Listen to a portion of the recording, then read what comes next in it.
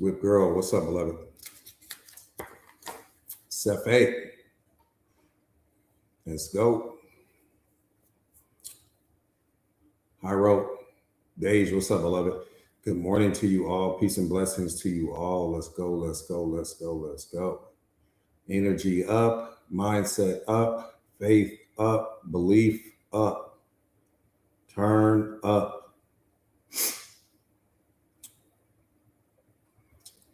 I am me, I see you. Good morning to you all. Peace and blessings to you all. Peace and blessings to you all. What's up, Missy? Thank you so much, beloved. I appreciate that. Lourdes, I see you. Love you too, beloved. I love you too. Yeah, everything up. Faith up, belief up, mindset up, awareness up, consciousness up, everything up. Get in the elevator. Get out of the lobby where your problems are. Get out of the lobby where your suffering is. Get out of the lobby where all of the outdated versions of yourself exist. Get out of the lobby. Get into the penthouse where God wants you to be. Penthouse mindset only. Penthouse mindset only.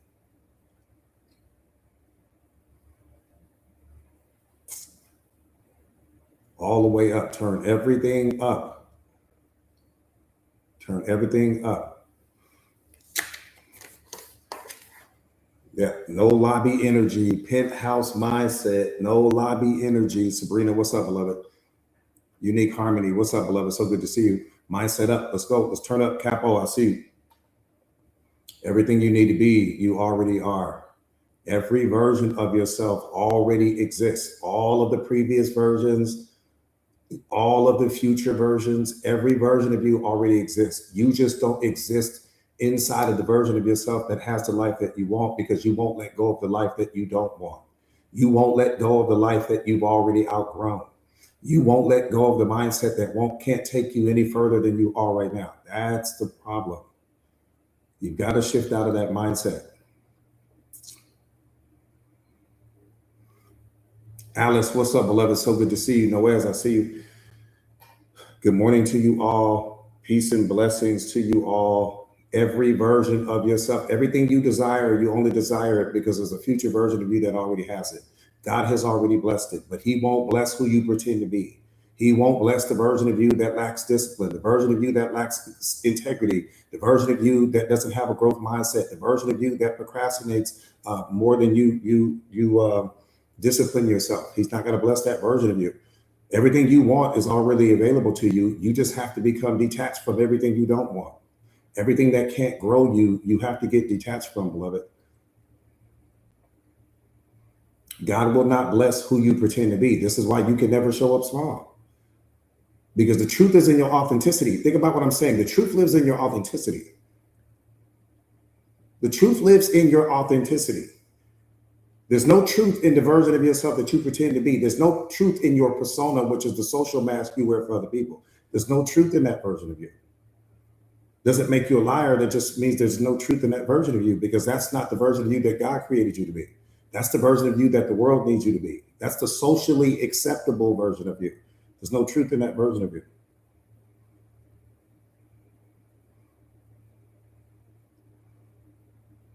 Love, what's up, beloved? This is why it's so important to live from your authenticity, because it's the only place where you can experience the truth. If I'm not living out of my authenticity, how can I possibly experience the truth?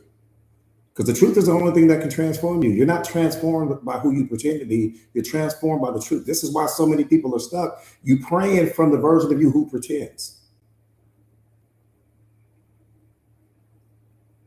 Lily, what's up, beloved? Good morning to you all. Peace and blessings to you all. That part right there, Lynn, authenticity is the highest frequency. You're not going to get higher than who you were created to be. Yeah, we walking around here praying from the version of ourselves that's pretending, and you're praying for things. See, the average person is praying for things that only make you look good. You're not praying for things that help humanity and that can grow humanity. The average person is only praying for things that make you look good in the eyes of other people. 9 out of 10 people on this live right now, when you pray, you're praying for something that adds value to you, not praying for something that adds value to the world. Not praying for God to transform you into something where you can be of value to other people. I can tell you that now. 9 out of 10 people, I can tell you that right now.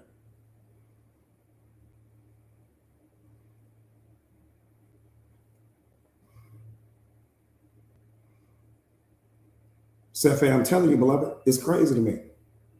Yeah, you got to turn your awareness up on this platform. You got to bring your awareness. Pam, what's up, beloved? So good to see you. Got my Tara in the building, so I know we're safe. The suffering, that's where all your suffering is coming from. Suffering is coming because you're tied to the self. Happiness releases you from the self. Love releases you from the self. Joy releases you from the self. Suffering ties you to the self. All of your suffering is coming because you're tied to the self. That's why happiness is so important. People don't understand why happiness is important. Happiness is important not so that you can go skip down the street, not so that you can gaze at stars and rainbows. That's not why you need happiness. Happiness is divine, beloved. You need happiness because it's the only thing that has the power to release you from the self. When you have a headache, all you can think about is yourself. When you have a toothache, all you can think about is yourself. When you are depressed, all you can think about is yourself. But when you're happy, you're not thinking about you. You opening doors for people, you're kind to people, you hold the elevator to people, you compliment people on their outfits and their fragrances and different things like that. Why? Because you're not thinking about you. This is why self-awareness is so important. Happiness is the only thing that can release you from the self. Love releases you from the self. Joy releases you from the self. Peace releases you from the self. Happiness ties you to it. Suffering ties you to it. So when you're stressed out and you're worried and you're experiencing anxiety and you're experiencing doubt and you're experiencing fear, you're tied to the self. You're a liability to yourself in that moment. You're not good for yourself and you're not good for anyone else. This is why God wants you to become self-aware so that you stop being anchored to yourself. All your suffering is coming because you're anchored to yourself. So you can't possibly step into your purpose and your calling because you can't stop thinking about what's wrong with your life. Even though what's wrong with your life is being created by your own mind. That's what's mind-blowing to me. Everything that's wrong with your life is the manifestation of a thought that you once entertained. Everything that you call wrong with your life is only the manifestation from an outdated version of yourself that you no longer are. Your current reality is not the problem. Your current reality is only the mirror to all of the outdated versions of yourself and the choices and decisions they made, not the current version of you, because the current version of you doesn't have the power to create your life. The current version of you will create the next series of your life. But your current circumstances is just the window, just the mirror, just the reflection of all of the outdated versions of yourself and the choices and decisions they made. This is why you don't punish the current version of you for things that the previous versions of you have made. This is why you don't do that. This is why you always look at your life from a place of non-emotion. You don't ever add emotion when you're looking at your life. Letitia, what's up, beloved? I got Coach Veronica. She's going to jump on a call with you, Letitia. So just know that I got you on that, beloved. I just talked to her this morning, so she got you on what you need to get taken care of. You know what I'm talking about.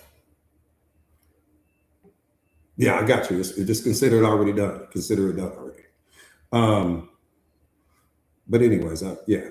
So we know where we're going. Do me a favor real quick, you guys. Type me in the comments because we got a lot to cover today. Type me in the comments if this is your very first time on a live stream with me. Type me in the comments, please. Let me see how many first timers. Nia, what's up, Nia? Welcome, Nia.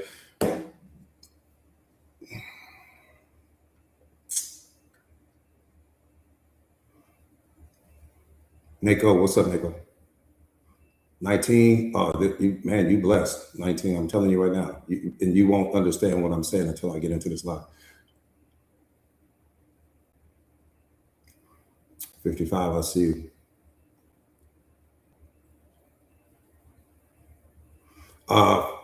Again, welcome all first and last time listeners. Nia, I see you, 18 years old. Yeah, you guys are blessed in ways that you can't imagine. 27, you're blessed in ways you can't imagine. And then your ego is trying to convince you right now that you're blessed, that I'm saying you're blessed because you're young. See, you got to understand the role that your ego plays in your life. Right now, your ego has you convinced that the reason why you think I'm saying that is because you're young. And that's not why I'm saying it. You're blessed in this moment because every now and again, God will allow a chosen one to get it early.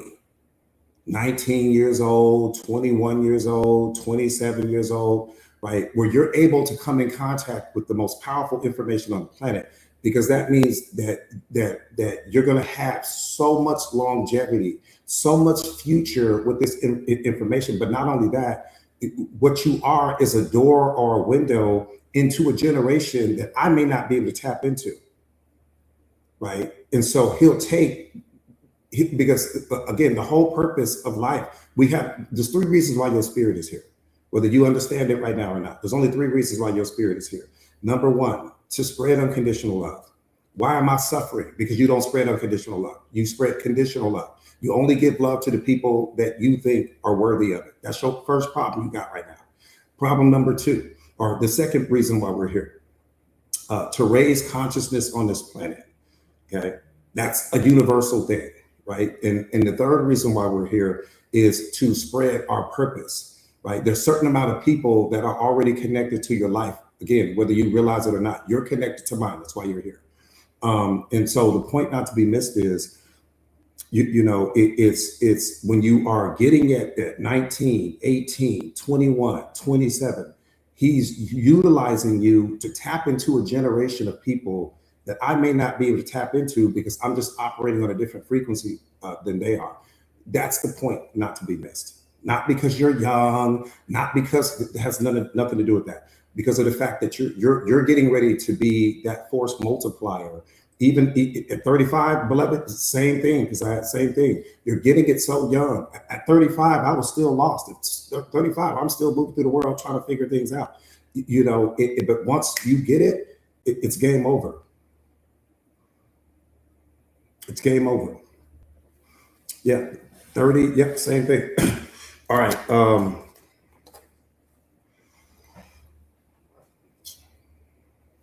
Yeah, it's the same thing. So the only thing that I can hope is that your pain, your trauma, your lived experiences don't talk you out of staying for the duration of this live stream. That's the only thing I can hope for you, beloved. I'm not going to ask you to follow me. I'm not going to ask you to stay. I'm not going to ask you to do anything.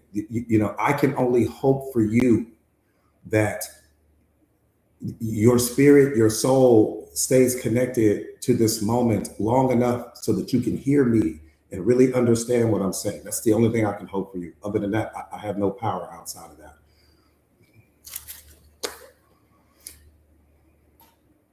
That part right there, Turbo.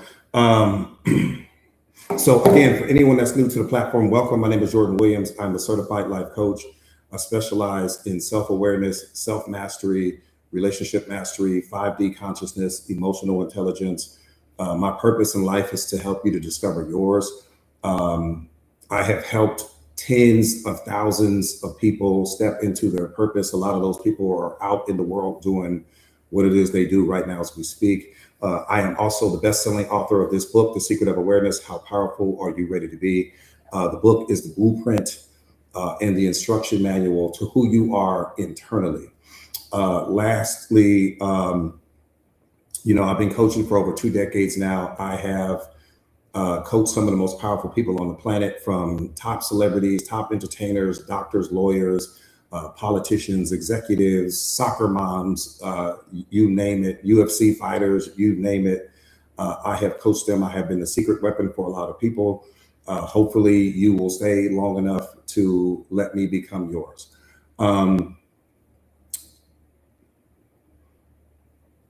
When you become a master of self, you don't lead people. You lead people back to themselves. I'm not leading you in this moment. I don't have the power to lead you. People surrender to you. You don't lead people. Leading people is an illusion of your thinking. Okay. The only thing I can do is lead you back to a deeper understanding of yourself. That I can do. That I have the power to do. Okay, but I can't lead you anywhere. Anywhere you go with me, you're only going for one of two reasons: because you're inspired or you're afraid.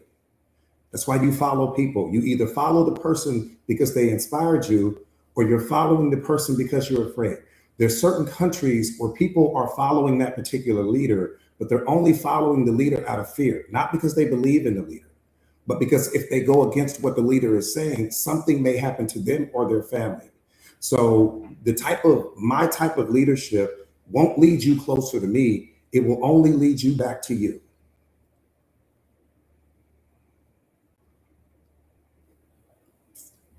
What's up, beloved? Yvette, I see you. Do me a favor real quick, you guys, and share or repost the live to your stories if you haven't already done so, please. Nicole, I appreciate that.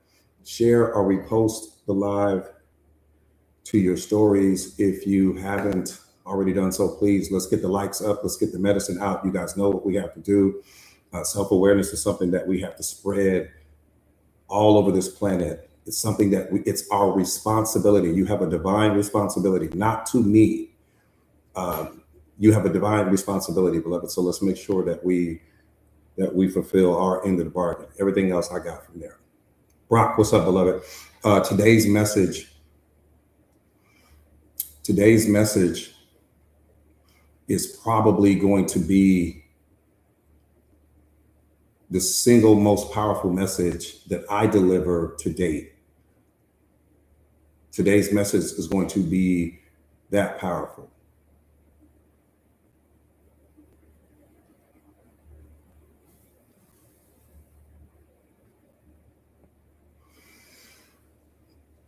That part right there, Wisdom Wednesday all day.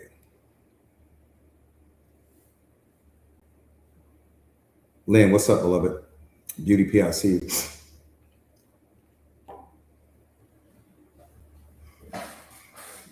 Again, today's message, Craig, I see, beloved.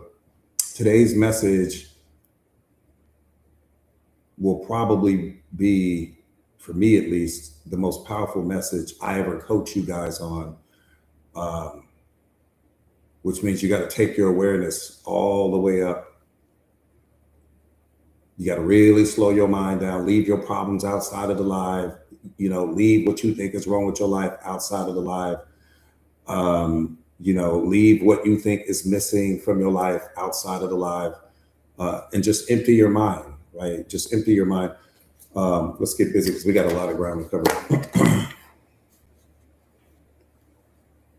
Don't miss the message because you're too busy trying to find fault in the messenger.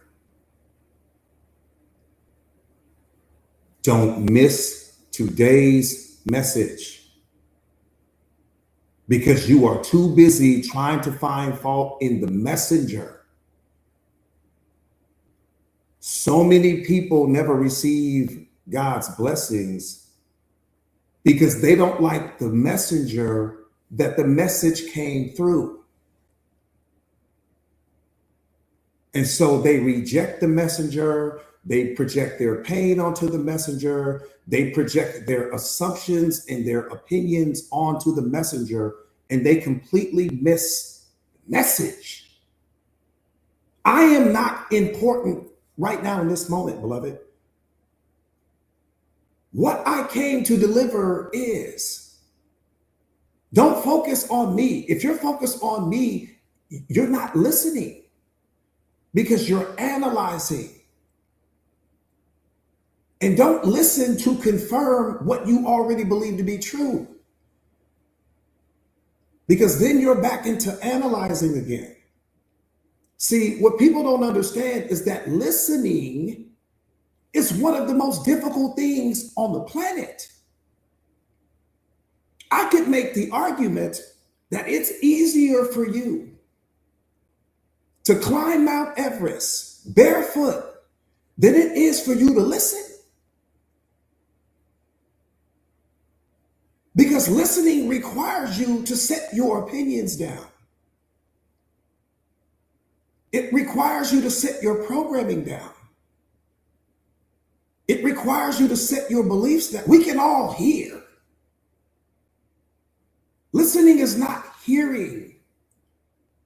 Listening is looking for that particular speaker, and I'm looking for the transformation. I'm looking for the paradigm shift. I'm searching for that moment when I can add something of value to me that I didn't know before. Why? Because this person is superior to me in this moment, meaning every person has access to some information that you currently don't have access to. Everyone is superior to you in some capacity or another. This is why you're supposed to have humility, because you don't know everything. But your ego will convince you that you don't need to listen to the person. So you analyze what they say, or you're waiting to respond. You're looking to confirm something that you already believe to be true. I want to win the conversation. I want to appear smarter. Then you're not learning. No, I want to walk away smarter than I walked into the conversation. I don't need to win. There's nothing to win here.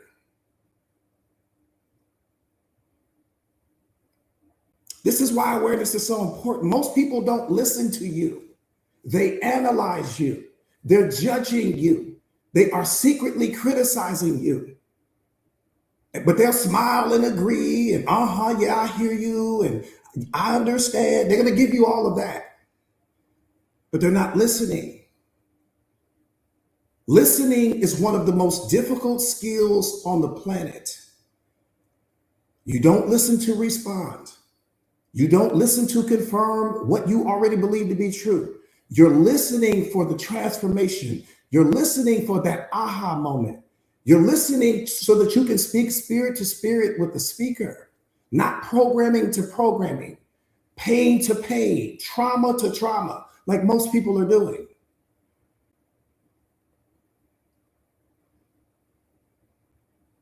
Hopefully you will listen today.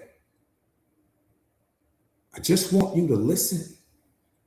And listening doesn't mean agreeing. I'm not asking you to agree. You don't owe me that. Listening means allowing the information to filter through you without judgment or criticism.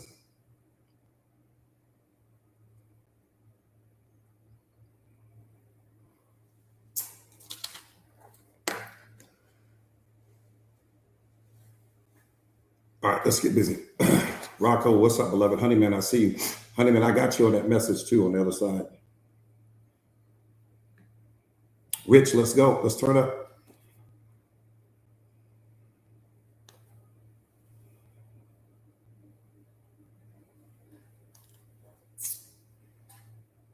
So this new segment for my live streams, just to key, what's up, beloved?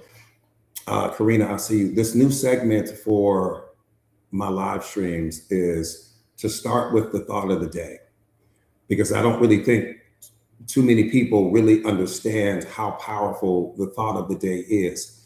Most importantly, how powerful the thought of the day is once you attach awareness to it. Everything becomes powerful when you attach awareness to it.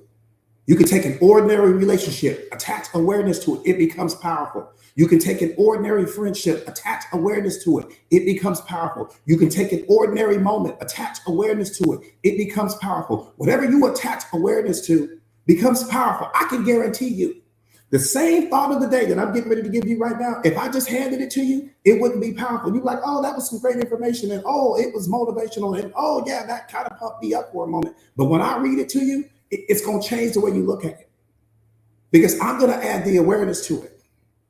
But I add the awareness to everything. I'm adding the awareness to this live right now. So many people could come and do this live like I'm getting ready to do, and it wouldn't sound like me. You wouldn't walk away feeling the way you're going to walk away feeling after I finish this live. Guarantee it.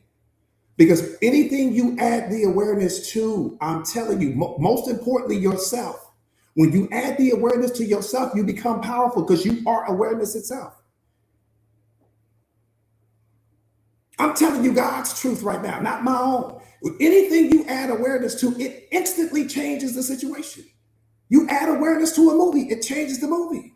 You see the movie differently when you see it through the filter of awareness. You see life differently when you see it through the filter of awareness. Most people don't see life through the filter of awareness. They see life through the filter of their pain. They see life through the filter of their trauma. They see life through the filter of what broke them. That's how they see life, and that's how they see people. This is why we judge. This is why we criticize. This is why we get triggered. You wouldn't get triggered if you weren't looking at reality through your pain. It would be humanly impossible. I just qualified it. It would be humanly impossible for you to get triggered if you weren't looking at reality through your pain. I just pulled you out to the middle of the ocean. I wonder if you noticed it or not. I just pulled you out to the middle of the ocean. I wonder if you noticed it or not. How is it that you're getting triggered if you ain't looking at reality through your pain? See, I look at reality through awareness. So when the person, judges me, criticizes me, makes assumptions about me, I understand that they're speaking from their pain. They're speaking from their wounds. They're speaking from their trauma. No judgment, no suffering, no pain, no upset. But why do you get triggered? Why does it upset you? Why does it change or alter the way you feel about yourself?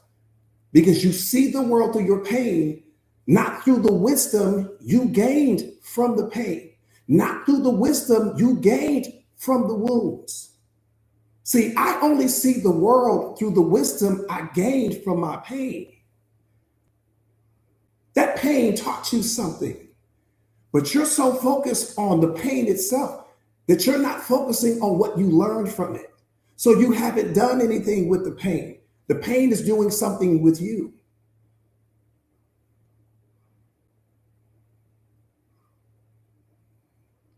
God created you to turn pain into power, not just for you, but for everyone else. You just haven't done anything with your pain. That's why you're suffering from it.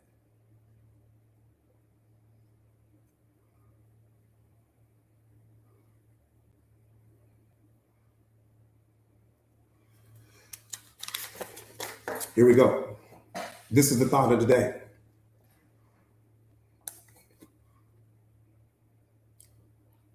You said, do what with it? Become the most powerful person walking. That's what it's designed to help you become. You're looking at a reflection of it right now. Become the most powerful person walking. That's what it will do for you. Your pain leads you to your purpose. Your pain leads you to your calling. Your pain leads you to the greatest, strongest, and most powerful version of yourself. That's where pain takes you. But if you're around people that only remind you of who you used to be, which is 9 out of 10 people, your pain won't take you anywhere. Your pain is what brought you to this live stream, whether you realize it or not. No, that's not true, coach. My FYP did. No, that's not true, coach. I was just scrolling on social media. No, your pain brought you here. Because it's time to heal from your pain so that you can unlock your purpose. You can't unlock your purpose if you don't first heal from your pain. And the first way you heal from your pain is to stop telling yourself the story that you're broken. Stop running from your pain. Stop hiding from your pain and masking it by adding a bunch of people to your life so that they can distract you from your pain.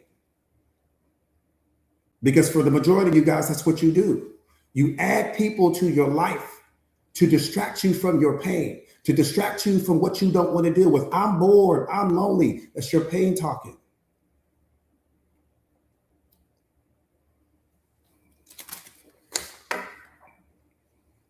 Pain is your body's voice. Pain enters your life because you don't have genuine, unconditional love for yourself. I need to say that 1,000 times. Pain enters your life because you don't have genuine, unconditional love for yourself. Pain enters your life because you don't have genuine, the key word is genuine, double down on the genuine part, unconditional love for yourself. Pain enters your life because self-respect is not there. Your boundaries aren't there. Your self-worth isn't there. Your confidence isn't there. Your self-esteem is low. You're operating from lower mind, not higher mind. Lower mind is ego. Higher mind is consciousness and awareness. You're spending more time in lower mind than you do in higher mind. That's where pain lives. That's why it comes. Because you're somewhere that you're not supposed to be. All right, let's get busy.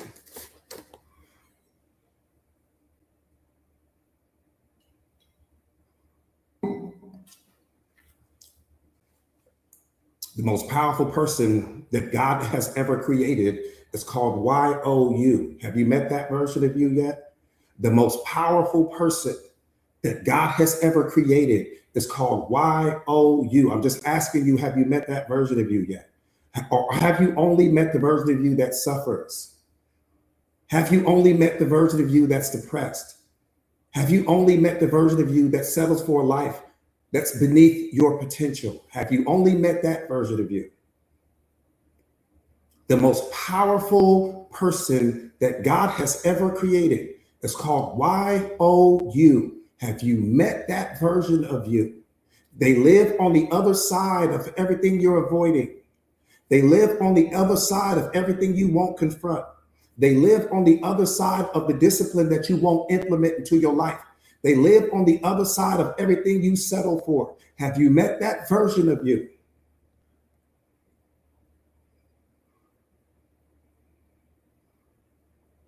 Or have you only met who you almost could have become?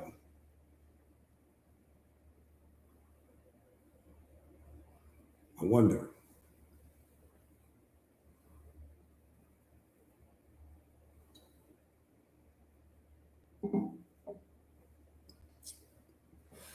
Casey, what's up, beloved? Blow up vibe, I see you.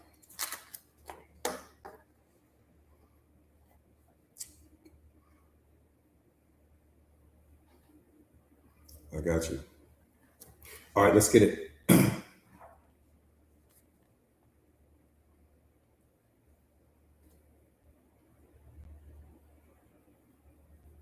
This may be one of the hardest truths. Reese, what's up, beloved?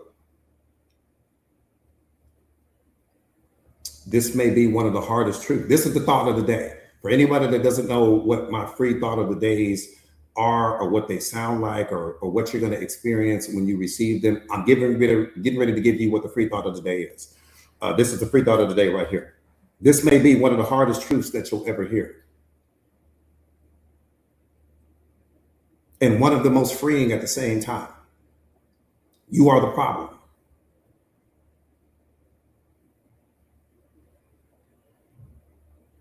You are the problem. You are the problem, but you're also the solution. That's the freeing part.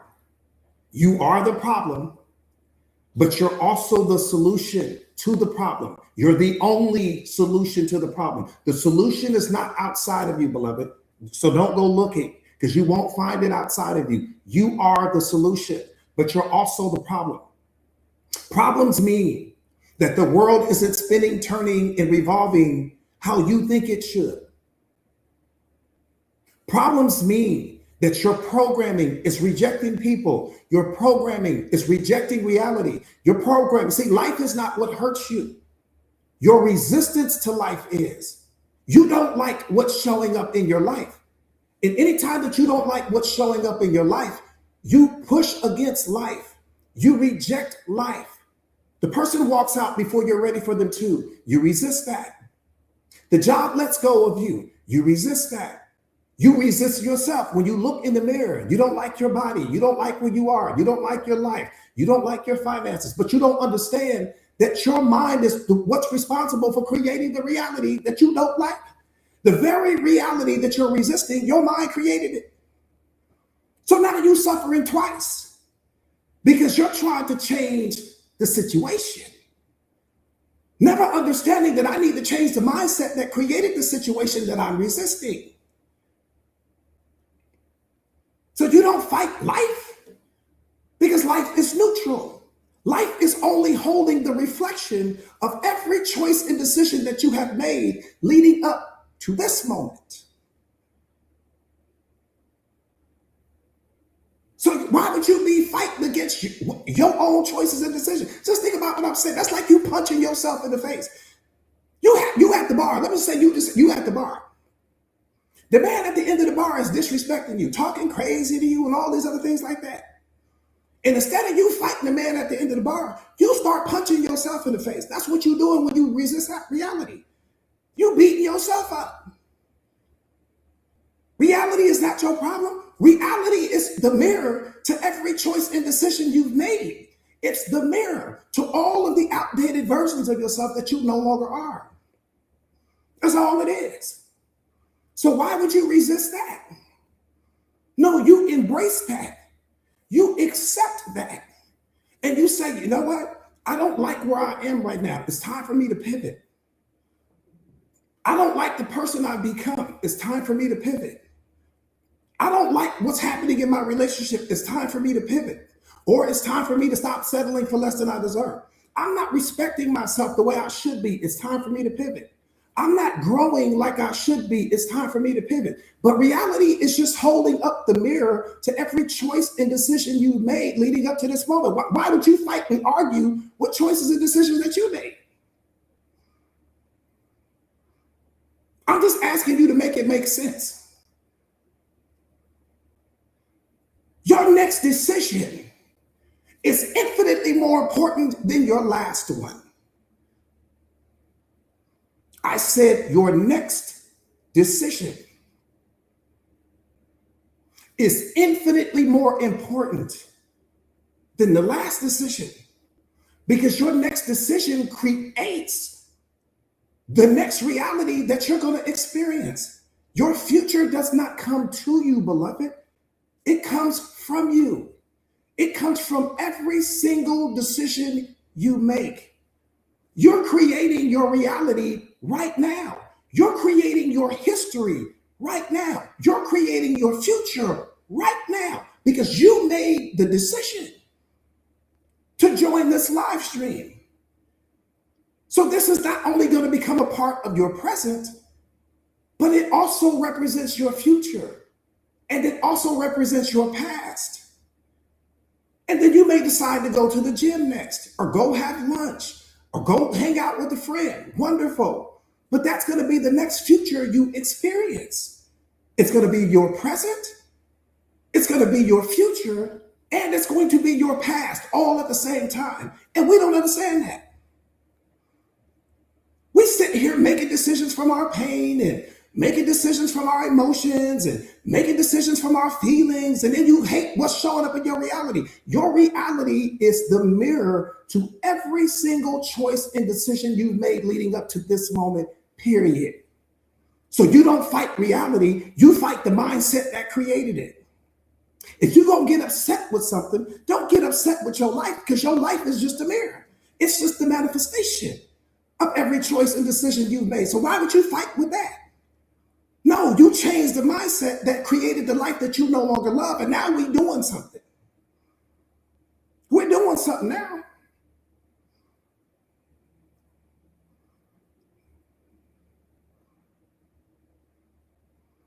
We're doing something now. God is like, why are you sitting here lowering your vibrational frequency, all depressed, all unhappy about an unchangeable reality that you created based upon your choices and decisions? This is why I tell you guys, man, your next decision is so important. You don't make your decisions off emotion. You don't make decisions based upon how you feel. You make decisions from your wisdom.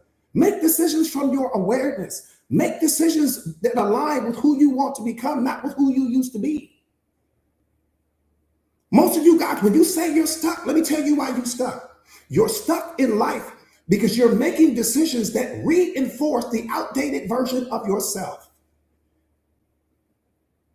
You're making decisions that give CPR to an outdated version of you. That's why you're stuck. I don't have to know you personally to know that. The moment that a person tells me that they're stuck, Because think about what I'm saying. If my decisions create the future, and they do, that can only mean that if I'm stuck, I'm only making decisions that reinforce me being stuck. I'm making decisions to procrastinate. I'm making decisions to make excuses. I'm making a decision to stay in a toxic relationship. I'm making a decision to show up small. I'm making decisions to not speak my truth. Okay, you giving CPR to an outdated version of yourself. That's why you stuck. Because I can also make it because the same energy that it takes for me to make those decisions is the same energy I could make a decision to go start my LLC. I can make a decision to go back to school. I can make a decision to leave the job. I can make a decision to leave the relationship. I can make a decision to go and start that business. So the same decisions that I'm taking that reinforces the outdated version of me are the same decisions that I can make in the opposite direction to give me a life that I've never experienced before. So anytime somebody tells you they're stuck, that's why they're stuck, because they're making decisions that only reinforce who they no longer want to be. And until you see, rock bottom is not the end. Rock bottom is the beginning. Rock bottom is the best place that you can start. So if you're telling me that you hit rock bottom, see, that's the problem. If you haven't hit rock bottom, you ain't gonna change your life. I'm gonna just tell you that right now. If you have not hit rock bottom, you will not change your life, because there's not enough suffering there yet. You still have options. When you hit rock bottom, you don't have any more options, which means that the only option is up from there. So if you haven't hit rock bottom, you're gonna still settle for less. You're gonna still show up small. You're gonna still tolerate things that you shouldn't. You're gonna still not speak your truth. You ain't you ain't had enough suffering. See, suffering is a divine push. If you ain't got enough suffering in your life, you ain't gonna change your life. I'm gonna just give you that news flash right now. You will not change your life until you have had enough suffering, because you got to utilize suffering to end suffering. Suffering is what's going to push you out of that life that you don't love. Suffering will push you out of that relationship that you no longer want to be in. Suffering will push you away from them friends that only reflect your past and not your purpose. Suffering will push you out of everything. But if you haven't reached suffering, you ain't going to change. See, until you get sick and tired of being sick and tired, nothing will change, beloved. You have to utilize suffering to end suffering, or you won't change. See, the person that hasn't hit rock bottom, let me tell you what they're going to do. They're going to complain about the job, even though they manifested the job. They're going to complain about the relationship, even the relationship is the byproduct of a desire that they want you to have. They're going to complain about their life, even though their life is a reflection of every choice and decision that they've made. That's all they're going to do is complain. I don't like my job. I don't like my body. I don't like my life. I don't like my friends. I don't like fill in the blank. You're going to complain. When you hit rock bottom, ain't no more complaining. Now you're ready to take action. See, the person that hit rock bottom is ready to listen.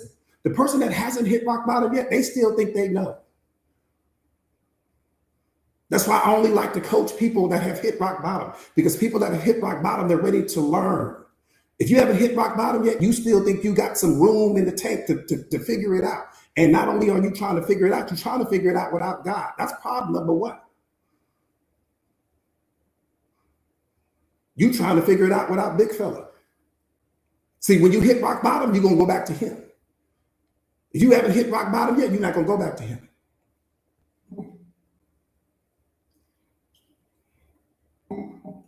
I'm going to just be honest with you. I thought I could make it without him. See, I ain't one of the people. I don't do all that capping.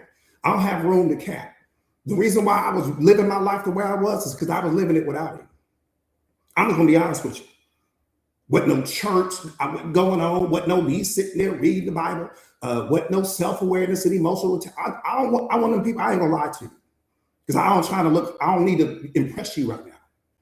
I'm just gonna hit you with my raw truth. I was trying to make it without him, and to be honest with you, I did make it in certain aspects of life without him. But everything in my life was shallow. Everything in my life was empty. I had money but no happiness. I had cars but no joy.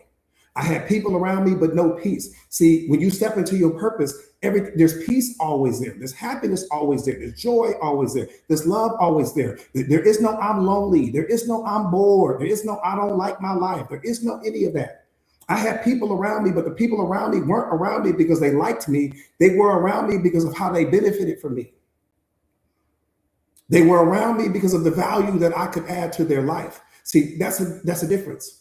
I tell you guys this all the time. There's people that are in your life to build with you, and there's people in your life to build on you. When you're out of alignment with your purpose, everyone is trying to build on you because they don't know who they are yet. So your friendships are superficial, the relationships are superficial, everything that's happening in your life is all superficial.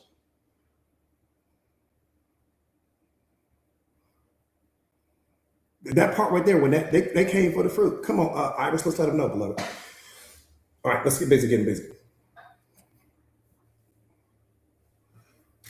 That's the kind of, see right there, I could do a whole live stream just off my free thought of the day. All of what I just went through, just gave you right now, is what the free thought of the day looks like, or sounds like rather, when you add awareness to it. Everything changes, beloved. That's the whole point I'm trying to make to you.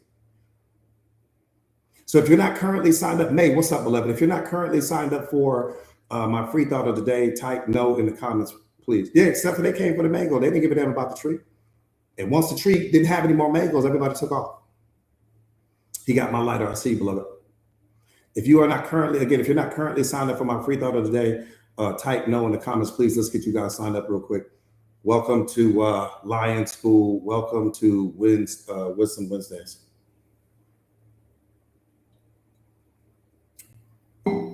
All right. So what you guys are going to want to do is this. Copy and paste that link that you see Tara have pinned there in your browser. Copy and paste that link. Get signed up real quick. It's only going to take you a couple seconds to get signed up. Copy and paste that link, put it in your browser. It'll take you to the free thought of the day. And then you guys will be ready to go. You're going to get information like this every single day. And that's where growth lives. That's where your power lives. And once that information starts to compound in your mind, it becomes something different.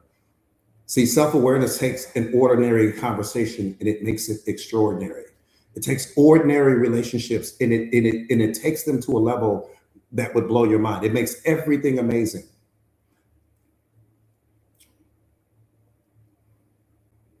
Again, copy and paste that link, put it inside your browser, and it will take you to get signed up for the free thought of the day. And then you guys will be ready to go. Do me a favor and share or repost a live to your Rui. What's up, beloved? Share and repost a live to your stories if you haven't already done so. Yesenia, I see you. Lamika, I see you.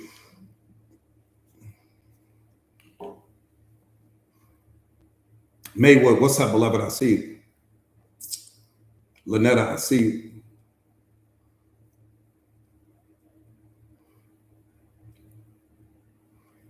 Again, Candace, I see you, beloved. Share or repost a live to your stories. Today gonna be that day. I'm just gonna tell you that right now. Today's gonna be that day. Johnny, what's up, beloved? Today's gonna be that day. Rhonda, what's up, beloved? We bringing the fire today. Nephew, I see you. What's up, beloved? You said you walking and listening, beloved. I love it. I love it. I love it. I love it. I love it. I love it. I love it. I love it. I love it. Because you getting it both ways. See, when I'm at the gym training, that's what I do. When I'm in the gym, I'm listening to a podcast, but I'm also working out at the same time. So I'm compounding my growth. Why not? I ain't got time to listen to music. Music is not going to make me powerful. I don't have time to listen to music. I'll listen to music on the way to the gym. Once I get in that gym, I'm putting that podcast in. I'm going to work. I'm going to war against my program. I'm going to war against my pain. Going to war against my trauma. Going to war against everything that's broken to me. Utilize that, beloved. I'm telling you right now, it's the best thing you can do. Take that awareness in the gym with you.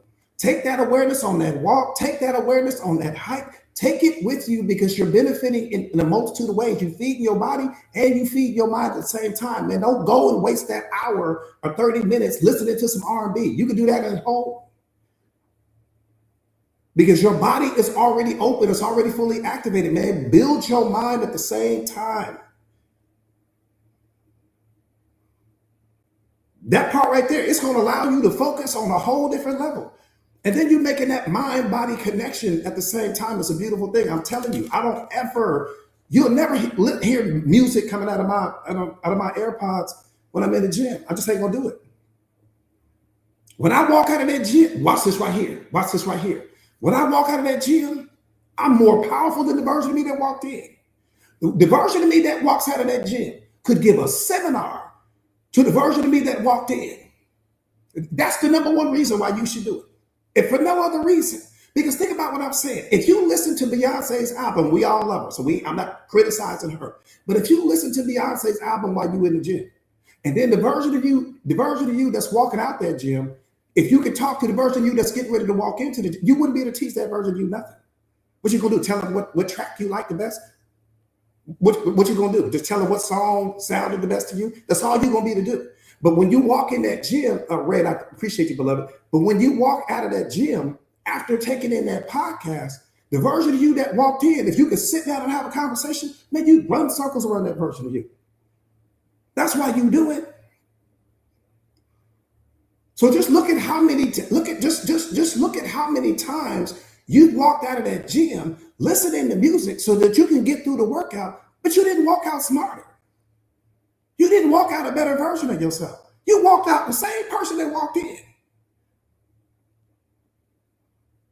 You understand what I'm saying? No, you maximize. When it comes to becoming the most powerful version of you, beloved, you have to maximize every opportunity. Don't be lukewarm with your life. That part right there, just to keep, you stronger mentally, physically, emotionally, even your emotions is charged up now. Everything is charged up right now. All right, let's get busy getting busy. Benjamin Franklin, what's up, beloved? Nicole, I'm telling you, beloved, it's the best thing you can do. And let me just give you the news flash, just so anybody's shocked or surprised. It's going to be difficult in the beginning because you're so programmed on listening to whatever your favorite playlist is. You're programmed already for that. That's a program you run it. So in the beginning, it's going to seem difficult. In the beginning, it's going to seem off. But after you do it for 21 days straight, it's going to become a new habit.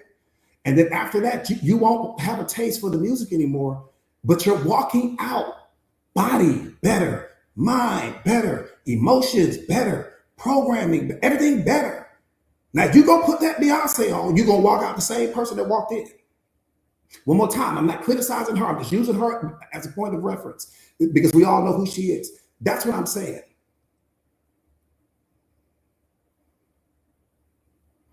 Oh, Red. That's busting right there. I like that. Okay, here we go. Now the live stream is starting. We got to get busy now.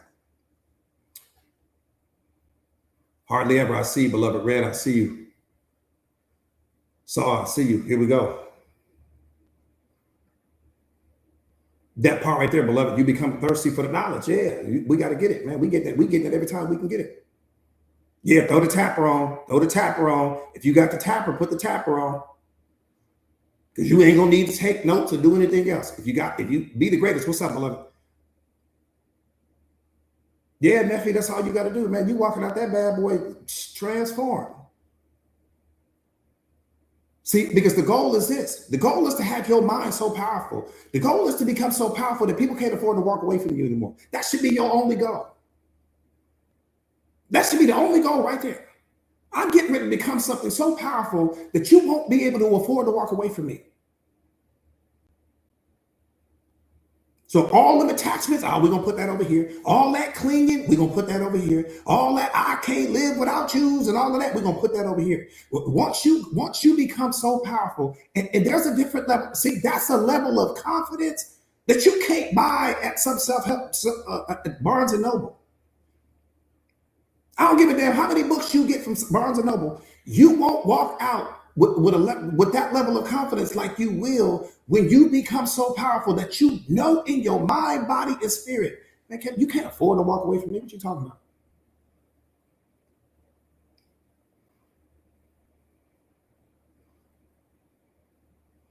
That's just a level of confidence. I'm telling you, when you move into the world like that, I can only imagine how confident God is because He's like, you can't do nothing without me. You can't afford to do anything without me. You ain't gonna make it without me.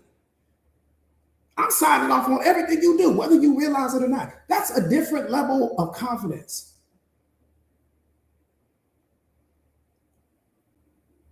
Well, you sitting here talking to somebody and you know this person will never have a conversation as powerful as the one they having with you. And for you, this is just breakfast for you. You like, I ain't even show out.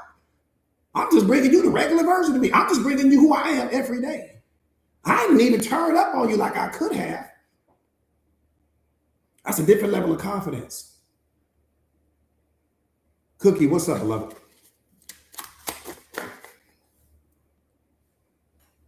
You like, damn, you was impressed with that. Wait till I just was getting started.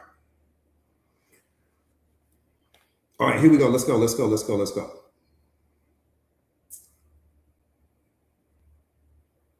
We just now. Lynetta said I was only in first gear. I ain't even hit second on you. I was about to hit second gear on you, but I see first gear was damn near too much. First gear damn near ran you away from the table. I'm telling you, man, when you become that version of yourself, this is why I keep telling you guys, man, you gotta surrender. Surrender who you think you need to be. And go ahead and allow yourself to get transformed into who God needs you to be. Because I'm telling you now, you're only 1%. I don't care how many PhDs you have. You're only 1% of who you could become if you would just surrender and bring the awareness and the emotional intelligence and the self-mastery and the consciousness and bring all of that into your life. I'm telling you right now, who you are right now in this moment is 1% of who you could be. I'm telling you right now. And there is no pain, there is no suffering, all that stuff you dealing with right now. You got your PhD, but your depression is still there. You got the PhD, but your anxiety is still there. You got the PhD, but you still bound to fear.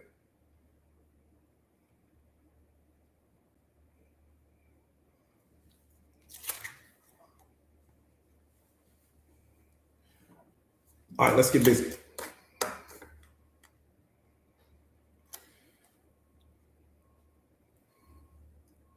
Now we're getting into the live stream. This is the live stream now. I'm asking the people in the Mindset Masters family,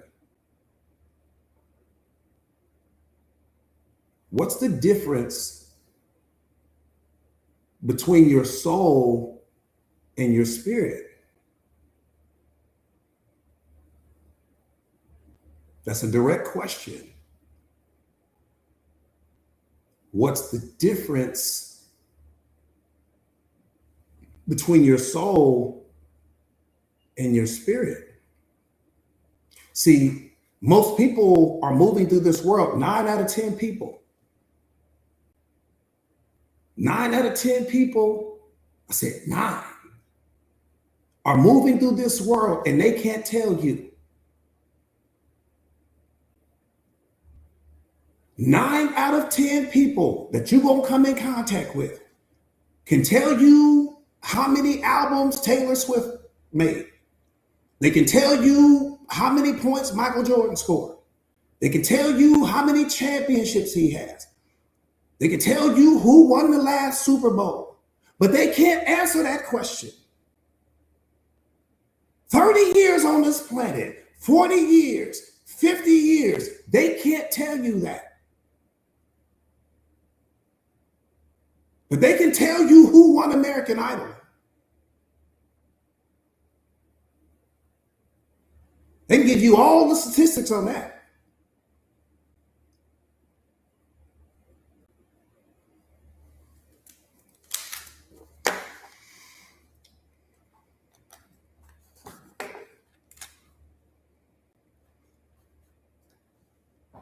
When you leave this conversation today, you'll be fluent in it. I can't promise you a lot. Millie, what's up, beloved? I can't promise you a lot in life, but I can promise you that when you leave today's conversation, you're going to be fluent. You're going to think you went to school for years, mastering soul and spirit. When I fit, because my job is to simplify the complicated as a coach. I don't want to make things complicated. Sometimes people make things more complicated than they really are because there's too much of them in it. I need to look smart. I need to look like a genius. I need you to think that I'm brilliant and amazing. There's too much of you in it. So I'm going to take me out of it so that we can have a real conversation here.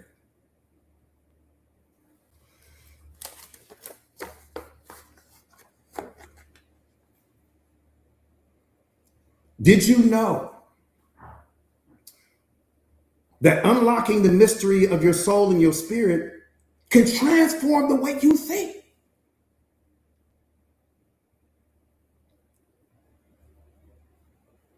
Unlocking the mystery to your soul and your spirit can transform the way you feel.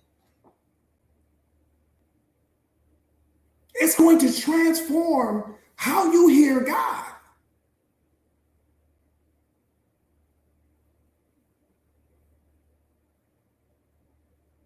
See, today I'm going to teach you how to live in divine alignment, because your suffering is coming because you're not living in divine alignment, beloved, and I'm not blaming you for that.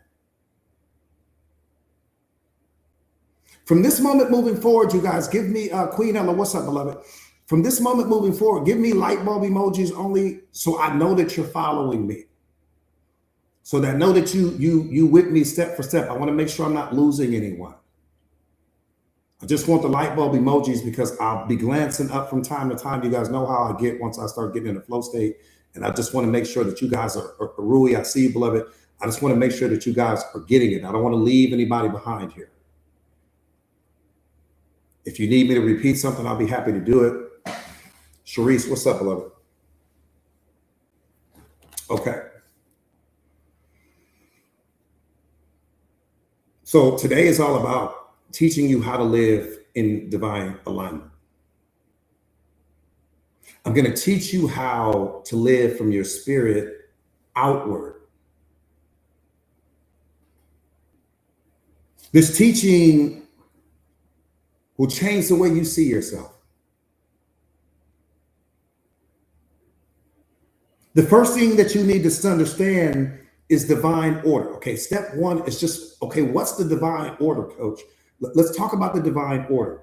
The divine order is simple: spirit, soul, body. Spirit, soul, body. Spirit, soul, body. Spirit is the most important. It's not even close.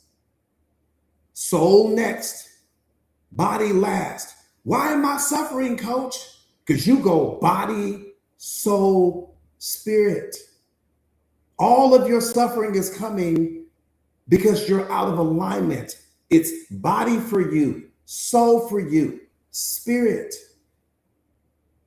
That's what it means when someone says you're asleep or you're out of alignment or you're disconnected. That's what that means. It doesn't mean you're a bad person. When you go to the therapist, that's why you're going. Because for you, it's body, soul, spirit. The alignment is out of order. It's nothing to do with good or bad. You a bad person, it has nothing to do with it, because it's very easy to get back in alignment, right?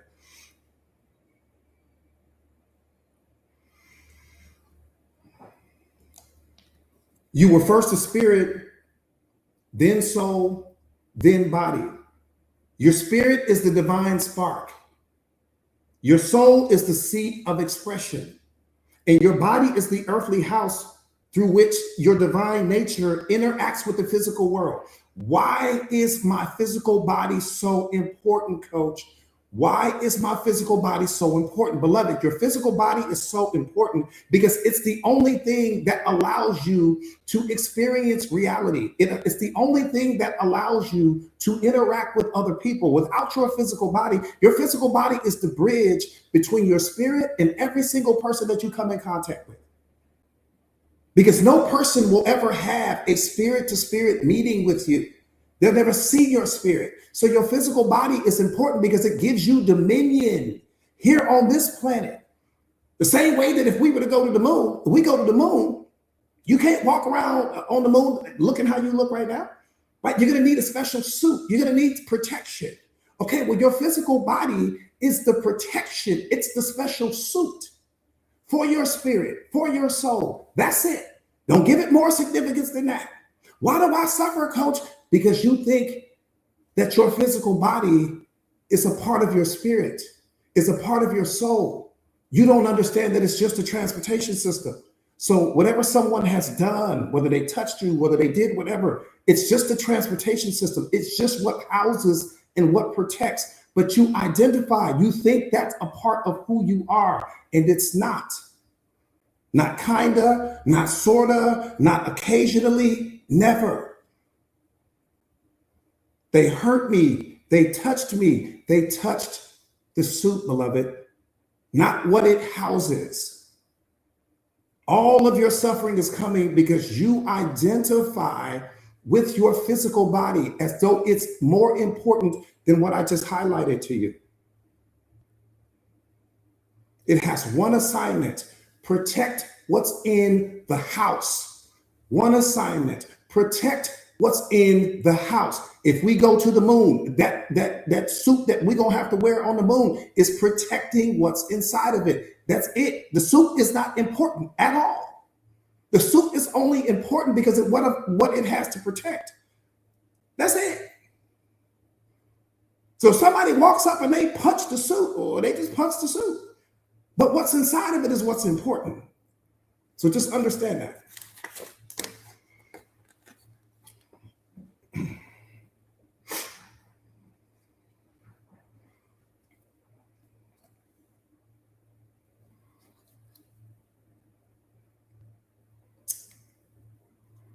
So one more time, your physical body is the earthly house through which that divine nature interacts with the physical world. Your physical body is your connection to the world around you.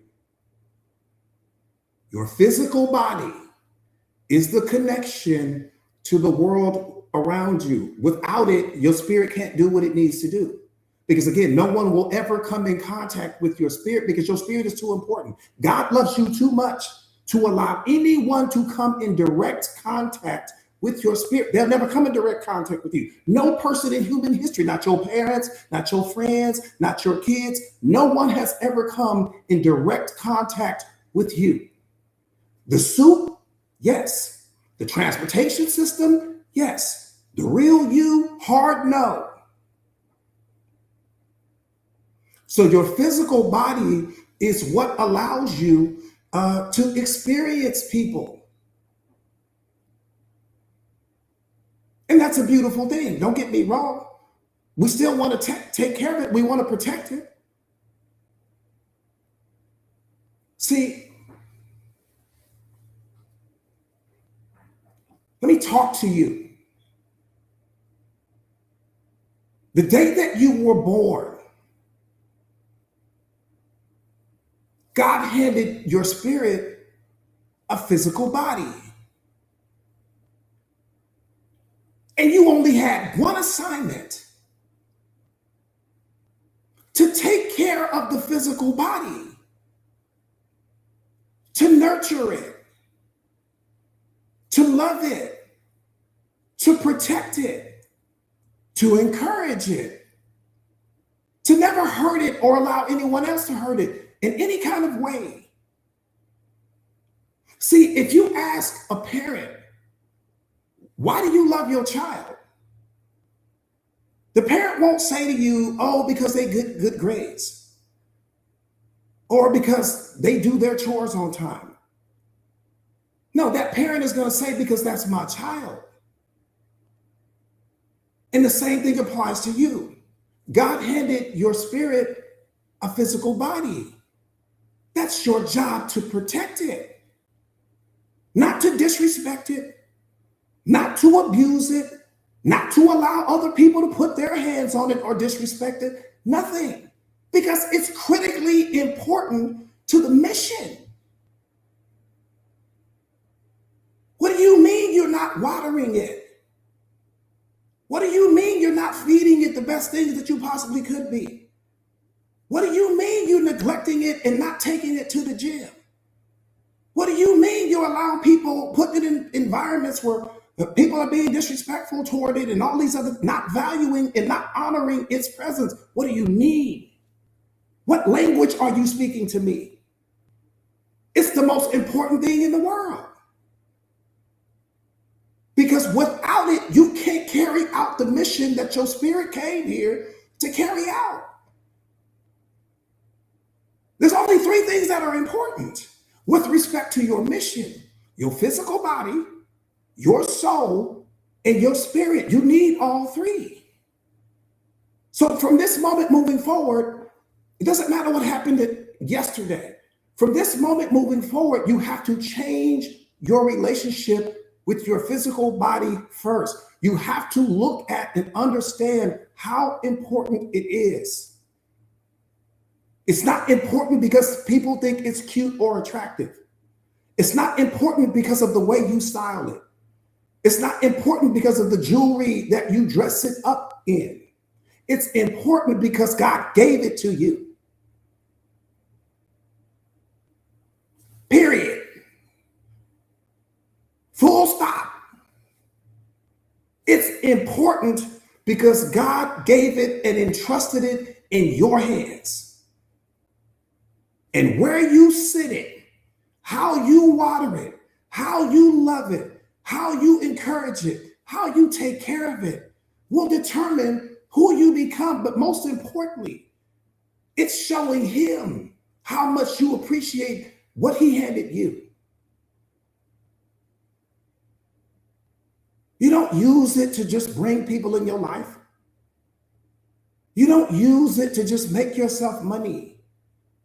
You value it. You protect it. You encourage it. You honor it. And it will honor you if you do.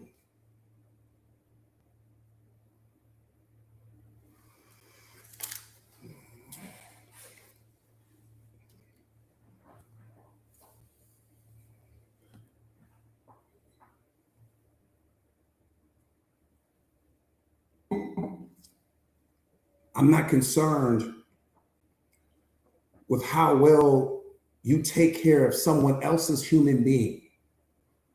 I'm concerned about how well you take care of the human being that God handed you. That's it. That's it.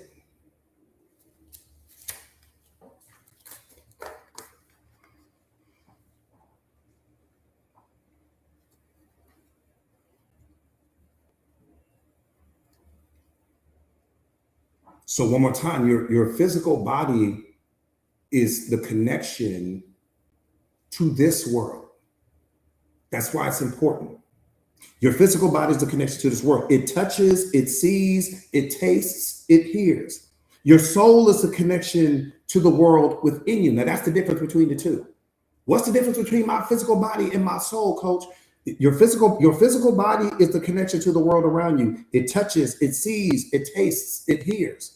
But then we get up to another level now. Your soul is the connection to the world within you. It feels, it thinks, it reasons, and it decides. But your spirit is your connection to God. That's what makes your spirit infinitely more powerful than your soul is, because your spirit is the only connection to God. There is no other connection. That's what makes you specifically the most powerful person walking. Y'all think it's bumper sticker talk when I say that to you. I need you to hear me with everything in you right now. There ain't a person walking. There's not a person walking that can connect you to God, because your spirit is already connected to him. So I don't give a damn how many people you follow. I don't give a damn how many people you watch. I don't give a damn how many people you listen to. I don't give a damn how many churches you walk into. There's not a single person that can take you to him, because you already there. Can nobody take you to him? You already there. Your spirit is the direct communication line to him. Listening to somebody else is going to push you away from him. Following someone else's ideology is going to push you away from him. No, if you're going to listen to somebody that's bringing you closer to you, that's bringing you back to you, that's helping you unlock your pain and unlock your trauma and unlock your ego and unlock your shadow and unlock the stories about everything that broke you. If you're going to listen to something, if they ain't talking about that, why are you listening? You got people preaching to you all day long. Your depression still online, fear still online, trauma still online, doubt still online. What's the problem here? Help me understand the problem. All this information, these people pouring over you decade after decade, year after year. You still ain't came unlocked. You still ain't stepped into your purpose. Give me a year with you. You'll be standing in your purpose. Give me a year with you. You'll be standing in your calling. You'll be standing in your destiny. You know exactly what you were created for. Because I can't take you anywhere, beloved, because you're there already there. See, the day you cease to travel, then you will arrive. See, the greatest distance that you will ever travel is from one side of your mind to the next, not from one side of the world to the next, from one side of your mind to the next, from going from being asleep to awakened. 5 inches is the greatest distance you will ever travel in the history of your life. The day you cease to travel, then you will arrive. Why? Because traveling means that I'm not there yet. See, awareness means that you have to seek the end of seeking, because seeking implies that you're not the thing yet. Seeking implies that you haven't become it yet, but you're already it. You are already the thing you've been looking for your entire life.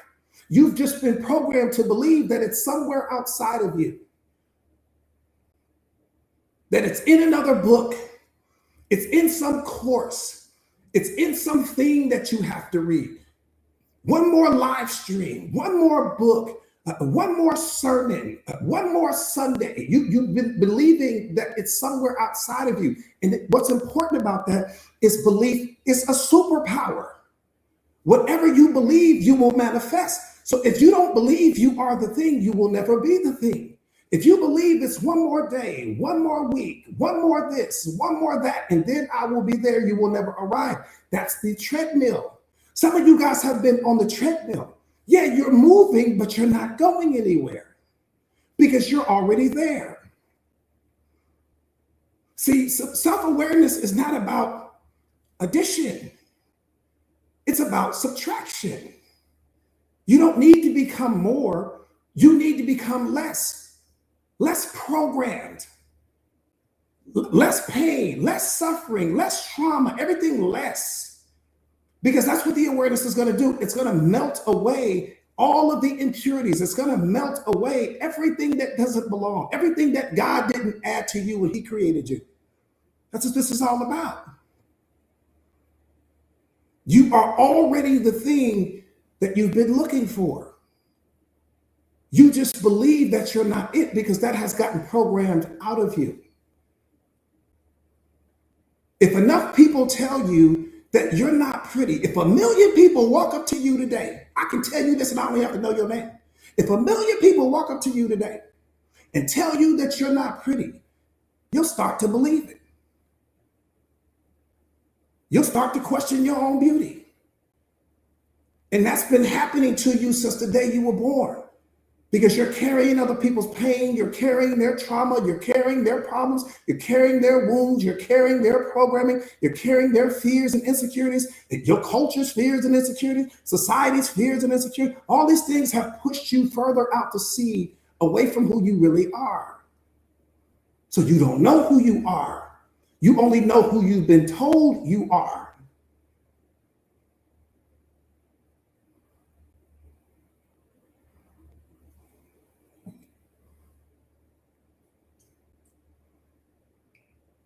When you know who you are, there's no suffering.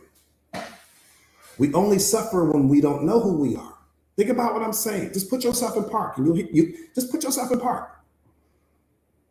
If you truly knew, I said truly, not conceptually. If you truly knew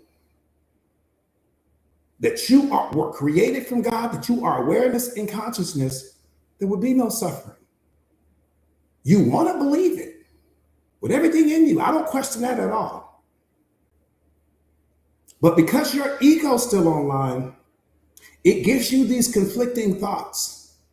Where you go back to identifying as your physical body, you go back to identifying with the programming, you go back to identifying with your wounds, you go back to identifying with the outdated versions of yourself, you go back to identifying with that. See, in this moment, I'm pulling you closer to who you are, but you're not in this moment all day.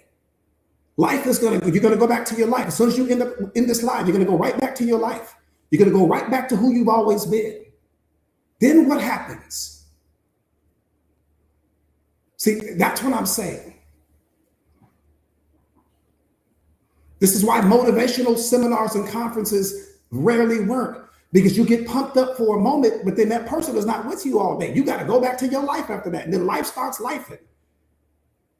You start getting triggered by certain circumstances and triggered by your problems and triggered by what you don't have and triggered by what's missing. And then before you know it, you're back into who you've always been. This is why your awareness has to outperform everything. Your awareness has to outrun your pain. It has to outrun your trauma. It has to outrun your suffering. I need more awareness in me than I need anything else. And this is why you can never stop growing. You can never stop evolving. You always have to be one step ahead of your pain, one step ahead of your trauma, one step ahead of yesterday's version of you, one step ahead of your ego, one step ahead of your programming and conditioning. I'm always one step ahead of who I used to be. I don't need a huge gap. I just need space there. Do me a favor real quick, you guys, and share or repost a live to your stories if you haven't already done so, please.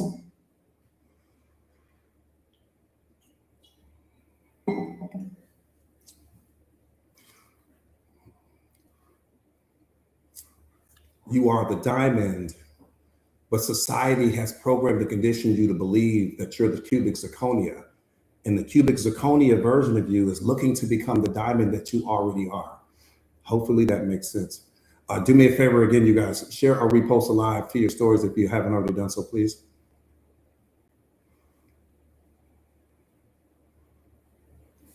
Queen LIC, beloved.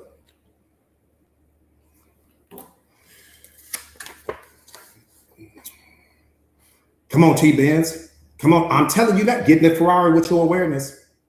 Get in that Ferrari with your awareness. Get in that Ferrari with your emotional intelligence. Get in that Ferrari with your self-mastery. Stay in the Ferrari. Get out of the minivan of your pain.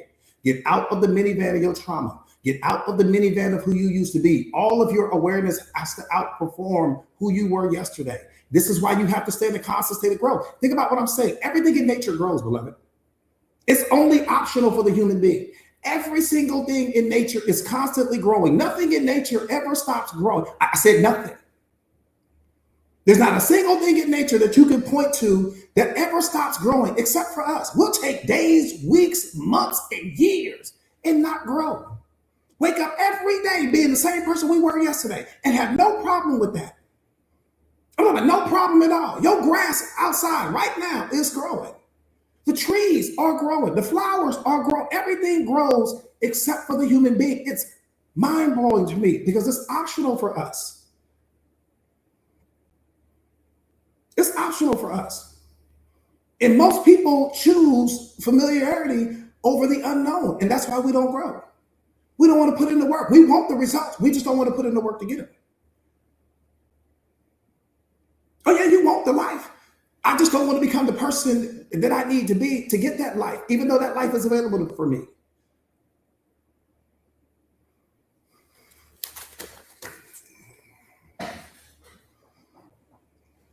Stephen, what's up, beloved?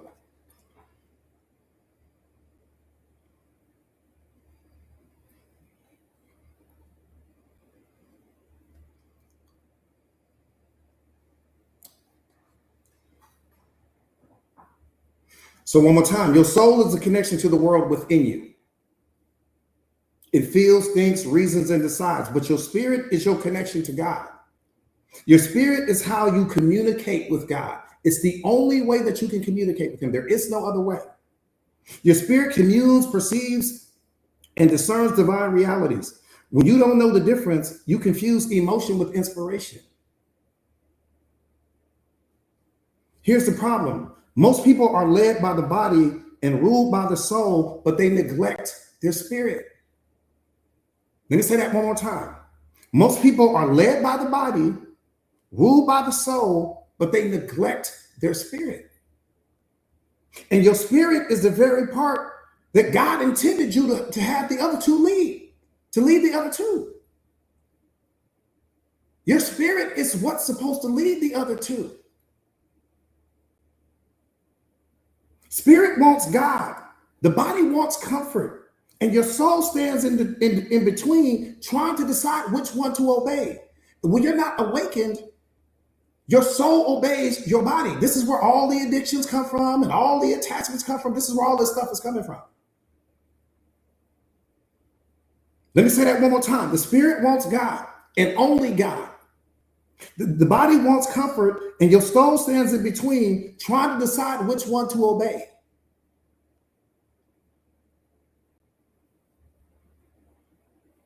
Let me paint it this way. I'm getting ready to give it to you in a way I know you can't miss it. Let me paint it this way. I want you to picture in your mind. You in the Mindset Masters community, I need you to we talk in words, but we think in pictures. So I'm going to paint this portrait in your mind. I want you to think about a chariot. Think about them old wagons that they used to ride back in the 1800s, right? You got this chariot. Now the chariot might have three or four people inside, right? They in the back. But you got that dude that's sitting on top, right? He's got the reins and everything like that, right? Right? And them horses is going. It's 3 horses. So you got the people in the back of the chariot. You got the man sitting on top. He's the driver. But you got these 3 massive horses in the front. Picture that in your mind. See that in your mind right now. Type me in the comments right now if you can see that image in your mind. The man sitting on top, the people sitting in the back of the chariot, and then you've got these 3 massive horses and they're running. See that in your mind. This is important to this message. So I want you to imagine, now I want you to bring yourself in it. I want you to imagine your life as a chariot with 3 horses. Your physical body is the horse that responds to your senses. Your soul is the horse that responds to your emotions. Your spirit is the horse that responds to God's voice only. Which horse you feed the most is the one that pulls the chariot. Let me say that one more time. Your physical body is the horse that responds to your senses. Your soul is the horse that responds to your emotions. And your spirit is the horse that responds to God's voice only. Which horse you feed the most is the one that's pulling that chariot.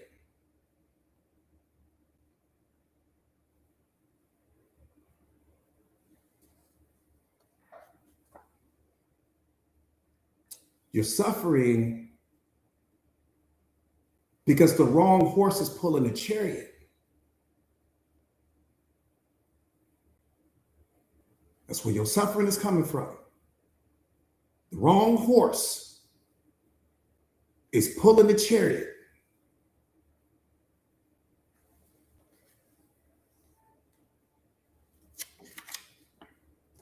You must train your soul and discipline your body to follow the leadership of your spirit. That's what this is all about. Because divine order begins when your spirit hears from God, your soul agrees, and your body follows. Your spirit hears from God, your soul obeys, and your body follows. You are not a body that has a soul. You are a spirit that lives in a body and expresses itself through the soul. This is how spirit expresses itself, through the soul. This is why your soul is so important. Your truest identity is not what you see in the mirror. Your truest identity is the invisible essence inside of the mirror. Park the car right there. Park the car right there. Let's break that down. Let me say that one more time. Your truest identity is not what you see in the mirror. Your truest identity is the invisible essence inside of the mirror. Park the car right there, right here on the freeway. What's the problem with that? When you look in the mirror, beloved, we're trying to change the image in the mirror. We're trying to make the image prettier. We're trying to make the image more fit. We're trying to make the image more attractive for other people. We're trying to change the hair on the image and change the eyelashes on the image and change the eyebrows on the image and make the lips more voluptuous on the image. We care about the image, not what's on the inside of it. Just the image itself. We've been programmed not to focus on what's inside of that image. We've been programmed on how to make the image more attractive for someone else.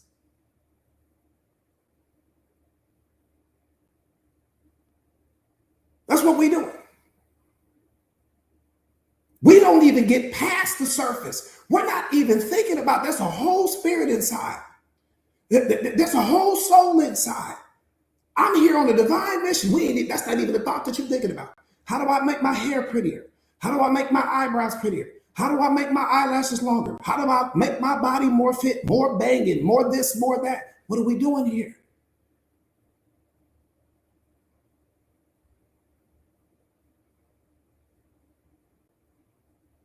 What are we doing here?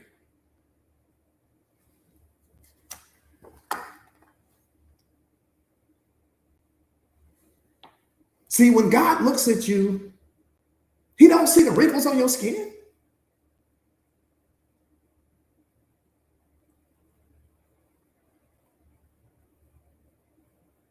He's not looking at the shadows of your past, no matter how egregious you may think they are.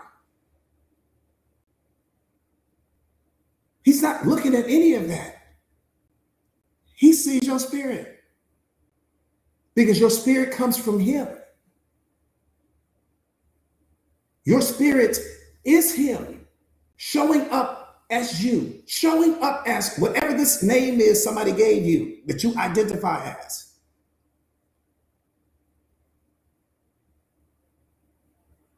You wear your face, but you are his spirit.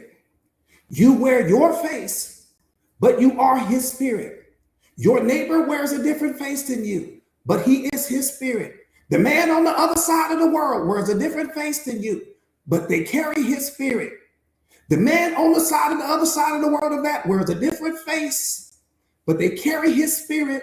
8 billion people, 8 billion different faces, one spirit. Wake up out of your illusion.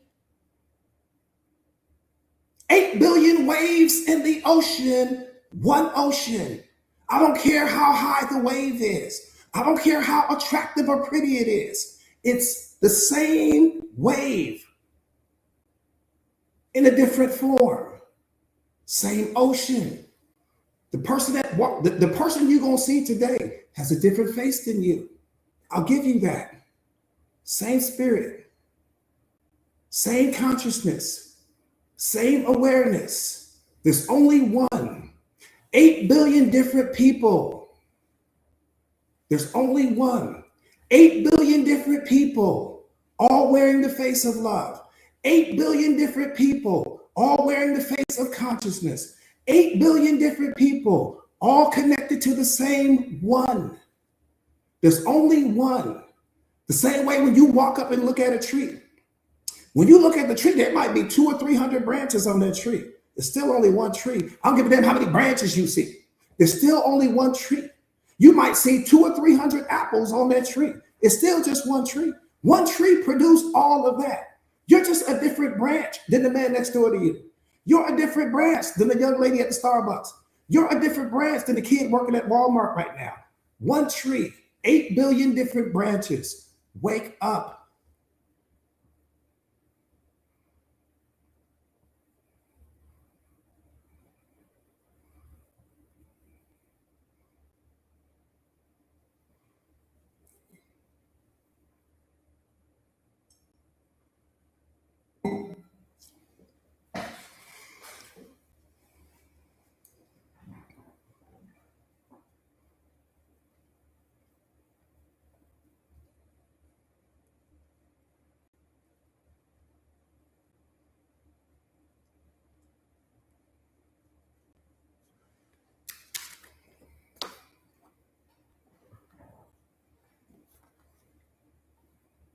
So I see, beloved.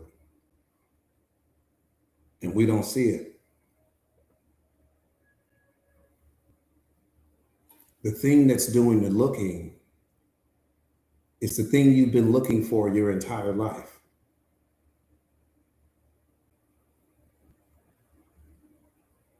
The thing that you're looking for is also the thing that's doing the looking. You are consciousness looking to become more conscious. You are awareness looking to become more aware. You are the divine looking for the divine. How do you find what you've never lost?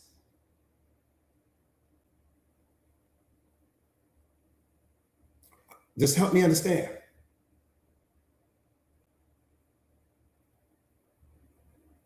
How do you find what you've never lost? This whole time, the journey of seeking is what's keeping you from becoming the thing you're seeking. Because the moment you start searching, what you're implying to the universe is, I am not the thing I am searching for. So that belief is what keeps you disconnected. Nothing else. If you believe you're not attractive, you'll never not be attractive. Not because you're not, but because you believe you're not. That belief will keep you from seeing the beauty in yourself. It'll keep you from seeing it. If you believe you're not that smart, you'll never be smart. Not because your belief is true, but because the belief alone will keep you disconnected from it, beloved. This is why you have to be careful what you believe. If you believe you're not the divine, if you believe you're not self-aware, if you believe you're not consciousness, if you believe these things, it's not because your belief is true. The universe has to, your belief in the way that your mind works, it has to support you with whatever it is you believe to be true, even if that belief is going to work against you. You believe you're not that lovable, you never will be. If you believe you're not that smart, you never will be. If you believe you're not attractive, you never will be. Not because your belief is true, but because the universe will surround you with people that support that belief. This is why you have to be very aware of what you believe, because some of your beliefs may be keeping you from becoming the very thing that you want to be. Some of you guys believe you are your circumstances. You believe you are your past. You believe you are your pain and what broke you. You believe that you're not lovable because of the toxic relationship or whatever the case may be. And I understand that. But what I'm saying is that it's the belief that's going to hurt you, not reality. Reality has to obey your beliefs. Why? Because you are the divine in human form. It has to respond to you. You give meaning to life. How do you, let me let you know how you know you're the divine. Let me let you know how you know you are the divine. And I'm not going to convince you, you convince yourself. God gives meaning to life, but so do you.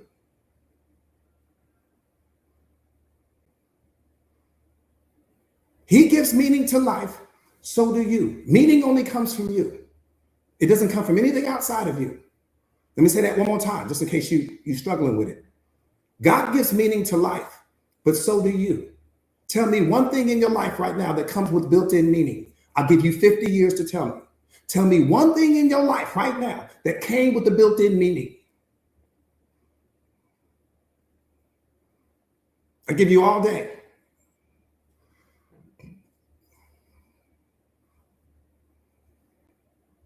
Nothing comes with built-in meaning because you give meaning. You give purpose. You give everything. So does he. Isn't that a coincidence? You don't see the connection there?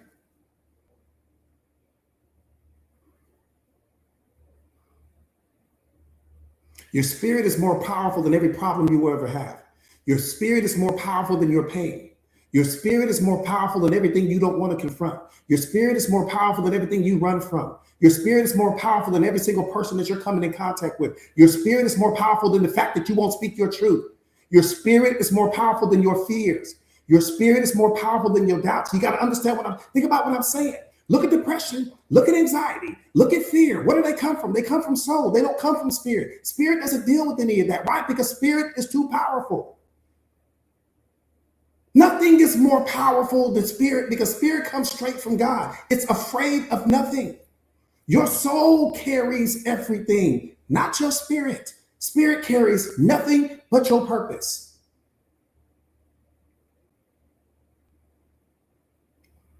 That's it. Everything that you are running from is beneath spirit. Because you haven't awakened as of yet. You haven't had your spiritual awakening yet. That's why you bow to fear and you bow to depression and you bow to unhappiness and you bow to fill in the blank. You're bowing to things that you're supposed to rule over. Every relationship that you bring to your life, rule over it. Fear, rule over it. The present moment, rule over it. Your circumstances, rule over it. God has given you dominion. You rule things. You don't get ruled by them. I don't give a damn how much you think you love someone. Rule over everything that you bring to your life because that's what spirit is here to do. It bows to no one but God. If you bow to anything, you disrespected him. You don't bow to fear. You don't bow to doubt. You don't bow to anxiety. You don't bow to depression. You bow to nothing but God. Anything that you bow to, you give power over you.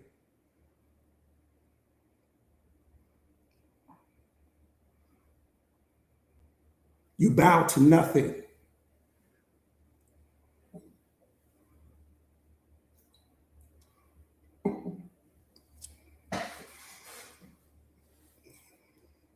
I said nothing.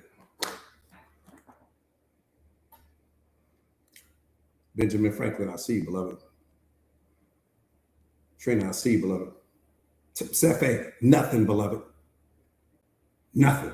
We want all the smoke with depression. I want all the smoke when it comes to fear. I want all the smoke when it comes to doubt. I want all the smoke when it comes to anxiety. I want all the smoke when it comes to my circumstance. I want all the smoke when it comes to my problems. I want all the smoke. I'm connected to the one. Bring me the smoke. I want the smoke from everything because anything that God puts in front of me can only make me more powerful. That's it. You don't duck nothing. You don't run from anything. You run toward everything because everything is designed to build you. Everything is working out in your favor, beloved. Nothing is working against you. You've lost faith. You've lost faith. Your pain has knocked your faith out of you. The identity you built around your wounds has knocked your faith out of you. Your trauma has knocked your faith out of you. Faith is the one thing that you can't afford to lose, beloved. You can lose anything in this world. You just can't lose faith. You can lose people. You can lose friends. You can lose money, but you can never lose faith. Because when you lose faith, you disconnect yourself from him. Not because he did it, because you're doing it. Because you are that powerful. You can never lose faith. I don't give a damn what your circumstances look like. You double down on your faith. I don't care who walks out of your life. You double down on your faith. I don't care what's missing from your life. You double down on your faith. You can never lose faith. I don't care what else is going on. You lose your house, don't lose your faith. You lose your car, don't lose your faith. You lose your significant other, don't lose your faith. You lose a friend, don't lose your faith. You can never lose your faith. It's all you got. It's the passport to God. It's showing him faith is vulnerability at the highest level. Faith means I don't know.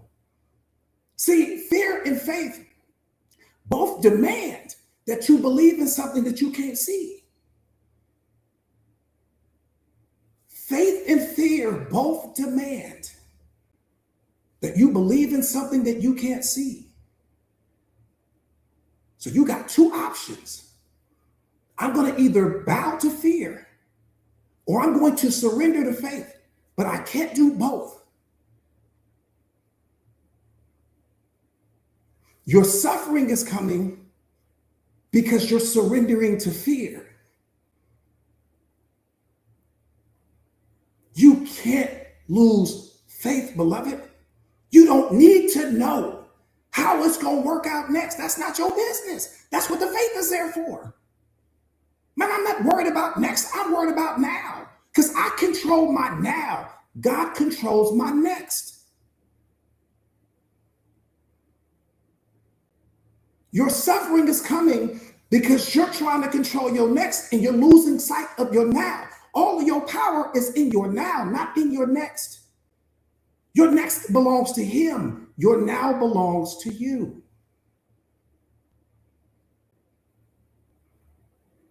And when your faith is on 10, he knows you believe in him.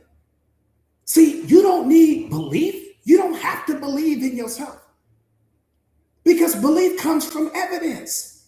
Of course, you can see yourself. Of course, you can see your past accomplishments. You don't need to believe in that. You need to have faith in yourself because everything that you've already acquired, you already know it's there. You don't need to believe in it because you have the evidence of it. Belief comes from what you can see. Faith comes from what you can't see. So if you're not the person that you don't want to be yet, well, what do you need? Belief? No, you need faith. I can't believe in it yet because I haven't seen it. But what's going to happen is that because I have so much faith, I have so much faith that I'm going to manifest or attract, or God's going to bless me with that thing. Once I can see the thing, now I can believe in it. And then I'm going to add it to my life. And then I'm going to have faith in the next thing. See, faith is like you climbing the mountain. The more faith you have, the higher you climb up the mountain. But when you have doubt, you slide down the mountain. When you got fear, you slide down the mountain. When you're not believing in yourself, you slide down the mountain. Some of you guys have become better at sliding down the mountain than you are at climbing it.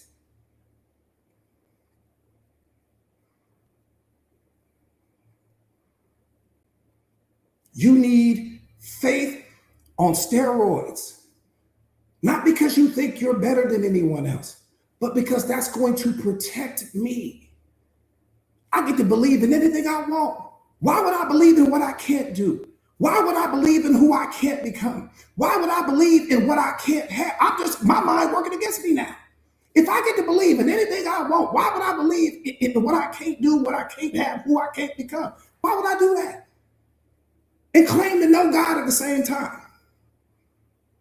Claim to love him at the same time. Claim to believe in him at the same time. But I ain't got no faith. I got a whole past that tells me I'm badass. I got a whole past that tells me I can overcome anything. I got a whole past that tells me life has thrown its best punches at me and I'm still standing. The worst that's ever happened to you has already happened to you.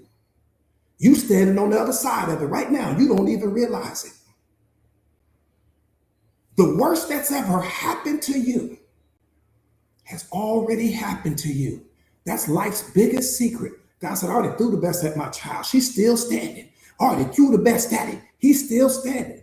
Now I bring you to the awareness. Now I bring you to emotional intelligence. Now I bring you to self-mastery. I already know you the coldest one because I know what I put you through. See, God will not build you before he breaks you first because it's in the breaking that your illusions get shattered. It's in the breaking that the identity you built around your pain gets shattered. It's in the breaking that you let go of all of the outdated versions of yourself. So he will not trust you if he has not broken you first. That's how you know he's rocking with you, because it's in the breaking. And see, the beautiful thing about the breaking is this. He's only breaking off what no longer serves you. The version of you that shows up small, we got to break that off. The version of you that tolerates disrespect, we got to break that off. The version of you that's afraid to speak your truth, we got to break that off. The version of you that tiptoes around people's emotions, we got to break that off. So he's not breaking off something that's essential. He's breaking off something that's keeping you from becoming who he created you to be. It's in the breaking that your greatest transformation happens. If God does not break you, it's because he does not trust you. That's how you know he's working in your life.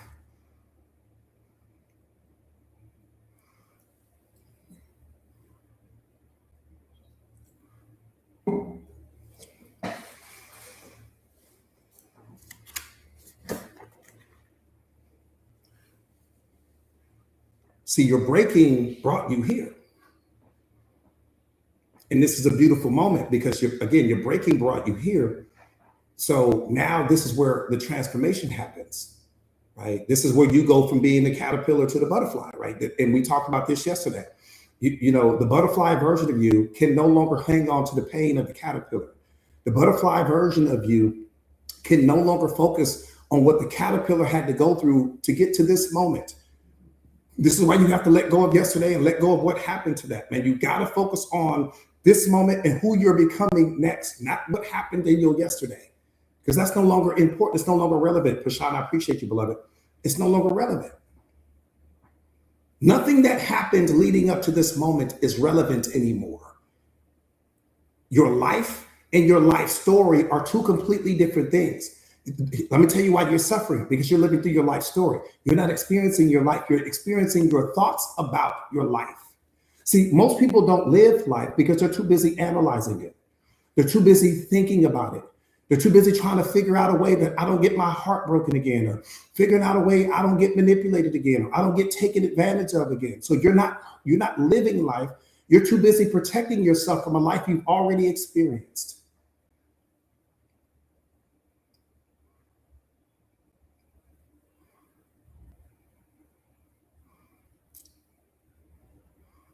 May I see you, beloved.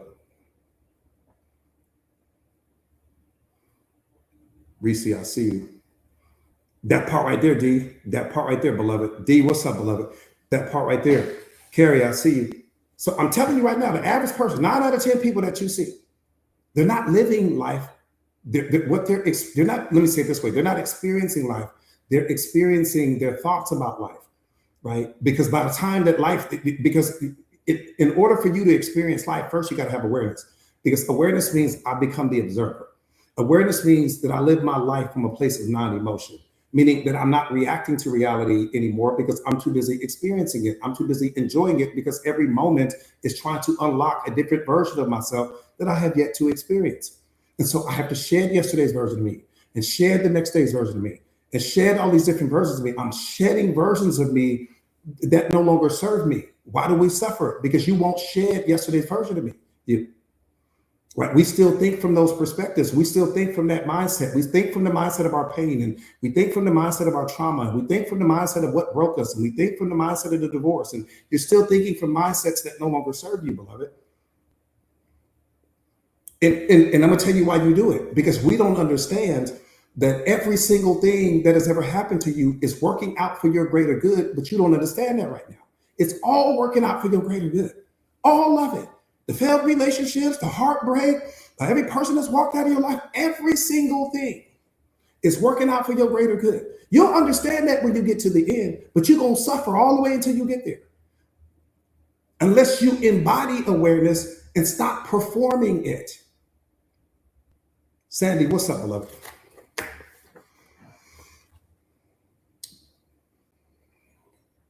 Do me a favor real quick, you guys, and share or repost the story to your lives if you haven't already done so, please. All right, let's get busy, getting busy.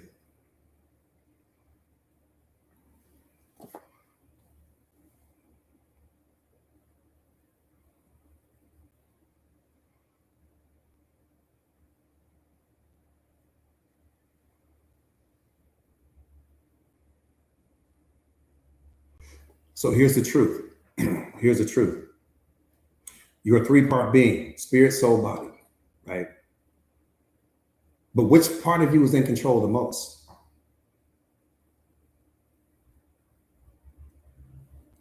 You're a 3-part being, spirit, soul, body. But which part of you is holding the steering wheel of who you are? That's the most important question in the world. Not when will you get somebody to love you, not when will you become wealthy, not when will you get that promotion. The most important question in the world is which one of those versions of you is holding the steering wheel, is making all of the decisions. KB, what's up, beloved?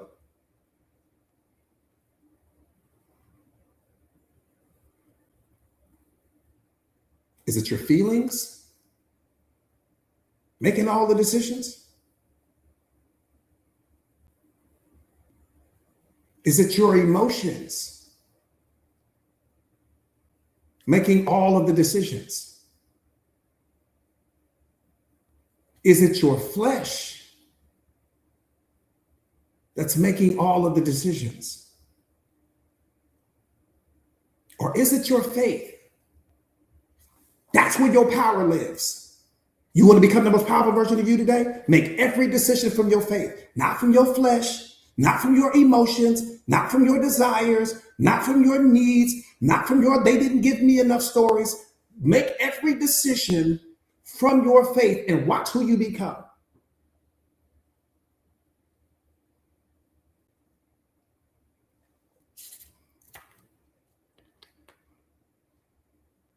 See, when spirit leads, peace rules. When soul leads, confusion runs your life. And when the body leads, sin enslaves you and you become addicted and attached to things. Let me say that one more time. When the spirit leads, peace rules your life.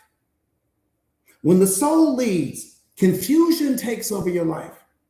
And when the body leads, sin will enslave you and you become addicted and attached to everything. That's the difference. See, divine order is restored when the spirit governs the soul and when the body obeys. See, you were designed to live from the inside out, not from the outside in. Why do I suffer, coach? Because you live from the outside in. One more time, God designed you specifically to live from the inside out, not from the outside in. Why do I suffer, coach? Because you live from the outside in. Your circumstances rule the way you feel. Your problems control the way you feel. People criticize you and judge you, and that changes the way you feel about yourself. Somebody walks out of your life, you change the way you feel about yourself. You are being controlled and ruled from the outside in. All of your power comes from you living your life from the inside out. Nothing belongs to me. I get to experience people. Now that experience may be for a day. I may get them for a year. I may get them for a lifetime. I don't know. But the fact that I don't know is the number one reason why I will place so much value on you. Number one, I don't know how much time God has allocated to this relationship that I have with you, whether that's a friendship or a partnership or some romantic, I don't know. But the point not to be missed is simple. Because I don't know how much time I have, let me give it to you the way I know you don't miss it. I'm going to give it to you the way I know you don't miss it. Iris, watch this, beloved. It's going to be impossible for you to miss. I want you to imagine that you have $1 to your name. Oh no, that's all you got. You homeless. You're hungry. You don't know where you go sleep that night. You literally have one single dollar bill in your pocket. That's all you got. And you're trying to figure out, what am I going to eat tonight? Man, you're not going to waste that dollar. That dollar is the most important thing because it's the only thing that's going to keep you from being hungry that night. Maybe I can get some chips with this dollar. Maybe I can get a loaf of bread with this dollar. But what I'm not going to do is fumble the dollar and play with the dollar. That's what I'm not going to do. Okay, this moment is the same thing. It's like the dollar. You don't know where your next dollar is coming from, and you don't know where your next moment is coming from. This moment did not come with a receipt promising you the next moment. The breath that you just took did not come with the receipt promising you the next breath. And it's so important that we understand that. So when somebody comes into your life, they don't come with a receipt, beloved. You don't know how long you're going to have access to the person. God may give you a day. He might give you a year. He may give you 50 years. We don't know. But the fact that you don't know is the number one reason why you place an infinite amount of value on that person. And the value that you place on them will be reciprocated. And if they don't reciprocate the value that you place on them, that's data. That's data. That's not a reason for me to get upset. It's not a reason for me to be frustrated with you. It's just a reason for me to remove myself from you because you don't place the value on me that I place on you. Data. I don't need to talk to the therapist. I don't need to call a pastor. I don't need to get on the phone and call my friend. I don't need to do anything. I just need to read the data. That's all God is saying. If you would go off the data, I'm giving you the data there. What more you need to see? The therapist can't talk this person into treat you right. That's a program in their mind. The therapist can't jumpstart the love. That's a program in their mind. Nobody can get that person to treat you better than they're already treating you. You just have to stop ignoring the data that reality is showing you. Reality is having a whole conversation with you. Your current circumstances is a master class, but you want somebody else to teach you the curriculum.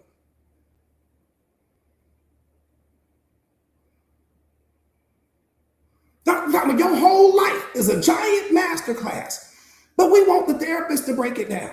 We want the psychiatrist to break it down. We want the medication to break it down, but you won't break it down.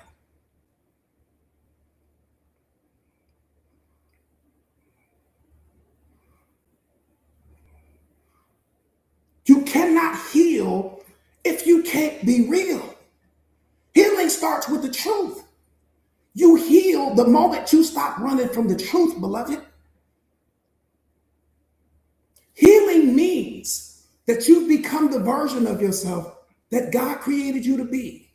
You want to heal? Become who He created you to be and stop being what the world transformed you into, and you heal immediately.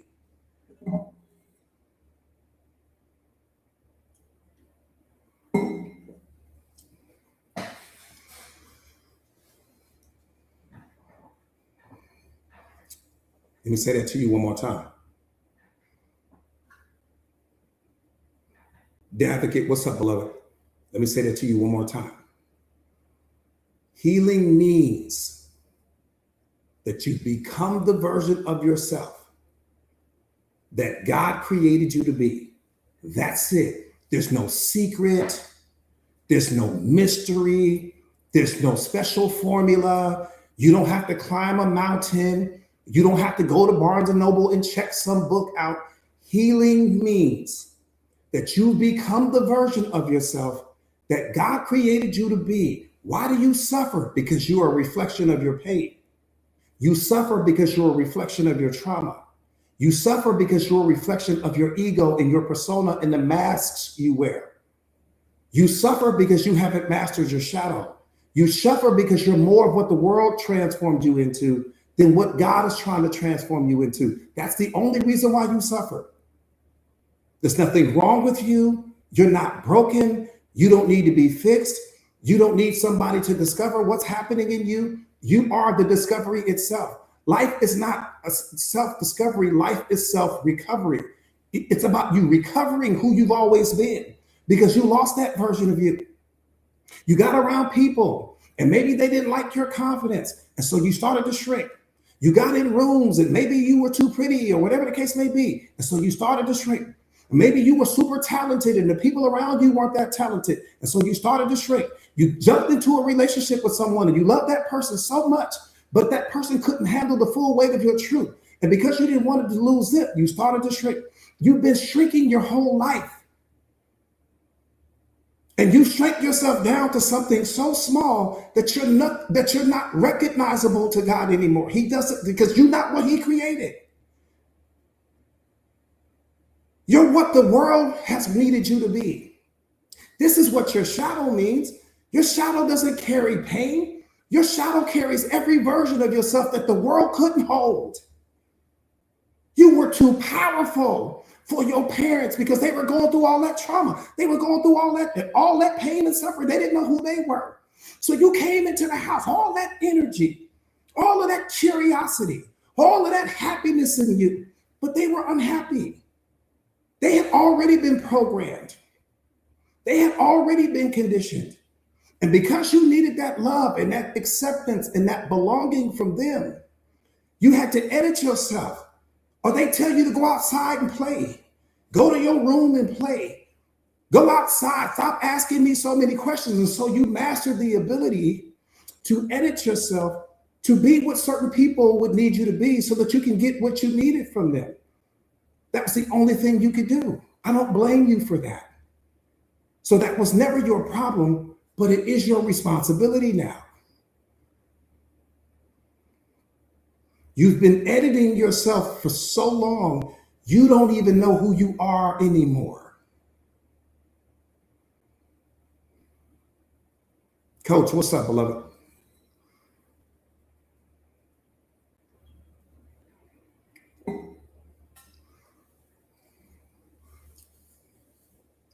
That's not your fault, but it is your responsibility.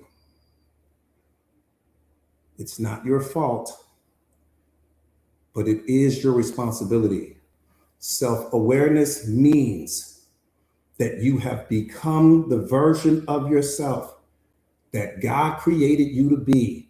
When you become that version of yourself, there's no fear. When you become that version of yourself, there's no depression. There's no unhappiness. There's no more trauma. Your ego is tame. Your shadow is tame. You have a different relationship with your past. Again, the past isn't something we want to change. We want to change your relationship with. We need the past. What you mean we want to get rid of it? People tell you, oh, get rid of the past. No, we don't want to get rid of it. We just want to change your relationship with it. I want to change your relationship with depression. I want to change your relationship with fear. You need fear. It's your alarm. You need anxiety. It's your alarm. You need depression. It's your alarm. God gave you certain alarms so that you would know when you were out of alignment with Him, so that you would know when you're disconnected from Him, so that you would know when you're clinging to people and when you become attached to people and when you've lost your way. He gave you certain alarms. The same way your car has a check engine light. The check engine light is the alarm, letting you know that there's a problem somewhere else. Depression is letting you know there's a problem somewhere else. Fear is letting you know there's a problem somewhere else. Anxiety is letting you know there's a problem somewhere else.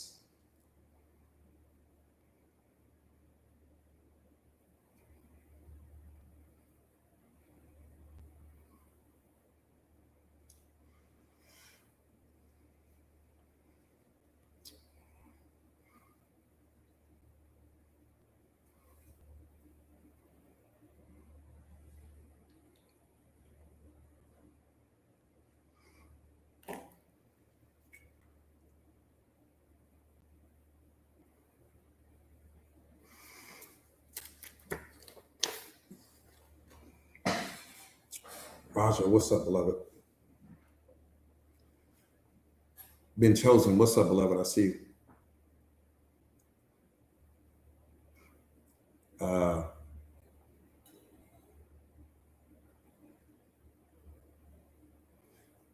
Self-awareness is the solution to every problem you have. Self-awareness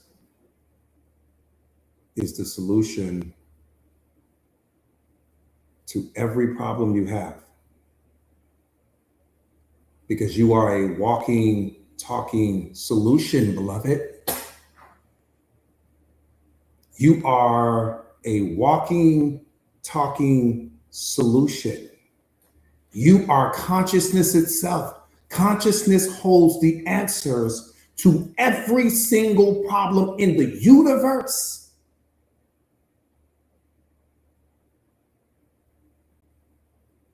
Think about what I'm saying. If you see a painting, then you know there had to be a painter, even if you didn't see the painting being created. If you see a building, then you know there had to be a builder, even if you didn't see the building being created. If you see a watch, then you know there had to be a watchmaker, even if you didn't see the watchmaker creating the watch yourself. And creation is proof that there's a creator, even if you didn't see the creation happening yourself. Hydrogen, oxygen, carbon, nitrogen, those 4 atoms creates everything in our universe. But they also create you. So you don't just live in the universe. The universe lives in you. You are the answer to everything, but you're also the problem because you have your programming online. You've got your pain online. You've got your ego online. You've got your trauma online. And wherever you set your focus and attention, you illuminate that thing. You create that experience. You amplify that particular thing. So consciousness is always going to surrender to where you set your attention down until you're a spiritual awakening. I only set my attention on consciousness and awareness. That's it. Not on my pain, not on my trauma, not on the story about what broke me, not on some outdated version of myself. Whatever you set your attention down on, you become. You set your attention down on fitness, you're going to become fit. You set your attention down on swimming, you're going to become a great swimmer. You set your attention down on what's wrong with your life, you're going to become what's wrong with your life. Wherever you set your attention, you become that thing. Set it on awareness. Set it on self-discipline. Set it on self-mastery. Don't sit it down on watching people live their lives on social media. Don't sit it down on the stories about you're broken and you need to be fixed. Don't sit it down on what's missing from your life, because whatever you set your attention down on, you get the thing. If you set your attention on becoming a millionaire, I can guarantee you, you're going to become a millionaire. That's how powerful your attention is. Wherever you set your attention down on, you are going to become that thing, positive or negative, because your attention doesn't have a dog in the fight. It just obeys. Set your attention down on fitness for an entire year and watch what you become. Set it down on awareness for an entire year and watch what you become. Set it down on what's wrong with your life for an entire year and watch what you become.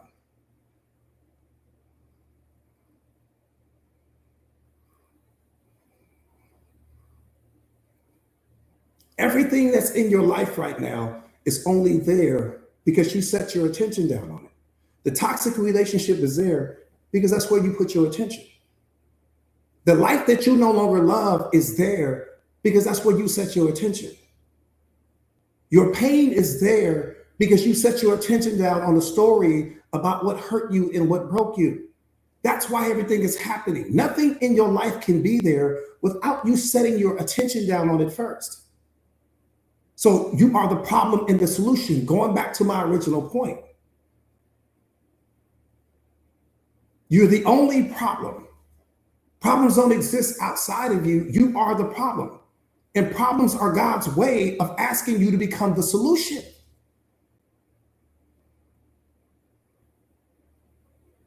But if he steps in your life and he starts rearranging things for you, he's going to cripple you because you'll never be able to fly on your own. He has faith in you. Do you have faith in yourself?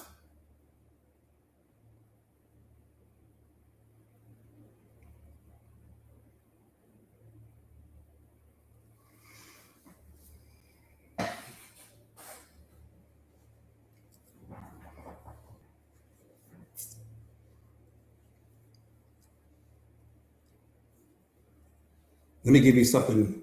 Let me qualify something, because sometimes life can come at us so fast that we'll miss it. You are the human manifestation of faith.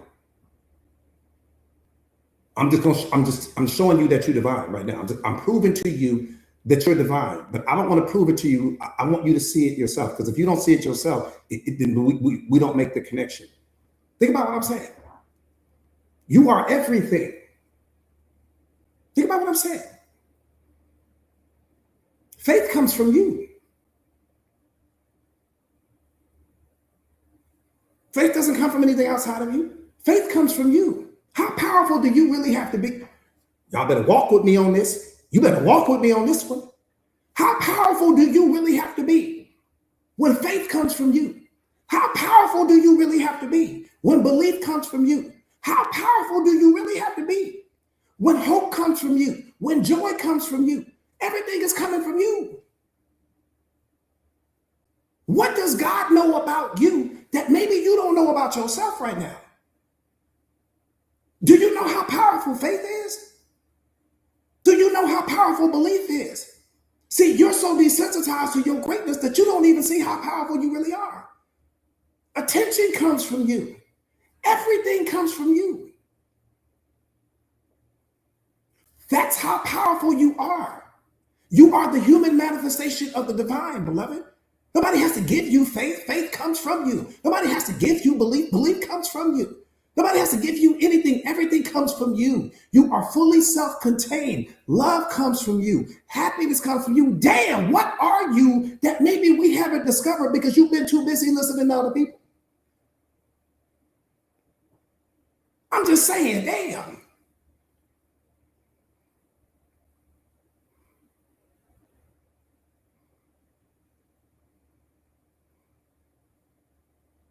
Confidence comes from you. Courage comes from you. Everything comes from you. But you also have the power to take those things away. Fear also comes from you. Doubt also comes from you. Limiting beliefs also come from you. Anxiety also comes from you. Everything comes from you.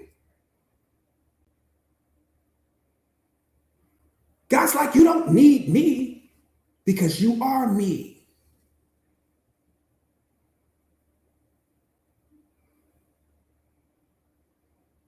Don't let that go over your head.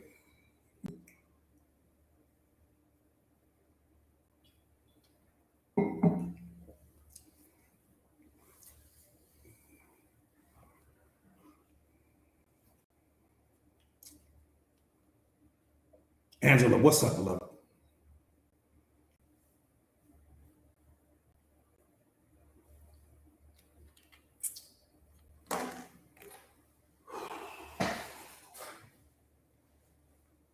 AD, I see.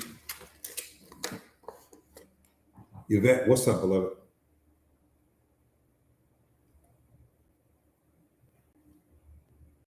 I told you guys this live is going to be one of them ones. Latina Realtor, what's up, beloved? So good to see you. And, you know, it's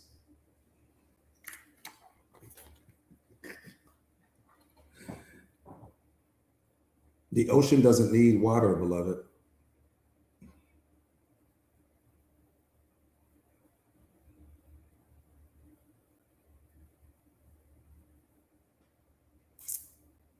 The ocean doesn't need water. All of your problems are coming because you lost faith. Faith is your superpower. More than anything else, it's your superpower. And God is sending people, places, things, and certain situations at you to test your faith. Just imagine who you would be from this moment moving forward if you just would no longer allow your faith to run out. I'm giving you the answers to the pop quiz.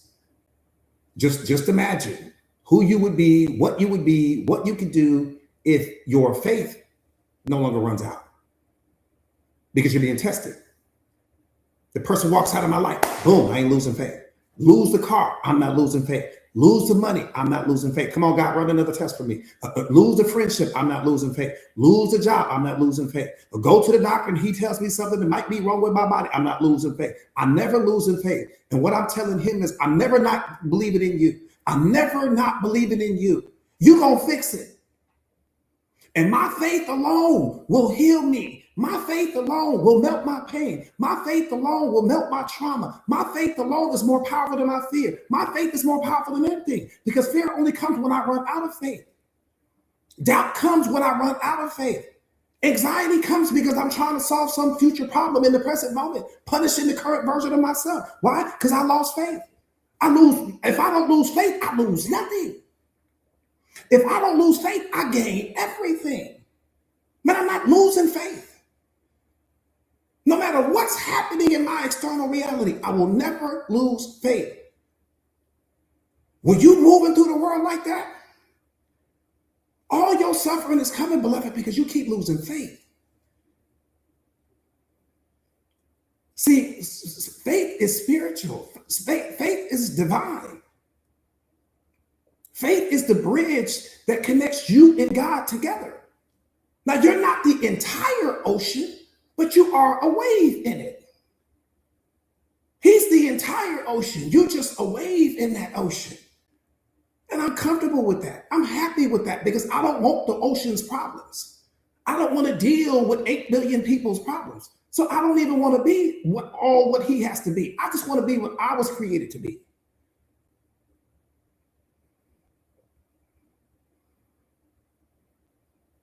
You keep your faith when your problems show up. You keep your faith when your pain shows up. You keep your faith when your criticisms show up. You keep your faith when people judge you. You keep your faith when people project their pain onto you. You keep your faith no matter what happens, no matter what your current circumstances are reflecting back to you. You never lose your faith. That's all he's testing you to see. Reality will present you with people, places, and things to reveal where you're not free, to reveal where you keep converting back into who you used to be. So what you're signaling to God in that moment is, I'm not ready for the next level. I'm not ready for that thing I've been praying for. Because your old mindset can't sustain that next level. Your old mindset can only get you here. But my faith will take me there.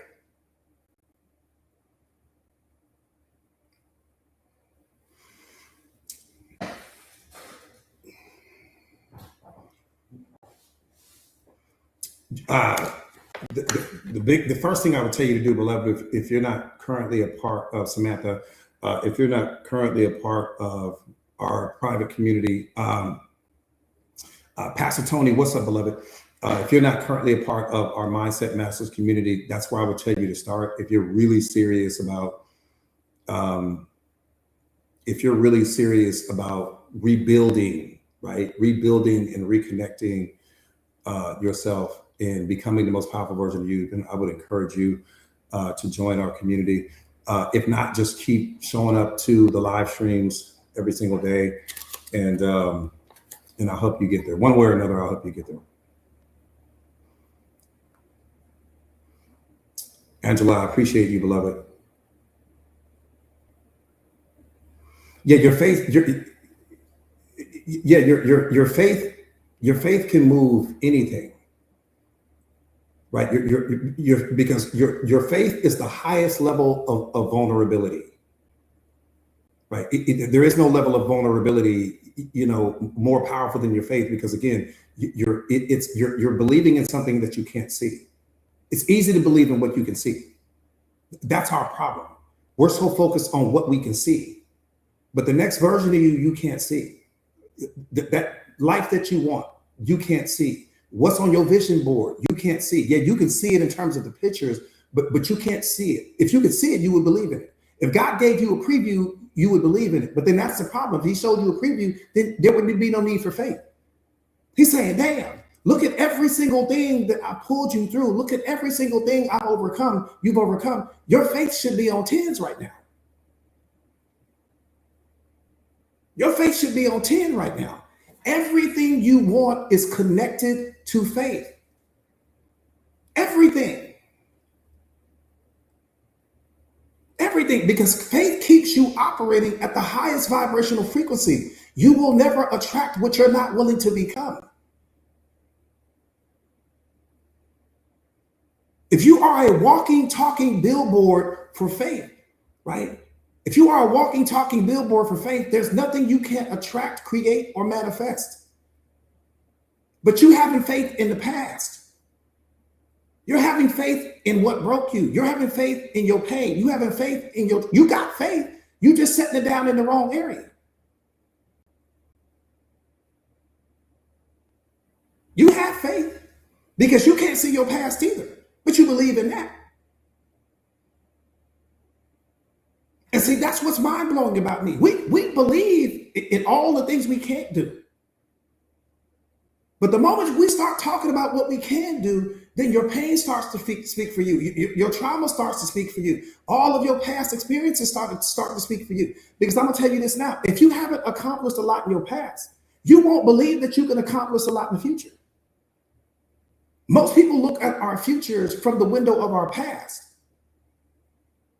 So if you haven't done a lot in the past, and I understand if you haven't accomplished a lot in the past, you won't think. Why would you think it?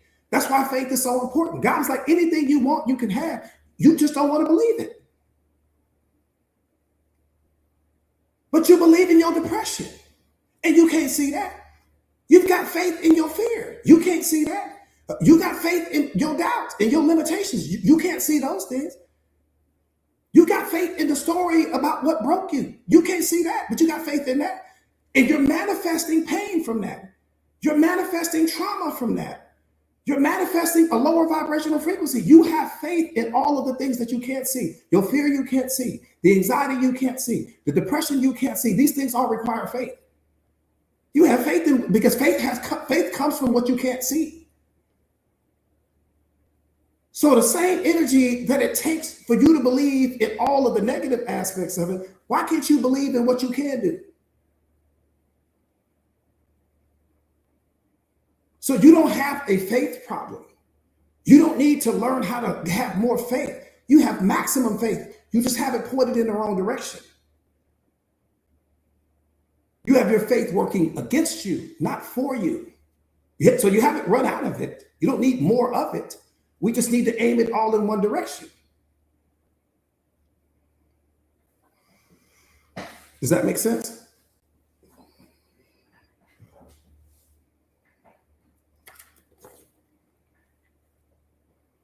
That part right there, baby, that part right there. Yeah, you got it. You don't, that's the last thing you need is more faith, beloved. Trust me when I tell you that. God is like, you swimming in faith. Your faith is pointed in the wrong direction. That's why he has you here. Why do you think he has you here? That's why you're here. That's why you're here. Because what I'm going to help you do is aim that faith all in one direction. That's it. That's why you're here. No other reason. Spirit never sends an enemy. It only sends a teacher. When the student is ready, the teacher will appear. God obviously feels like you're ready. If you're here, it has nothing to do with me. He feels like you're ready. When the student is ready, the teacher will appear. The teacher will just come out of nowhere. Faith.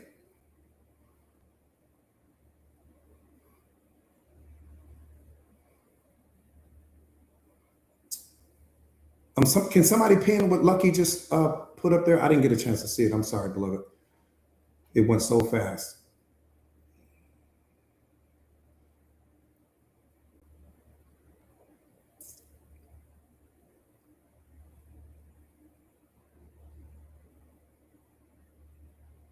Yeah, that's the number one reason why you, Miriam, I appreciate that, beloved. That's the number one reason why you should, because think about what I'm saying. Let me give you the qualifier. I like to qualify things. Everything in your physical reality right now was once something that you couldn't see. Yes or no? Everything in your physical reality right now was once something that you couldn't see. At some point in time, that couch was a thought. That TV was a thought. That bedroom set was a thought. The microwave and the dishwasher was a thought. The apartment or the house was a thought. At one point in time, what you're looking at is the manifestation of your thoughts.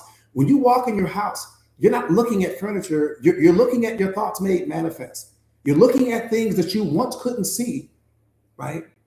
But you created, you manifested these things. And okay, well, it's no different. So when you're looking at your future, right now, your current reality, like I said again, is just a reflection of everything that you once couldn't see. Okay, so now you're just doing it with the highest level of intentionality. Right? So I'm keeping my faith on, but here's the thing. Here's the thing, though. Here's the thing. Faith doesn't mean that I wake up and continue to be the same person I was in all of my yesterdays. That's what hurts so many of us. I'm going to have faith in what's coming, but I'm also going to do the work to transform myself into the person that's capable of carrying it. That's the key. See, most people pray for this and pray for that and pray for this. The reason why it doesn't come isn't because God doesn't want you to have it. The reason why it doesn't come is because the version of you that's doing the praying can't sustain what you are praying for. You don't have the discipline to carry that $1 million. You don't have the discipline to carry that $1 million house. You don't have the discipline and the character and the integrity to carry that $1 million life that you're praying for. He's saying, yeah, do the praying, want the thing, go after the thing, but also do the work to transform yourself into a version of you that's capable of sustaining it. That's the key, beloved. And that's why you're here to do the work with respect to awareness, because awareness is transforming you into a version of yourself that's capable of sustaining, here go the key, that's capable of sustaining anything that God sends your way. Whether you want $1 billion life or $1 million life or $1,000 life, he doesn't care. He don't have a dog in the fight either way. But what I'm saying to you guys is this. The reason why I can attract things like that is because I have the character, the integrity, the discipline, the consistency, the self-mastery, the emotional intelligence to sustain what's coming. Because if you don't have the discipline for that thing you're reaching for, you will be crushed under the weight of the very thing he blessed you with.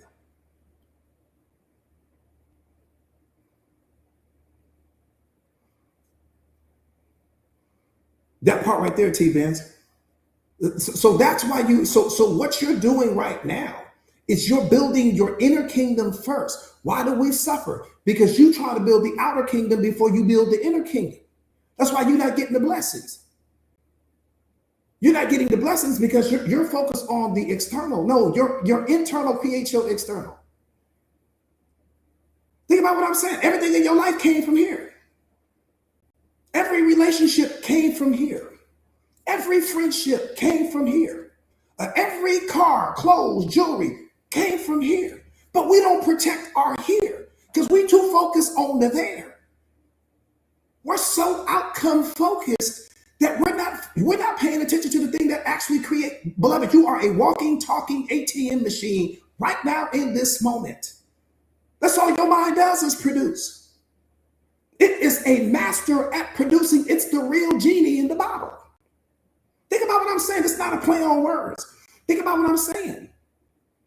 Your friendships come from here. Your significant other all comes from here. They were all things that you couldn't see at one point in time. They were all things you couldn't see. Your kids, here.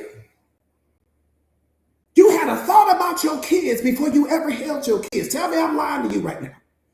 Before you ever physically held your child in your hand, they were a thought. And you had the option to go through and execute on the thought or to get rid of the thought, meaning that to have an abortion or whatever it is you may have wanted to do at that time, give them up for adoption, whatever the case may be. But you were fully in control. You've never not been in control. You give your power away because your pain speaks louder than your purpose. You give your power away because your wounds carry more weight than your wisdom. This is when we lose power.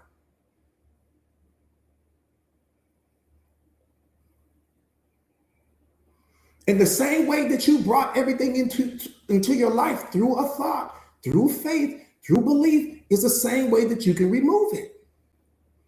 The toxic relationship can be removed with a thought the same way that it was created with one. The job that you no longer love can be removed with a thought, the same way it was created with one. The life that you no longer love can be removed with a thought, the same way that it was created by one. This is what God is trying to say. Everything in your life is only there because you are giving it a license to be there. Without you signing off on it, it can't be there.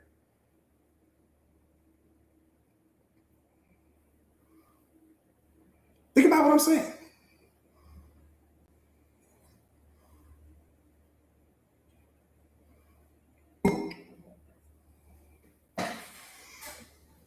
So you just don't pray, you don't hope, you don't wish, you transform into the person capable. So now I can carry the $1 million life mentally, emotionally, and spiritually and energetically. I can carry that life. The life won't carry me. See, think about the lottery. When people win the lottery, they still have $1,000 mindset. So here this person is, they won a $300 million jackpot, but that $300 million jackpot is being sustained by a person with $1,000 mentality. And this is why they lose the money. The person goes to the NFL, they get drafted, first round pick, wonderful. But they still have $1,000 mentality. Here it is, the NFL has this kid 50 million, 30 million, 100 million, whatever the case may be. They retire and go broke. Why? Because they changed their physical body, but they never changed their mindset to match the money. Anytime that your mindset doesn't match the life you want, you're going to be crushed under the weight of the life you prayed for. Just look at it.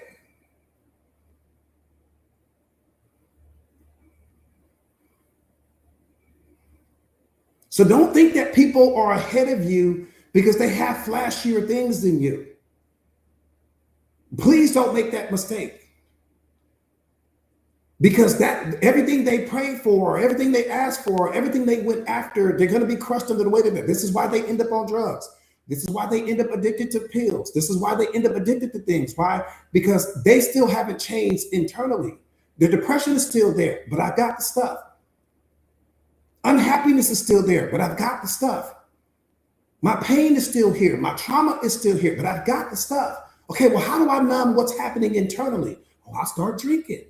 I'll start smoking. I'll start partying more. I'll fill my life with people, but I'm surrounded by people, but I'm still lonely. I'm surrounded by people, but I'm unhappy.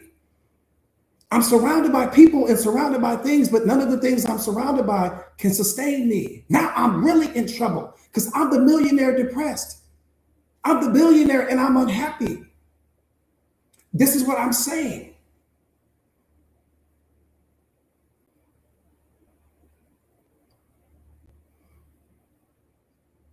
Don't race to get to a place that your discipline can't carry you.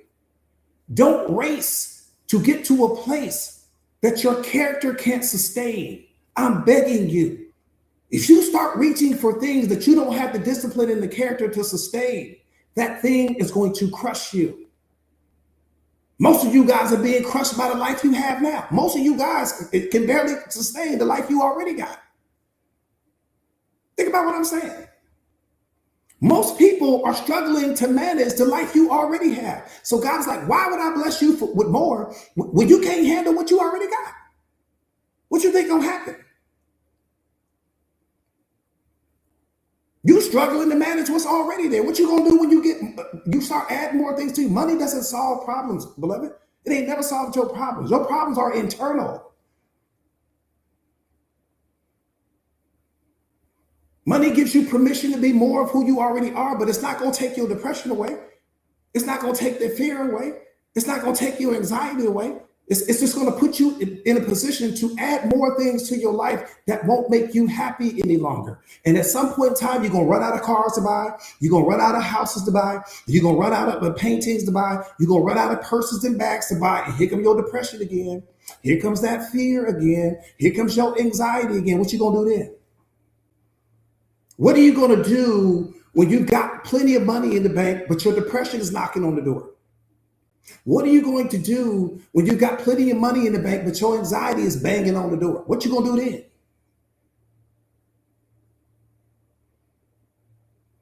Don't beg to reach for a place that your awareness can't sustain, that your discipline can't sustain, that your emotional intelligence can't sustain, because you're going to be crushed under the weight of that. God is preserving you right now. He's giving you the ability to build your inner kingdom first. Before you start reaching for more, become more.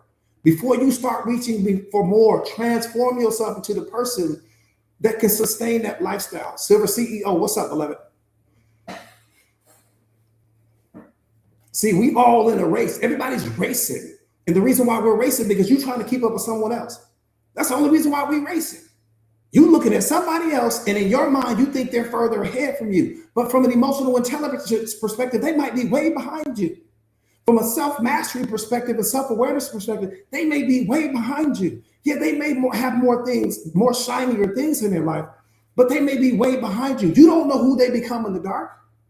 You don't know what that person had to go through to get it. Because the devil blesses people just as much as God does. You don't know. So that very person that you're comparing your life to, you don't know who they serve it.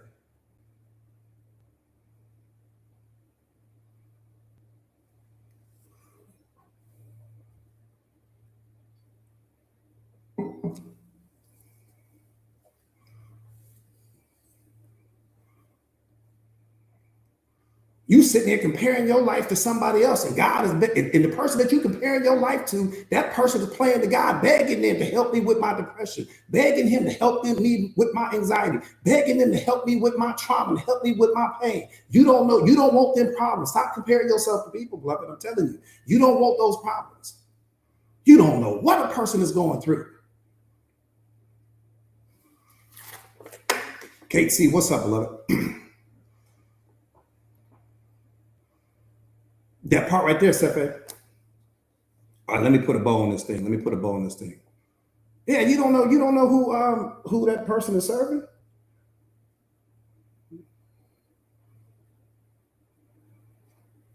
Yeah, we compare ourselves to people when we're still asleep, right? When you haven't stepped into your purpose yet, you'll compare yourself to people. We've all done it. I'm guilty, is probably most guilty as well. But my point is that the reason why we compare ourselves to people is because you haven't stepped into your purpose yet. Once you step into your purpose and your calling, you'll understand just how unique you are. You'll understand that nobody carries what you carry, and you won't do it anymore. But we've all done it, so I'm guilty. I'm guilty of that. One more time, you were designed to live from the inside out, not from the outside in. Why do I suffer, coach? Because you live from the outside in. You allow your external reality to dictate how you feel internally. People criticize you, you change the way you feel. You get fired from your job, you change the way you feel. Somebody walks out of your life, you change the way you feel. Somebody doesn't, live up to your expectations, you change the way you feel. You're allowing your external reality to dictate how you feel internally. That's why you suffer.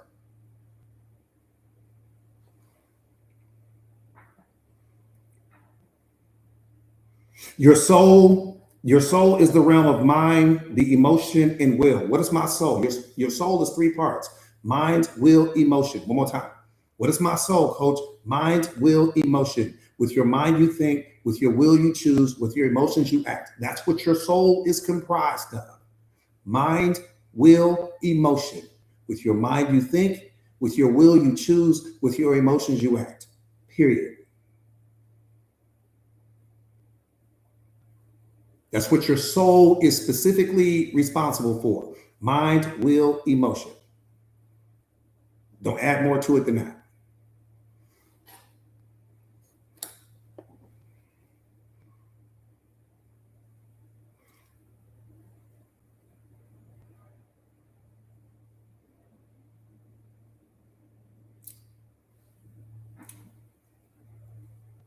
Here's something that you may or may not know.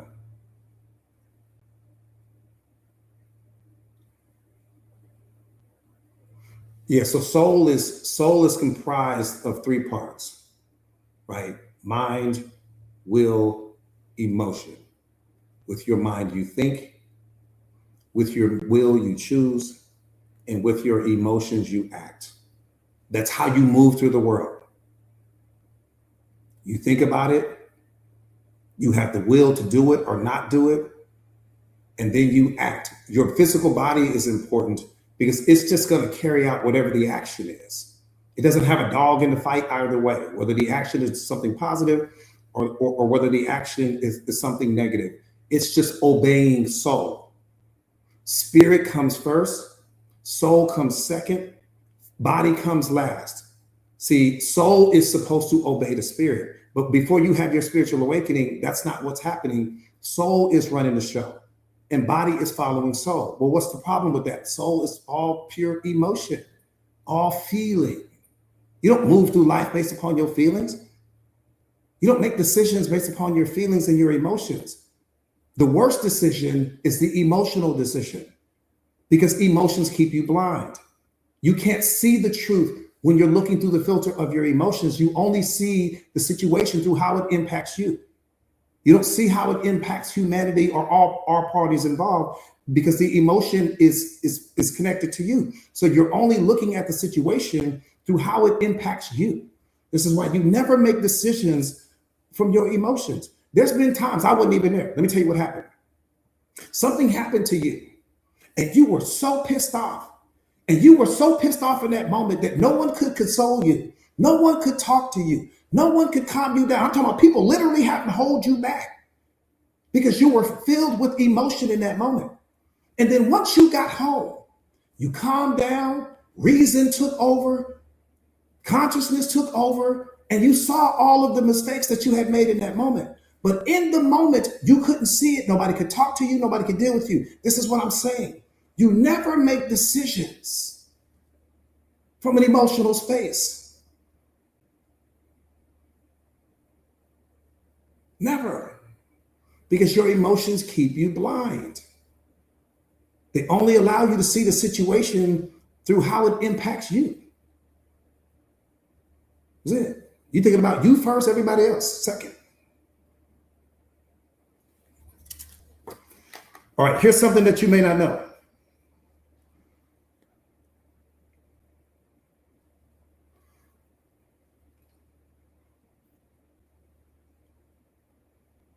The soul is where all of your trauma hides. Your soul is where all of your memories live. Your soul is where all of your desires wrestle for dominance. Your addictions live in your soul. Your desire to consume adult content lives in your soul. Your programming and conditioning lives in your soul. All of your pain and suffering are carried in your soul. The cheating, the failed relationships, your shadow, your ego, your childhood trauma, the masks you wear so that you can fit in with other people, all live in your soul. Who you are when no one else is watching lives in your soul. Your attachments, your thoughts, your feelings, and the emotions all live in your soul. Look at how much your soul governs. Look at all of that. Your soul is responsible for everything I just highlighted. And you making decisions from that. Now you understand. Let me go through it one more time before I say what I'm getting ready to say. The soul is where all of your trauma, let's say some of the trauma. Your soul is where all of your trauma lives. Your soul is where all of your memories live. Your soul is where all of the desires that wrestle for dominance in you all live in the soul. Your addictions live in your soul. Your desire to consume adult content lives in your soul. Your programming and conditioning lives in your soul. All of your pain and suffering are carried in your soul. The cheating, the failed relationships, your shadow, your ego, your childhood trauma, the masks you wear, who you are when no one else is watching, your attachments, your thoughts, your feelings, all live in your soul. And for 9 out of 10 people that you come in contact with, that's who's holding the steering wheel. That person that you racing to add to your life from that dating app, soul is in control. That person that you met at the mall today, soul is in control. That person that you met at the nightclub that time, soul is in control. You know how dangerous that is? Soul is pure emotion, pure feeling, pain, trauma, ego, suffering, programming and conditioning, anxiety, depression, thought, feeling. And soul can't run nothing. Hell no. Soul can't be in control of nothing. It needs to be controlled. Man, you gotta let something. Hell no. Soul can't run that. Soul cannot run that, beloved. You can't do it. It could all that the version of you that reaches for the adult content. Soul is in control of that. The version of you, just the attack. Think about what I'm saying. Just the attachments alone, beloved. You know how powerful your attachments are? Soul running all that. Your programming conditioning, soul like I got all of that. Childhood trauma, soul like I got that too. Your shadow, do you not know how big your shadow is? How powerful your shadow is?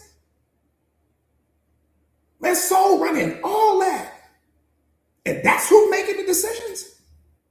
That's who's holding the steering wheel of who you are. It is if you haven't had your awakening yet. You racing to get this person in your life, but all that stuff coming out of their soul. You sitting there, I'm so lonely and bored, you finna add someone that has a soul-driven life, come straight to your house, dump all that trauma on you, all that pain on you, all those wounds on you. Not because they're a bad person, but because they don't have mastery over themselves yet. That person is a walking, talking liability. What do you think they're gonna give you? They can only give you what they're in possession of. I can only give you what I carry, beloved. I can't give you what I'm not. And the reason why you don't have unconditional love in your life right now is because soul is in the way.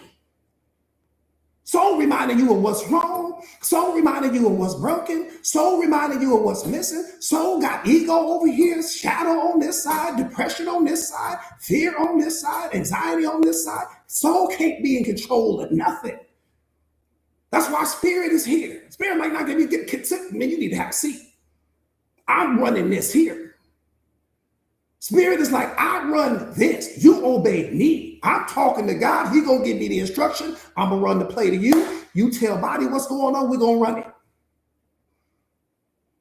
Ain't no more doing it your way. I'm online now. We ain't doing it your way no more. I don't even want to hear how you used to do it.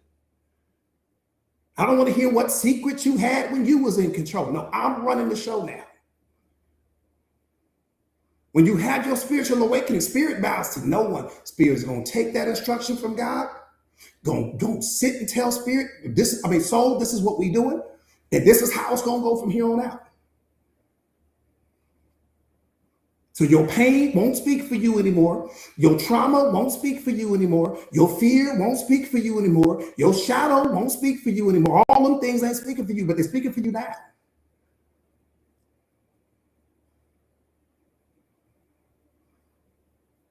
Trina, I see you, beloved. Now you understand? No, we ain't doing that no more. So let me say that one time so I can wrap up this piece real quick, because we almost done. So one more time. The soul is where all of your trauma hides. Your soul is where all of your memories live. It's where you wrestle for your desires for dominance. Your addictions live in your soul. Your desire for adult content lives in your soul. Your programming and conditioning resides in your soul. All of your pain and suffering live in your soul.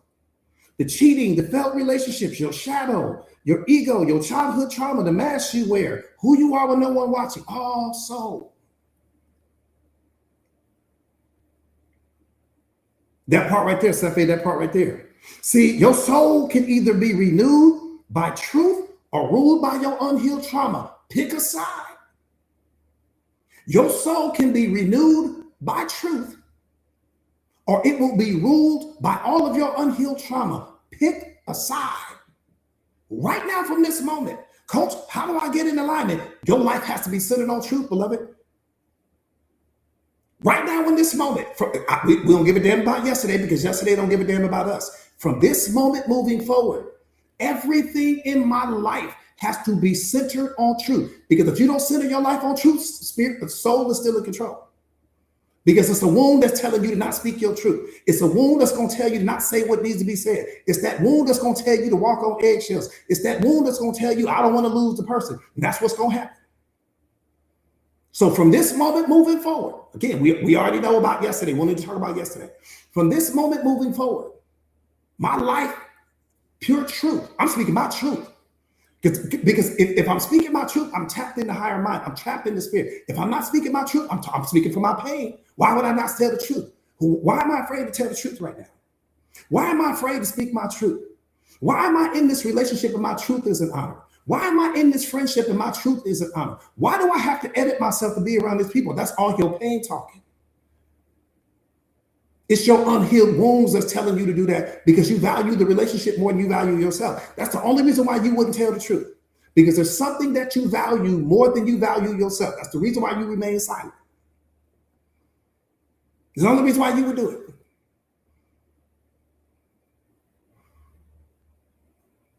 There's something outside of you that you value more than the value you place on yourself in that moment.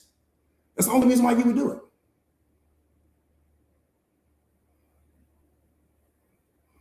What's up, beloved? Think about it. It's the only reason why you would do it. So one more time, your soul can either be renewed by truth or ruled by your unhealed trauma. Pick a side. I'm not trying to tell you what side to pick. Pick a side though. See, this is what it truly means to be transformed by the renewing of your mind. I got to transform my mind. Be transformed by the renewing of your mind. Your transformation doesn't begin with your situation. Your transformation begins by you renewing your mind. Your transformation begins in your soul, beloved. Your spirit doesn't need to be transformed. Your spirit is more powerful than you could ever imagine. Spirit doesn't need to be transformed. It's spirit that needs to be transformed. So your transformation doesn't begin in your situation. So don't start looking at your circumstances. Don't start looking at your significant other. You don't need the kids to become more. Your transformation doesn't happen in anything external. Your transformation happens in spirit. In soul, in no other place. So from this moment moving forward, all the work you putting in, everything you doing, all of the live streams and the podcasts and the shadowboxing groups and everything you do, every single thing is about you making a soul transformation, not a spiritual one. Your spirit isn't carrying anything that your soul is dealing with. Spirit don't carry none of that.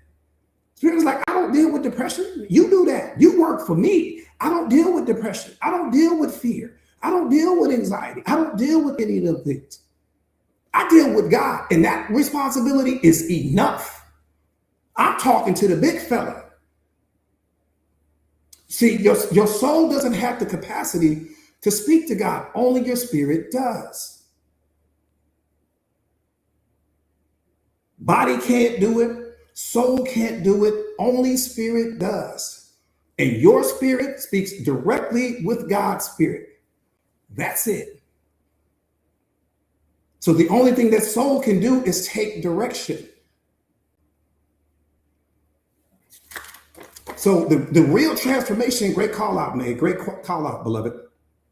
The real transformation is not a spiritual, you're not transforming your spirit, you're transforming your soul. Right now, your soul is being transformed through awareness and emotional intelligence and self-mastery and discipline and consistency and fill in the blank. So it's your soul being transformed right now, not your spirit, because your spirit doesn't carry any of that. Does everybody got that? So just to keep all that work you doing, beloved, you transforming your soul right now. All that showing up you guys are doing, you transforming your soul right now.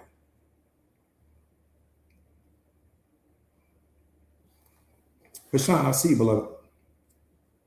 So one more time, your soul can either be renewed by truth or be ruled by all your unhealed trauma. See, this is what it truly means to be transformed by the renewing of your mind. Now, watch this right here. Watch this right here. The soul feels joy, pain, anger, pride, and passion. You guys get that? Shelly, I see you, beloved. The soul feels joy, pain, anger, pride, and passion. It loves and it grieves. So anytime you're grieving, that's your soul grieving, beloved. Spirit doesn't grieve, your soul does. So any grieving, you lose someone, a relationship falls apart, right? Something happens with one of your babies and you're grieving in that moment. I want you to have clarity with respect to what's happening in you. That's your soul grieving. Because your soul is the one that's feeling everything that's happening in your reality. Soul is feeling all of that, not spirit. It's very important that we make that distinction. So one more time, the soul feels joy, pain, anger, pride, and passion. It loves and it grieves. It remembers betrayals and replays all your disappointments. So anyone that's ever betrayed you before, soul remembers all of that. But here's the problem. When soul is not being ruled by spirit, soul will continue to replay that experience. And that's where so much of your suffering is coming, because soul is keeping it on a loop. Because again, soul's not supposed to be in control. Does that make sense?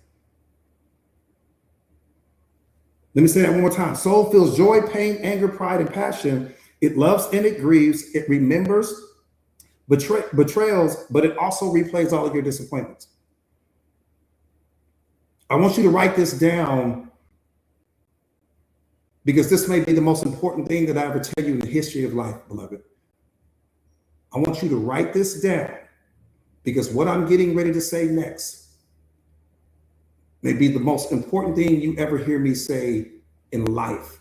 That part right there, Red, what you just said, Red. Okay, Nephi, write this down, beloved.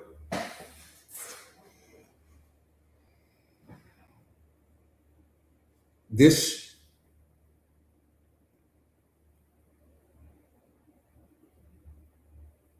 has to make you pause.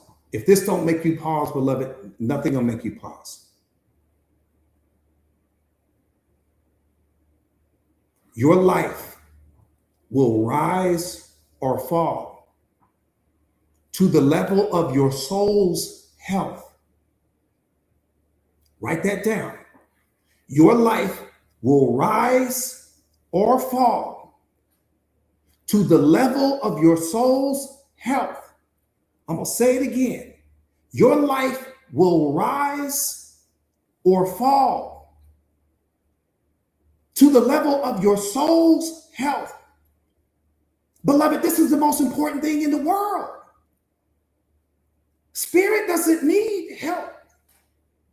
Spirit is already powerful. Body is just surrendering to soul. So body doesn't have a dog in the fight either way. It's going to do whatever soul tells it to do. What's critically important to understand is that that person you are chasing right now can't heal your soul. The money you are chasing right now can't heal your soul. The validation you think you need from other people can't heal your soul. Everything that you are trying to chase in life right now can't heal your soul. Awareness heals your soul. Emotional intelligence heals your soul. Truth and transparency heal your soul. Discipline heals your soul. Consistency heals your soul, but not something outside of you that you can reach for right now. So whatever you chasing, I don't give a damn what you catch. You can add 1,000 people to your life right now. It won't heal your soul. You can add 1,000 cars to your life right now. It won't heal your soul. You could go out and get the fanciest house in the world. It will not heal your soul. That has to be mission critical for you. That has to be mission critical. Your life will rise or fall to the level of your soul's health. Your soul needs you right now more than any person you are reaching for, more than the validation you are reaching for. More than the money you think you need because you think it's going to make you happier than you already are. Anything that you're reaching for won't heal your soul. Now you can chase it. And I'm not telling you that money isn't great. I'm not telling you that cars, clothes, and jewelry aren't great. I'm not telling you don't go get the house you want. But what I'm saying to you is very simple. Nothing outside of you can heal your soul. That's what I'm saying. Your soul needs you more than any human being on the planet. And the quality of your life will be determined by the health of your soul.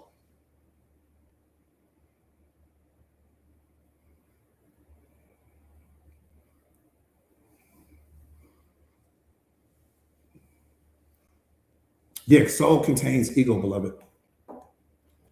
Soul contains everything.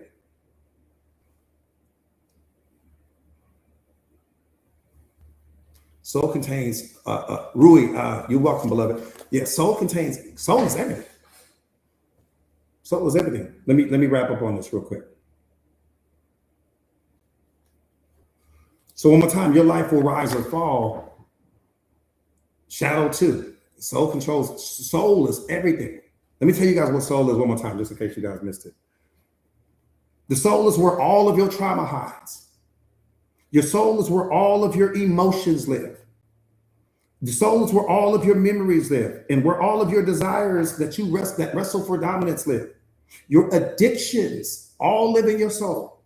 Your desire to consume adult content, the gambling, all live in your soul.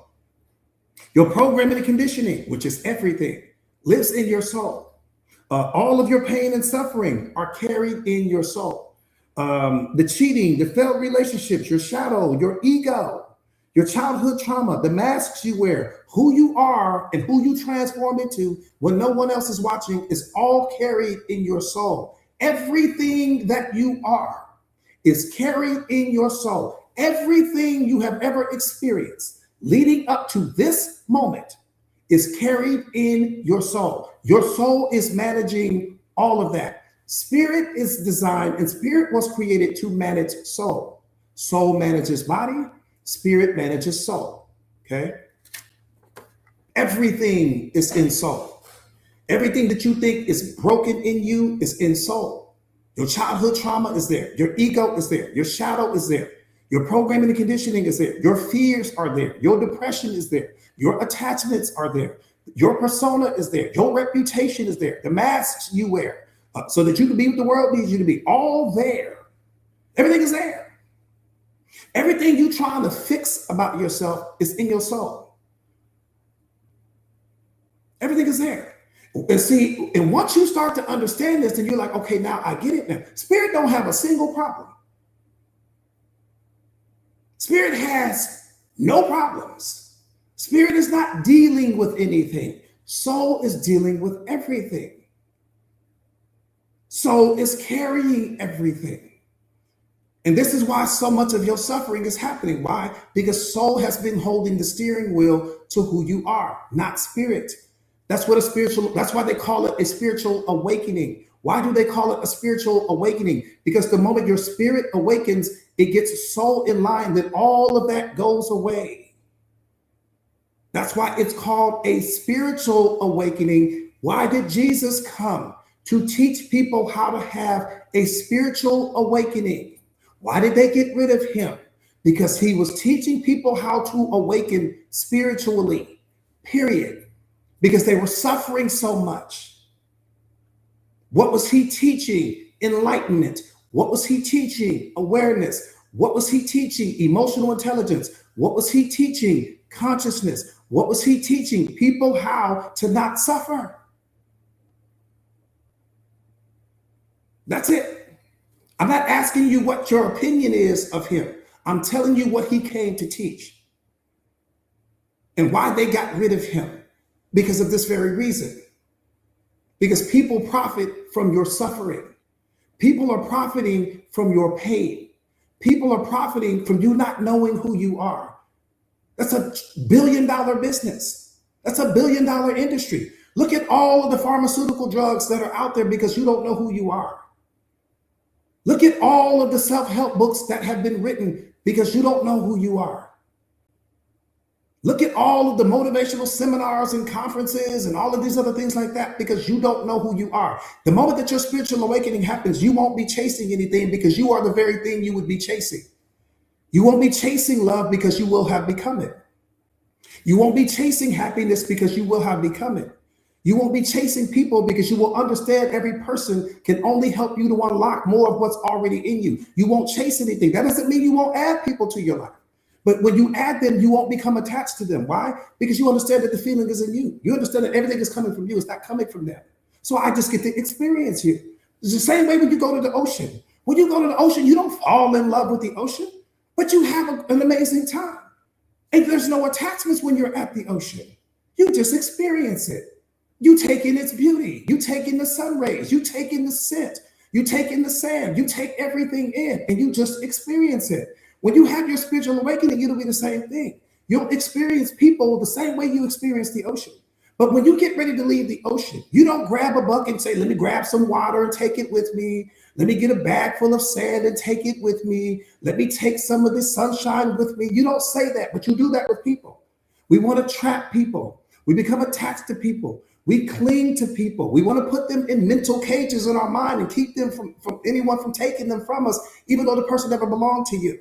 That's what we do. But when you have your spiritual awakening, you will experience people the same way you experience nature. Why do you have so much peace when you're in nature? Because you don't cling. You don't attach. You don't need it to become anything for you. You don't place expectations on it. You accept it as it is, not as you imagine it to be. Why do you suffer when it comes to people? Because you don't accept them as they are. You need them to be certain things for you. You need them to show up a certain way for you. You need them to see you a certain way. So you don't accept them as you are. You only see them as you need them. And the moment that that person starts operating in ways that's out of alignment with what you need them to be, you get rid of the person. This is why awareness is so important, beloved. We see people how we need them because we have a God-sized void in us. We have a purpose-sized void in us that we've been programmed to believe that other people can fill, but they can't.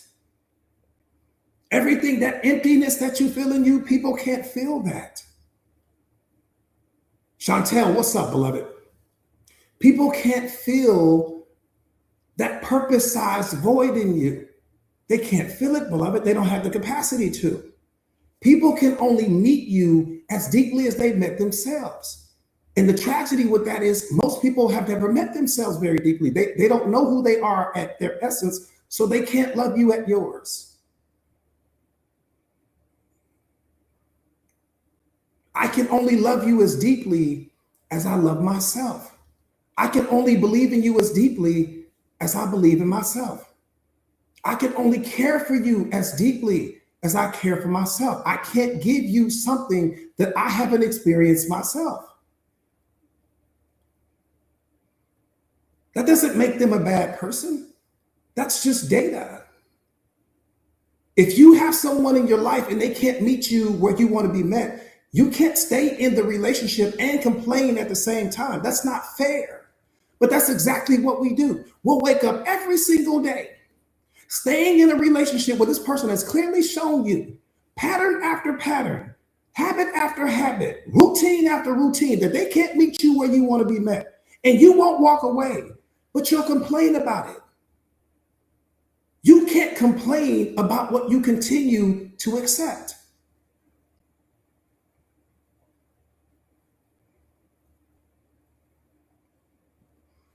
I appreciate you, beloved. Thank you, Red. Thank you, beloved.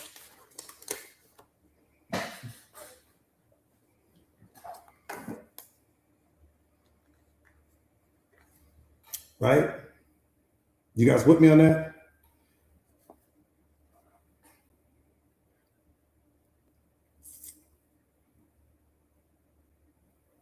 I appreciate you, beloved. Red, I appreciate you.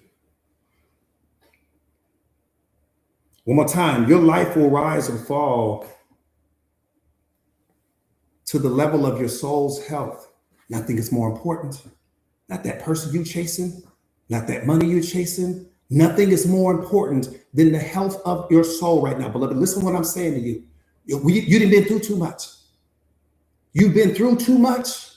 20 years, 30 years, 40 years, 50 years of all of the suffering, all of the pain, all of the trauma, all of the failed relationships, egos online, shadows online, depressions online, fear online, doubts online, all these things online. No more. I just need you to make yourself the priority for the next 6 months, the next year. No more. Then go out and go get whatever you want to get. But you got to become the priority now. Your soul needs you to do that. It can't hold the steering wheel anymore, beloved. It keeps crashing into depression. It keeps crashing into fear. It keeps crashing into doubt. It keeps crashing into the stories about what broke you. It's crashing, beloved, because it was never supposed to drive. It was never supposed to drive. It's a passenger, not a driver.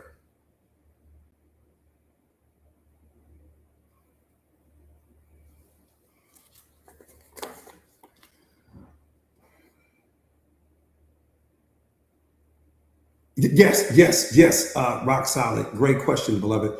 Great question. Yeah, spirit is 100% faith because again, spirit knows the truth. Soul doesn't know the truth because soul ain't communing with God. Your spirit is the only aspect of you that communes with God. So spirit knows the play. Spirit knows exactly what's going on. Spirit already knows who you getting ready to become. Soul doesn't know any of that. Soul is the passenger. Soul only takes direction, but it should never be holding the steering wheel. So spirit, and then spirit doesn't carry your trauma, doesn't carry your ego, doesn't carry your shadow, doesn't carry the programming condition. It carries nothing. Spirit is talking to God. Spirit's like, I already know what's getting ready to go on. Why would I lose faith when I already know what's getting ready to go on? So your faith is coming through spirit, not through soul. Soul too busy processing things that it shouldn't be processing anymore. This is why your awareness has to come online. Emotional intelligence has to come online. Discipline has to come online. Truth. I said truth. You never heard me say partial truth. You didn't hear me say speak the truth sometime. Your truth has to be louder than your pain, louder than your suffering, louder than everything you're afraid of. Truth has to rule your life now. The truth has to rule your life. And the number one indicator that you don't need to be around certain people is I can't speak my truth around you. That's the number one indicator. But if you stay in that situation where you know I can't be me around you and you stay, soul is holding the steering wheel. That's another delay for your spiritual awakening. Right there, you just delayed it.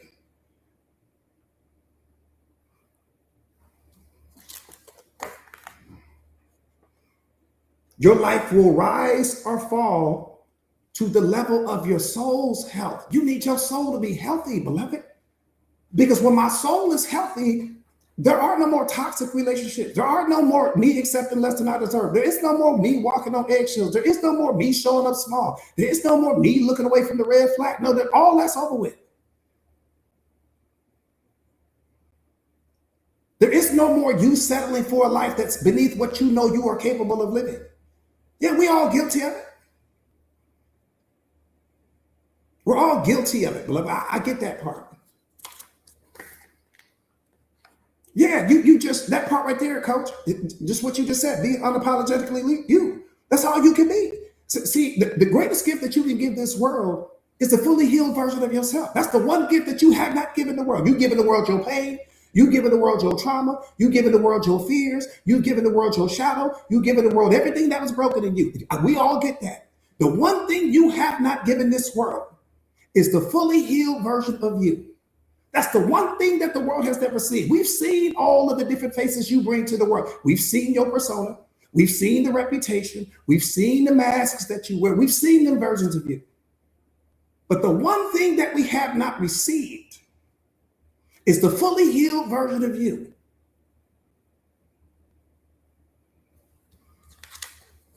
Coach, I appreciate you, beloved. Shantae, I appreciate you, beloved. See, many people pray for a breakthrough in their finances, but your soul is bankrupt. Remember, you praying to God for, and I'm telling you why the blessing isn't coming.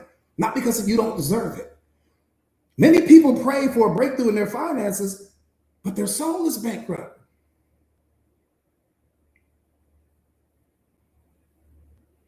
You pray to God to send you the love of your life, but your soul is suffering.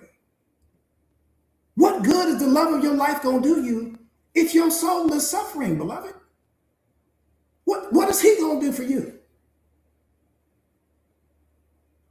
See, that's what I'm saying. We reach for people. We reach for dating apps. We reaching for validation. We reaching for people to approve of us, but we don't have that same urgency when it comes to healing ourselves. We don't move with the same urgency. It's I'll try, I'll do it one day, I'll work on it, all that energy. But when it comes to that dating app, you move fast. When it comes to how can I go viral, you move fast. When it comes to external validation, you fast as a Ferrari. Placing expectations on people, you move with lightning speed. But when it comes to healing yourself, it's I'll try. And it's hard. And I'll get around to it. Come on, what are we doing here? Chantel, I'm telling you, beloved, it's mind-blowing to me. All of a sudden, it's hard, but it wasn't hard to get on that date now. All of a sudden, it's hard, but it wasn't hard to chase that external validation.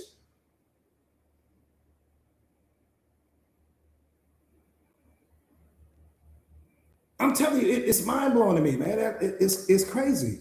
We have so much urgency when it comes to how our life looks, but we don't move with the same urgency when it comes to how our life feels. Yeah, it wasn't hard to go out last night. Wasn't hard to exchange numbers with that person that you didn't know anything about, that you're getting ready to add to your life so their soul and all their trauma and all their suffering can be projected onto you. And that's what's mind-blowing to me. You know what I mean? Because if you're not healed, you're only going to attract somebody else into your life to heal all of your unhealed wounds. Let me say that one more time. If you are not currently healed, every person that comes into your life will only mirror all of your unhealed wounds. If you're unhealed, you're not getting ready to attract a healed person. You're getting ready to attract someone that's going to wear the face of all of your pain, wear the face of what you've been avoiding, wear the face of everything you've been running from. That's all you're going to get. That's what you're going to get.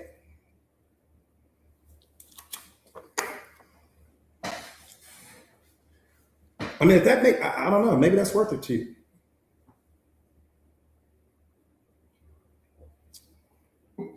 Once I understood that, I put the car in park quick. Because that person, people can only reflect what you are, not what you pretend to be. Doesn't matter what we all pretend to be healed, but God knows that you're not healed. He knows what you avoid. He knows what you're running from. He knows what you're afraid to confront. He knows all of that. So he said, oh, okay, you slick. Let me just send somebody into your life that fits that mental checklist about what you think cute, handsome, and attractive is. And then they're going to come into your life and wear the face of all of your unhealed trauma. And then you're going to blame them and call them toxic and call them the narcissist. And he wasn't a good person. No, the person only wore the face of where your boundaries didn't exist. They wore the face of all of your pain. They wore the face of everything you weren't willing to confront. They wore the face of where genuine love didn't exist. Because if all those things were online, there would be no toxic relationship. Think about what I'm saying. I'm qualifying it for you. If everything that I need, if I'm whole, there's nothing negative for you to reflect back to me. If I become love, you can only mirror the love that I am. If I become respect, you can only mirror the respect that I have for myself. You can't give me less than I give me, and I'm healed at the same time. You can't do it. But if you're not loving yourself, you won't mind when other people don't do it. If you're not consistent, you won't mind when other people don't do it. If you waste your time, you won't mind when other people waste it. See, people gonna always come in wearing the face of everything that's not healed in you. That's how you become the most powerful version of yourself.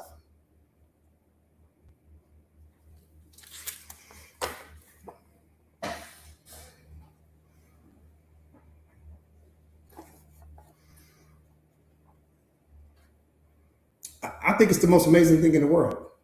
I think it's the most amazing thing in the world. It's the most amazing thing in the world when you really understand it. Whip Girl, you're so welcome, beloved. Chef Lisa, what's up, beloved? Alana, what's up, beloved? So good to see you. I think it's the most amazing thing in the world because it's data. But like I said again, it's showing you, the relationship is showing you where the work is. Right? What do we say? Your life is a masterclass, and everything that's showing up in your life right now is the curriculum. Right? So if there's depression there, that's the curriculum. If fear is there, that's the curriculum. If anxiety is there, that's the curriculum. You don't speak your truth around certain people, that's the curriculum.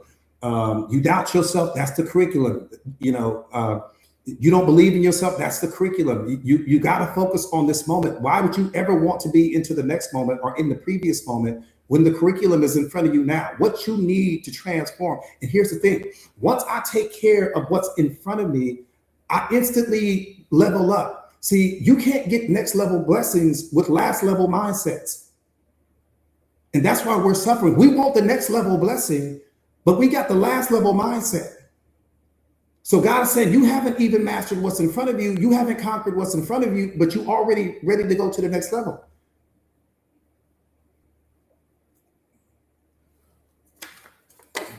How you gonna have a next level blessing with the last level mindset? Just, I don't know how you do that.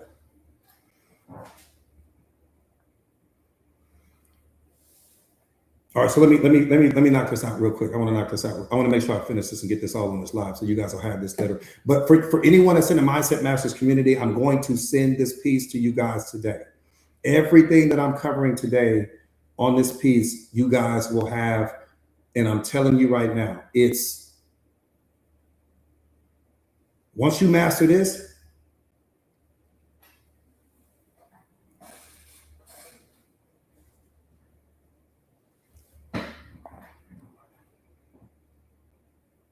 It's game over. Yeah, the community. I'll tell you right after I finish this piece, beloved. I'll tell you how to join. Once you finish this piece, right? I mean, once you master this piece right here, they're gonna be to touch you. Nephew, I'm telling you, once you master this piece right here, and then you're gonna understand. You're gonna say, oh, okay, now it all makes sense now. Okay. Everything that you've been dealing with, everything that's happening with you, is just happening on the soul level, beloved. But the next level up is who you really are. The next level up is spirit. And once you have your spiritual awakening, oh, that's over with.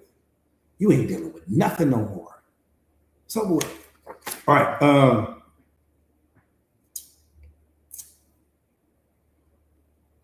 So one more time, you pray to God to send you love, but your soul is still suffering.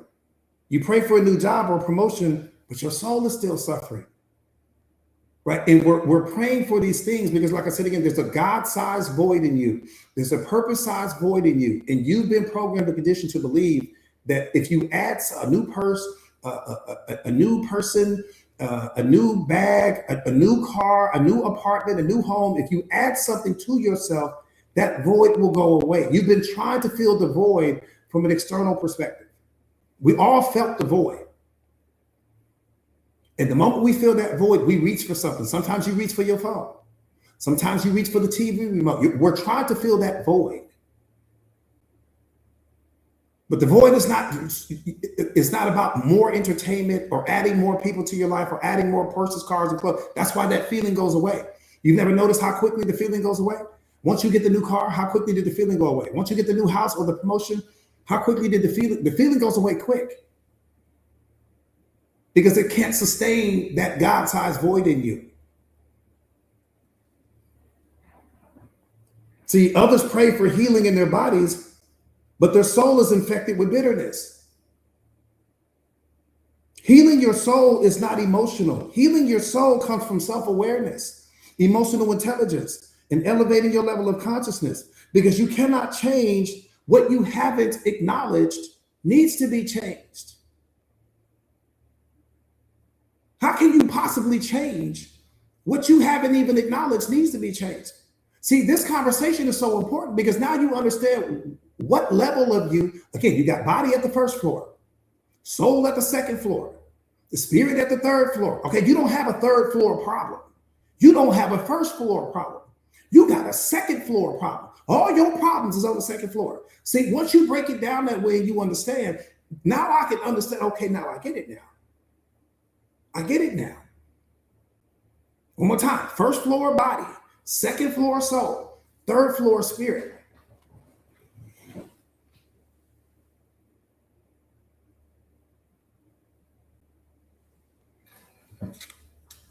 Silver CEO, what's up, beloved?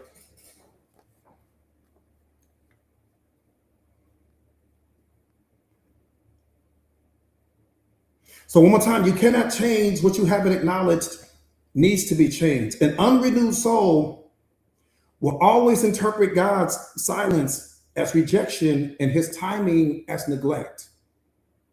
Let me say that one more time. An unrenewed soul will always interpret God's silence as rejection and his timing as neglect.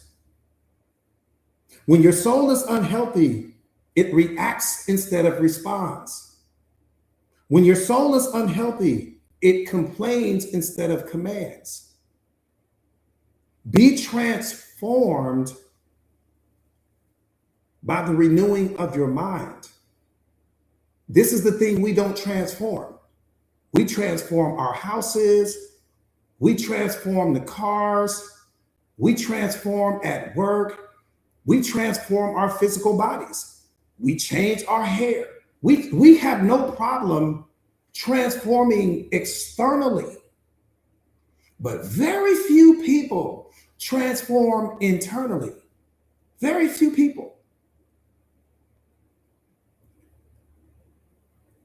And transforming doesn't mean I read books.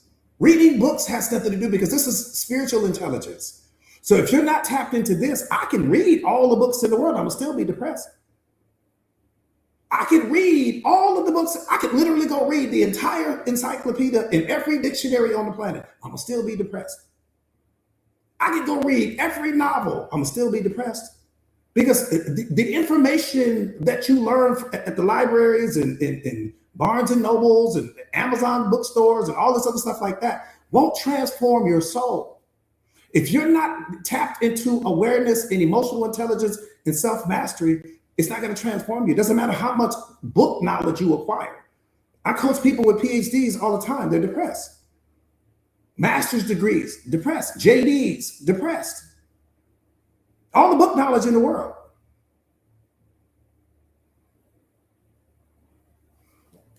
So that won't do it, and that will build your life. That'll put you in a position to go and acquire things, but it won't transform you internally, right?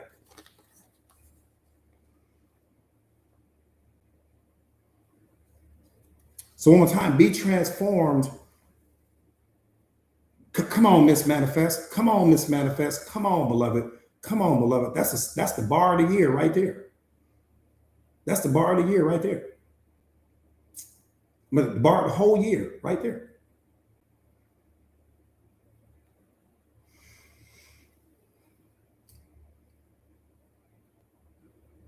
That's the whole bar of the year right there.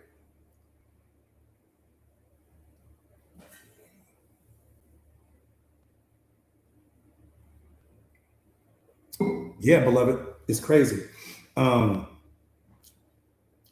Your soul will begin to take orders from your spirit when you consistently feed it truth. This is the first important thing I already shared with you guys. This is the second most important thing.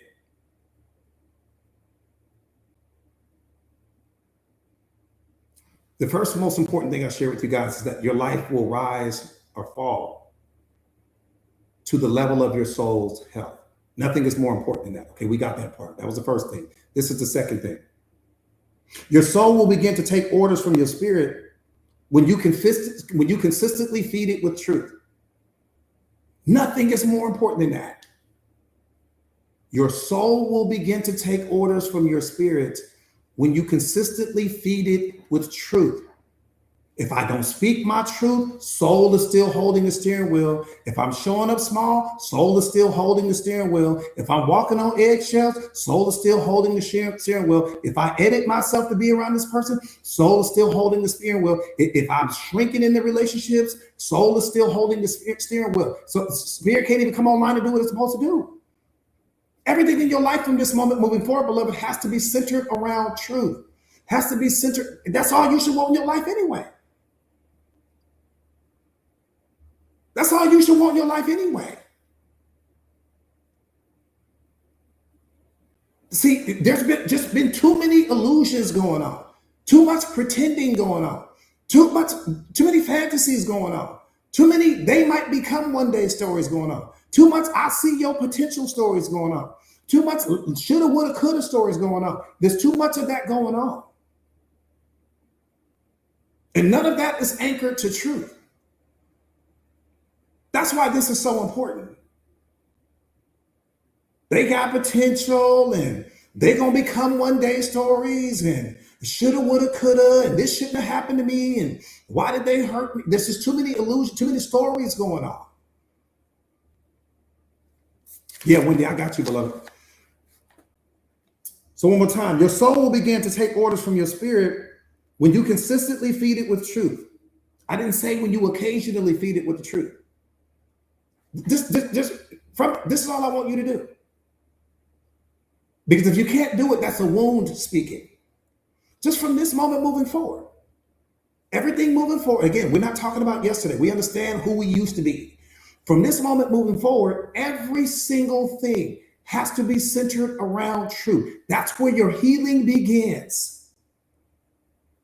My life is swimming and anchored and dipped in truth. If it's not truth, I don't want it around me. Everything in your life has to be true, accurate, and real. That's it.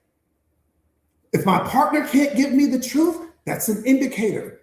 If I got to shrink myself to be around certain people, that's an indicator. If I'm bound to this situation and bound to that situation and I'm afraid to say what needs to be said, these are all indicators. But it's also an indicator that soul is still in control. Soul should not be in control. Soul is a passenger, beloved, not a driver.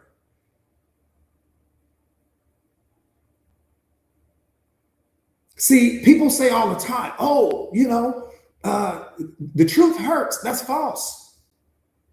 The truth has never hurt anyone. The truth is the only thing that sets you free. And the truth is the only thing that transforms you. People will tell you time heals all wounds. That's false. Because time just moves through you. It's the truth that transforms you. And it's the awareness that awakens you. The awareness will awaken you. Time will pass through you. And the truth will free you. I need truth. Over my illusions, I need truth. Over my fantasies, I need truth. Over who I pretend to be, I need truth. I don't need anything.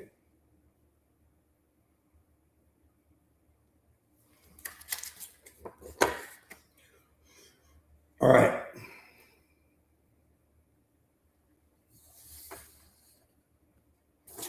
I'm gonna set my mic down right there.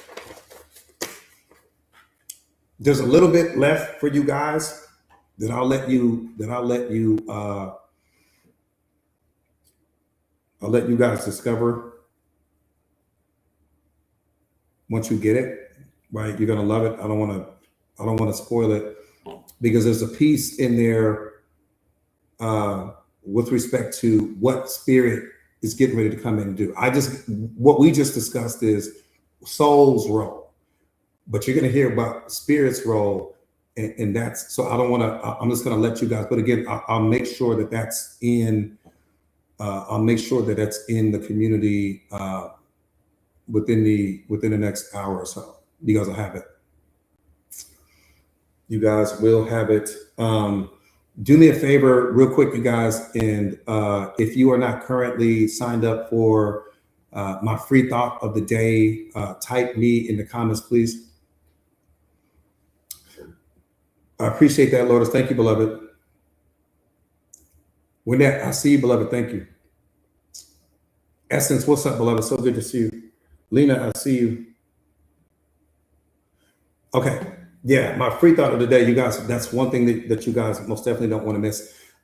So the free thought of the day, real quick, it's, and I covered it earlier today. It's ridiculously powerful. Like, it's so powerful. But you guys are going to, the goal of the free thought of the day is wake up inspired every day, right? Wake up with something that gives you purpose, right? Because so many things are pulling from us, all throughout the day. And so it's going to give you purpose. But most importantly, it's designed to unlock your inner greatness. And it's something that you just don't want to miss. So what you guys are going to do is copy and paste that link that Tara has pinned to the grid. Copy and paste that link, and it will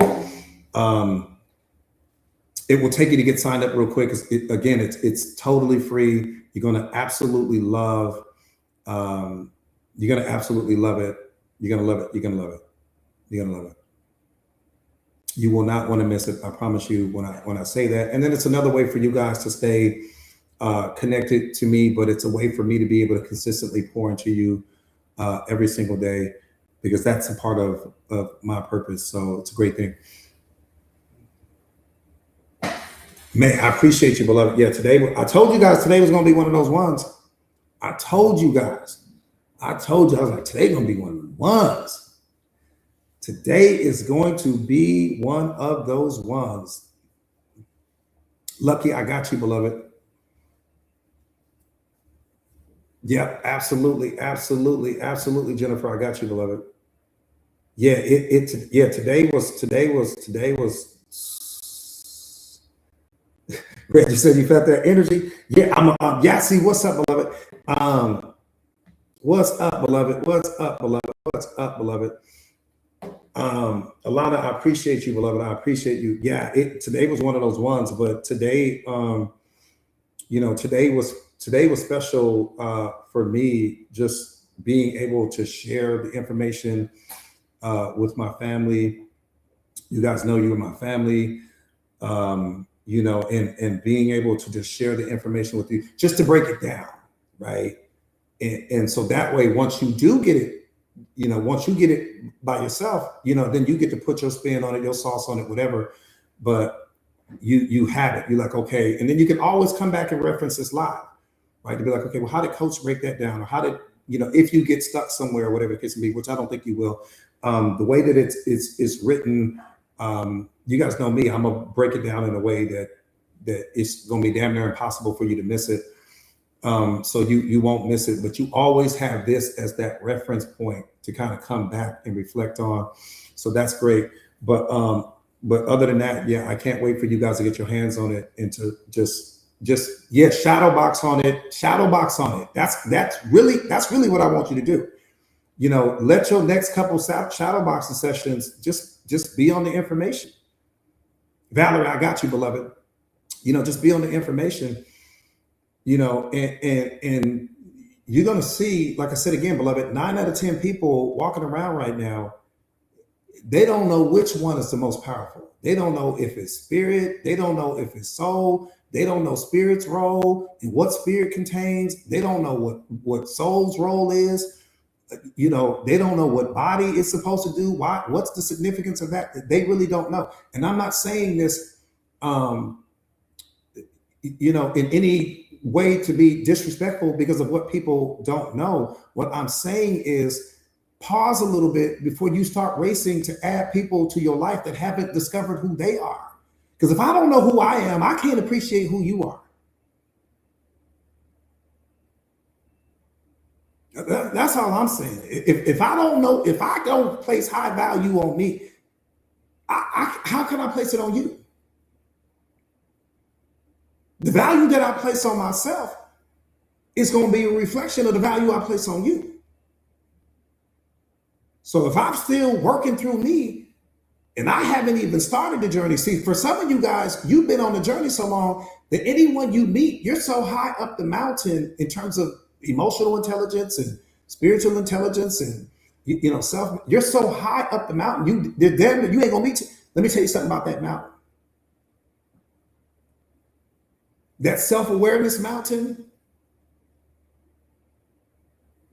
let me give it to you in a way I know you can't miss it. Think about Mount Everest. When you're at the base of the mountain, it's packed. Go watch a video. When you are at the base of Mount Everest, I'm talking about it's packed. It's people everywhere. Everybody's hanging out at the base. But once you start to climb that boy, you're not going to see people. You might see one other climber. And the higher you go, the less people you see. Mount Everest is so high, beloved, that helicopters can't even reach the top because the air is too thin up there. Google it. Google what I'm telling you. There are people that have literally passed away on top of the mountain that they can't rescue because you can't get a helicopter up there to go retrieve the person because the air is too thin. The point that I'm trying to make to you is simple. As you're climbing that mountain called you, your mountain of awareness, you won't see a lot of people up there because people are so comfortable down at the bottom where their pain is, where their trauma is, where all of the unhealed versions of them, what ego's there, shadows there, suffering is there, because most people have learned how to live life with their pain. They're roommates with their pain. They are roommates with their trauma. They're roommates with their ego. They've learned how to do that. And you become a distraction from everything that they don't know how to deal with.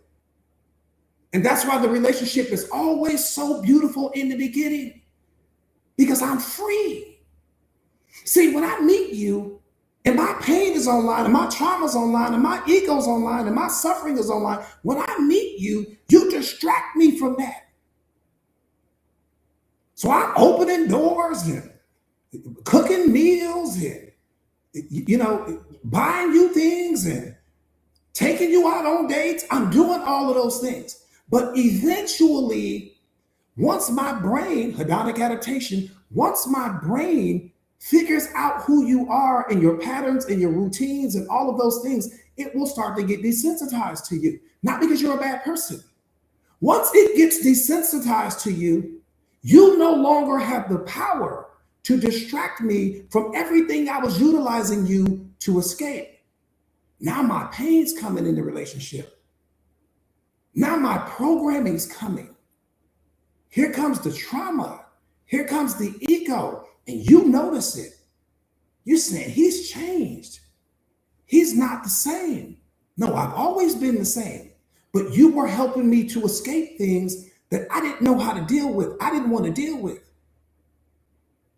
And now that that newness has worn off, and you no longer have the power, the image of you, the essence of you, no longer has the power to distract me from the essence of me, I'm in trouble. Doors aren't being opened up anymore. Flowers stop coming. Intimacy stops coming. Romance slows down. Fights happening here and there. Explosions happening. You're like, what the hell's going on? Where'd that person go that I met in the beginning? Where'd they go? And you stay because the person that's now making you sad is the same person that once used to make you happy. That's why you stayed. Because you were hoping and praying that you could love me back to the version of myself that you met in the beginning. That's why you stayed. Not because you're a bad person, not because you didn't know your value, but because I showed you flashes of greatness. I showed you flashes of what it would look like if I actually took the time to heal myself. You saw a glimpse of that. And you created a story around that. And you fell in love with that. Not the version of myself that I became. That's what I'm saying.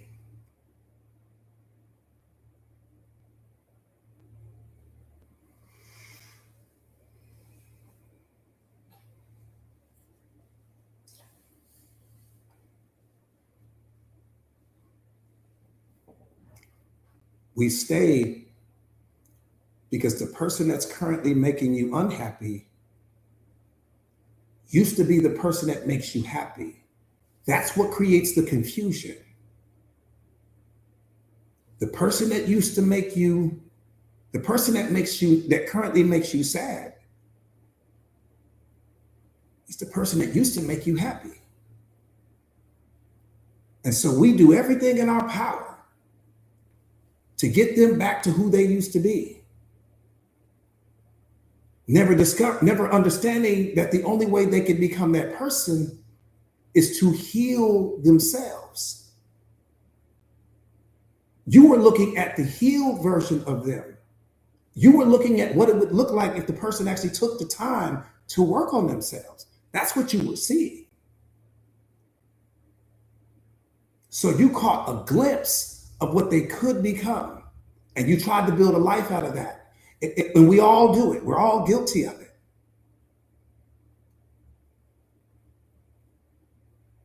Right? We're all guilty of it. Yeah. You said, how do we fall into the trap? Actually, it's not a trap, beloved, because it's what happens is the person, before you met the person, there was a void there. There was an emptiness there. And so that void and that emptiness, when you lack self-awareness, you think it can be filled by something outside of you, a person, a new car, a house, a promotion, whatever. But there was a purpose-sized void, a God-sized void in that person. The person sees you. I tell you guys this all the time. People don't come to you because you're special. They come to you because you're useful.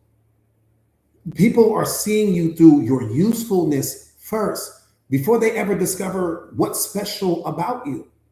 There's something I saw in you that I wanted to experience. Your beauty, your physical body, how handsome you are, what I thought I could get from you or what I thought I could bring to you, right? Very few people come into your life looking to bring love.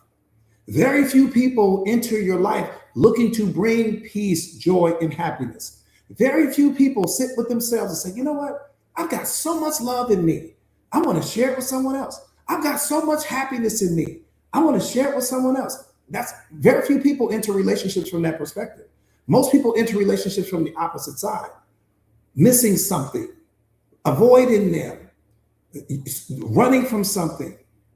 Just jumped out of a last relationship and trying to figure out how to get over the pain from that one.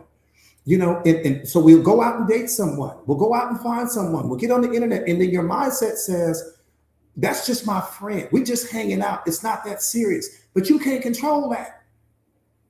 Because what you don't understand is that what's going to make you attracted to that person, what's going to make you become attached to that person, is they're going to help you escape some things. You won't feel any more pain. Wake up. You won't feel any more pain. No more trauma. No more suffering. No more. It's all gone. Why? Because you're assigning meaning to something.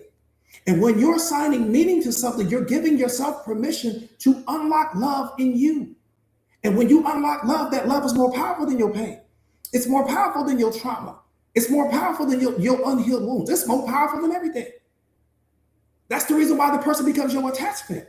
Not because of what they are, because of what they help you to escape. That's what you fall in love with, what they helped you to no longer have to feel. I'm talking about the person becomes a drug.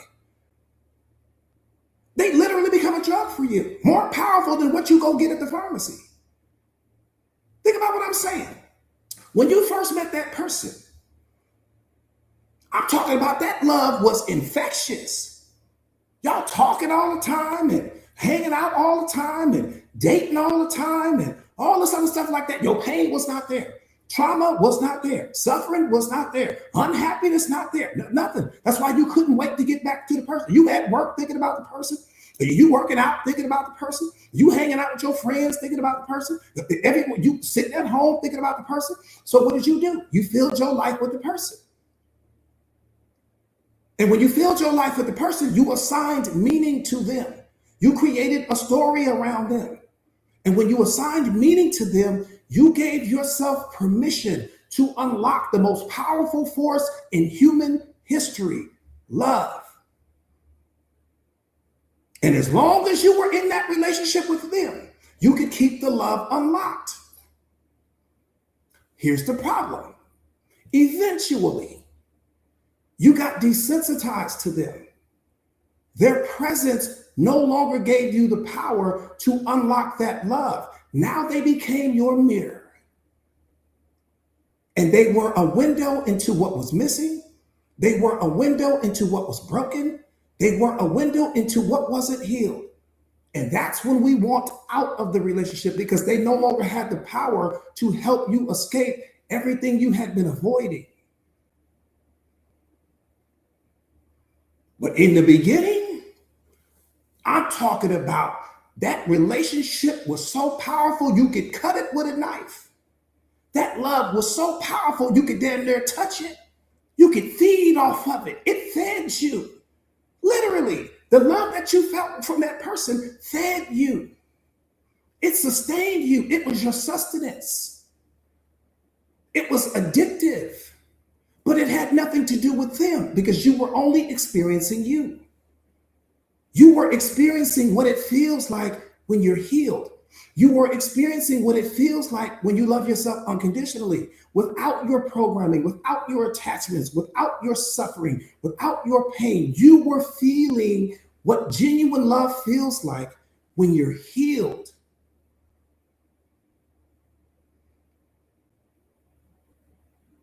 That's what you were experiencing. And that's why that love was so powerful. It erased. Think back what I'm saying. It erased everything you had been dealing with. It even made that job that you complained about made it more bearable. It made that life that you didn't like before you met the person more bearable. It made everything more bearable. Think back what I'm saying. All of a sudden, your apartment didn't look that bad once you found that person. All of a sudden, the clothes that you was complaining about didn't look that bad once you found that person. All of a sudden, that car that you thought you had to get rid of wasn't that bad once you found that person. Once you found that person, everything didn't seem that bad. Why? Because love stepped up on the scene. When love is on the scene, everything looks different because you become different.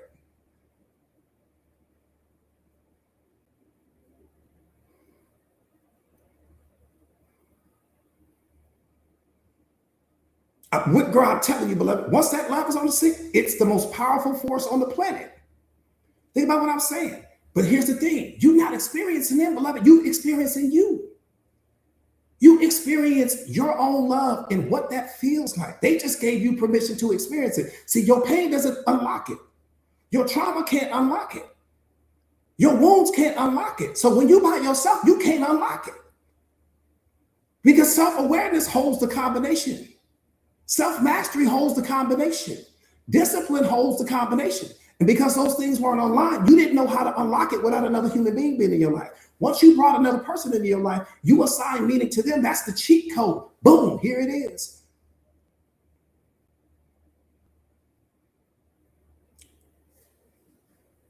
Chantel, I'm telling you, beloved, it's crazy.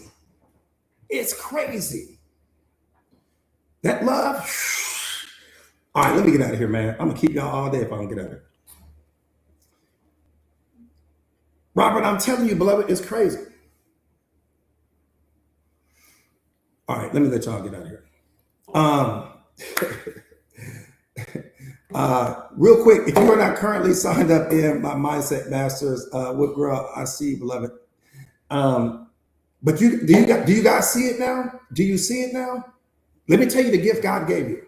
I got to say this real quick, and I'm gonna let y'all get out of here. Let me tell you the gift, Chantel. I see you, beloved. You're so welcome. Let me tell you the gift God gave you. Let me tell you the gift He gave you. Let me tell you the gift He gave you. He lets you feel what it's gonna feel like when you heal. That's how much He rocked with you. He lets you feel what it will feel like when you are fully healed. And that love is going to be so powerful. When you are fully healed, you won't reach for people. That don't mean you won't add people to your life. I'm not saying that. Don't mean you won't date. Don't mean you won't maybe get married one day. Doesn't mean any of that. But what I'm saying to you is that powerful force that you experienced when you assign meaning to that person and you created the story in your mind, who you got to become in their presence. who they got to becoming yours, right? See, when we don't grieve when the person walks out of our life, we don't grieve that. That's not what you're grieving. You're grieving the future that you no longer get to have with them. You're grieving who you no longer get to become in their presence. And because you built an identity around that person and around that relationship, you don't know where to set that identity down, because that version of yourself that you became only goes with that person. You guys had certain habits and certain routines, and you listened to certain songs, and you ate at certain restaurants, and you did certain things. You built an entire identity around that particular person. When the person walks out, no one else fits that identity. So what we grieve is not the person. What we grieve is we no longer have a place to set that version of ourselves down. What do you do with that? And watch this. That version of you that you create that goes with that person has certain thoughts, certain beliefs, certain attitudes, certain behaviors, and those things are still running. That's why you can hear certain songs and you start thinking about the person. That's why you can watch certain TV shows, you start thinking about the person. That's why you can just be driving down the street and you can see something and it triggers the thought of that person, because that program is still running. That identity is still running. And if you're not self-aware, you will believe that because you're thinking about them. See, people don't need to leave your life to leave your mind. Because they left your life doesn't mean that they've left your mind. Your mind is still running the program. And when you're self-aware, you will understand I'm only thinking about the person because the program is still running. The program hasn't been dismantled yet. The person just left a month ago, a week ago, 2 weeks ago, whatever the case may be. Of course, you're still thinking about them. Then it took you a year to build the program. It took you 2 years, 3 years, 4 years, 5 years, depending upon how long you were with the person. Look how long it took you to build that identity. It's not going to go away in a week or two. So your mind is still running that program. I'll give you a great example of it. If you have children, you'll know exactly what I'm getting ready to say. If your kids live with you all year long, and let's just say you have split custody with your significant other, right? Once summertime comes around, right, your kids may go live with their dad for the summer. But you still are in mom routine. You still have mom habits, even though your kids aren't there. You don't know what to do with yourself because you're so used to having your kids around. So the moment that they go in out to summer camp or whatever the case may be, you're still in mom mode because that's a program that's still running, or they go off to college. You don't know what to do with yourself because your identity has been built around that. That's what I'm saying. So when people walk out of your life, you have to understand that. That's why when you lose a parent or you lose a grandparent or you lose whomever it may be, you're not actually grieving the loss of the person. You're grieving because you no longer have a place to set that identity. That identity is still running. The thoughts are still running. The feelings are still running. The emotions are still running. They're still running, right? Even though the person is no longer there, they're still running. So you're thinking about them all the time. And in your mind, you're thinking you're grieving them. No, you're grieving the identity. See, grief means that your love no longer has a home. That's what grief means. It's the most beautiful thing in the world. It means that your love no longer has a home. I don't have a place to set the love down that I used to set on my grandmother, that I used to set on my son, that I used to set on my daughter, that I used to set on my significant other. I don't have a place to set that love anymore. Where do I set it? And so what awareness is going to teach you is that love has to return to the sender. You're the sender of it. You have to bring that love back to you. So anytime that, because that's its original home, you were projecting the love onto them, but the love comes from you. We project love onto people. We don't give them anything. We project everything. So when people hurt you, you pull it back, right? But one more time, grief means that you got to love, but grief also means that your love no longer has a home. That's why you grieve. And that's the most beautiful thing in the world. And nothing's wrong with that. All right. If you're not currently signed up in my Mindset Masters community, type no in the comments, please, real quick. Let me see how many people before I let you guys get out of here.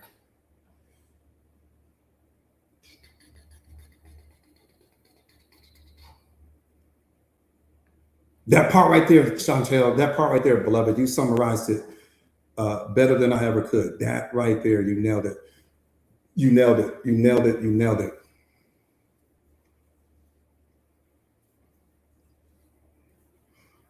Okay, if you're not currently signed up in my Mindset Masters community, I'll just tell you guys about it real quick and then I'll let you guys get out of here. The Mindset Masters community, first and foremost, my name is Jordan Williams. I am a certified life coach. Millie, what's up, beloved? I'm a certified life coach. I specialize in self-awareness, self-mastery, relationship mastery, 5D consciousness, emotional intelligence. You know, my purpose in life is to help you to discover yours. I am also the best-selling author of this book, The Secret of Awareness. How powerful are you ready to be? The book is the instruction manual and the blueprint to who you are. The book is not something you read. The book is something you become. Awareness is not something you study. It's something that you are. So as you're reading the book, you're only peeling off layers of everything that you're not. And when you approach awareness from a subtraction mindset, meaning I'm just looking to melt away all of the impurities, I'm looking to melt away the illusions, I'm looking to melt away the beliefs that I've been hanging on to that are out of alignment with truth, that are out of alignment with God, that are out of alignment with reality, you start to uncover who you really are. I'll give you a great example of that. I want you to think about a laundry basket for a moment. And you have this favorite shirt. I mean, this is your shirt. Anytime you got an interview or anytime you got someplace, you know, nice that you need to be, this is the shirt that you like to wear. You've been looking for this shirt everywhere. You're like, where's my shirt? And unbeknownst to you, your daughter took the shirt and it's down at the bottom of the laundry basket, but all of these clothes are piled on top of it. And in your mind, you're thinking there's no way it can be there. So you're looking all over the place for damn near an hour. You can't find the shirt. But the shirt is buried underneath all of the other clothes. It was there the entire time. You just couldn't see it. That's your spirit. It's like the shirt. It's buried underneath your programming. It's buried underneath your pain. It's buried underneath the childhood trauma. It's buried underneath your shadow in your persona, in your ego, in everything that the world, it's always been there. It's buried underneath some things. And so awareness is going to help you to remove what's in the laundry basket called you so that we can get to the real you. And we do that through awareness and self-mastery and emotional intelligence and discipline. And then before you know it, the shirt emerges. But it was never missing. It was always there. You just couldn't see it. You know, and that's why I say, you know, the day you cease to travel, you will arrive. You've never lost anything, right? The real you is just buried underneath all of decades of programming and conditioning, and we're going to help you to get through that. So that's what it's all about. If you can understand that, then you can understand what a spiritual awakening is. It's just removing the clothes that don't fit you anymore.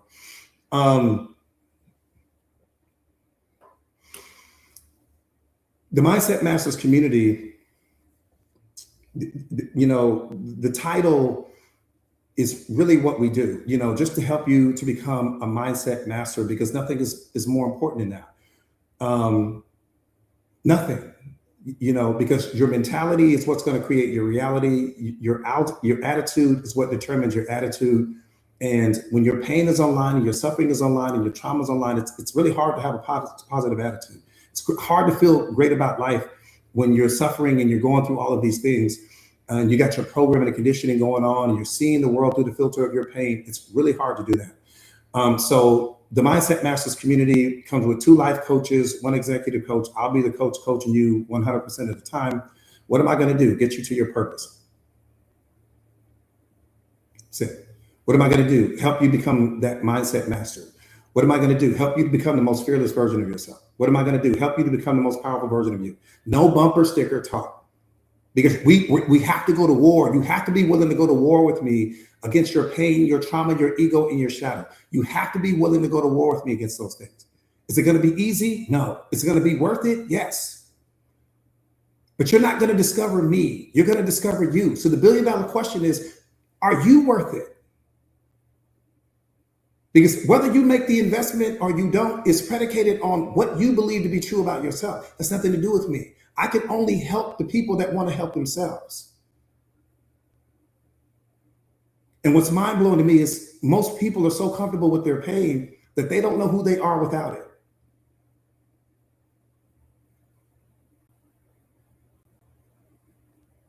It's mind blowing. So, it's so again, the community comes with 2 life coaches, 1 executive coach. It comes with all of my live streams, like the one you're watching now. Like if you guys enjoyed this live stream today, this live stream will be uploaded to the community within the next 24 hours. And then you'll have access to this, but you're going to have access to over 100 live streams like the one you're watching now. So you can pause, rewind, you can take notes, you can extract all the value from it. Also, you're going to have access to my podcast, which is exclusive to the community. You're going to have access to what I write for you guys every single day, like the piece I covered today, that's going to be uploaded to the community here in the next couple hours. So you're going to have stuff like that. So it's Amazon for your mind. If you like Amazon, you'll like Mindset Masters, because we are just Amazon, but we're Amazon for your mindset. We're Amazon for your soul. We're Amazon for your spirit. We're Amazon for you unlocking the most powerful version of yourself. That's all it is. And also, so when you join the community today, you guys, you're going to receive a copy of my book, The Secret of Awareness: How Powerful Are You Ready to Be? This is essential. You need this to be in the community. You're going to need this book. Also, you're going to receive a copy of my e-course, The Fearless Mindset, which is a beast. Fearless Mindset is a beast. You're going to get that today. You guys are going to receive, what else you're going to get? You're going to receive, so you're going to get me as your coach. You're going to get the book. You're going to get the course. You're going to get the live stream. You're going to get the podcast. You're going to get what I write for you guys every single day. You're going to have access to some of the most amazing people that God has ever created. And the reason why that part is so important is because your friends won't understand who you're becoming. I'm just going to give you that news flash right now. You're going to be too powerful for them to understand it. Your significant other, unless he or she is in the community, won't understand who you're becoming. You're going to be too powerful. They won't be able to comprehend you on that level. The people at your job won't understand you. So don't waste your time trying to explain. That's why the community is so important, because you're going to be in a community filled with people that are growing and evolving and transforming just like you. So you have a place to come where people see you how you want to be seen. People see you through your potential and not through your past. It's a judgment-free zone. There's unconditional love everywhere in there. It's swimming in unconditional love and respect and peace and joy and abundance. And that's what it's all about. So if you're ready to, in the entire community is $29 a month. All of what I just highlighted is $29 a month. No contracts, no obligations. You may only need me for a month, or you may decide that you need me for 2 or 3 months. That part is up to you, but it's month to month is the point not to be missed. And that's pretty much it. Type me in the comments if you're ready to get signed up. Let's get you signed up, and then we can go from there.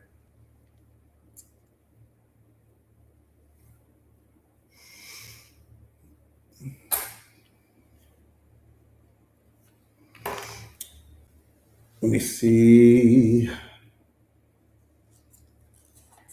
I went way longer than I anticipated going today, you guys. Way longer than I anticipated going. Hendo, I see you, beloved. Yeah, I see you. So what you guys are going to want to do is copy and paste that link that Tara has. Bananas. Copy and paste that link, you guys, that Tara has. Silver CEO, I see you, beloved. Copy and paste that link that Tara has pinned to the screen, and it'll take you guys to the community to get signed up, and you guys will be ready to go. Stephanie, I'm telling you, Stephanie was right there with me though. Stephanie was like, Coach, man, we went for 50 years. This is the longest live stream I think I've done in history. Copy and paste that link, you guys, and put that in your browser, you guys, and we'll be rocking. We'll be rocking. We'll be rocking.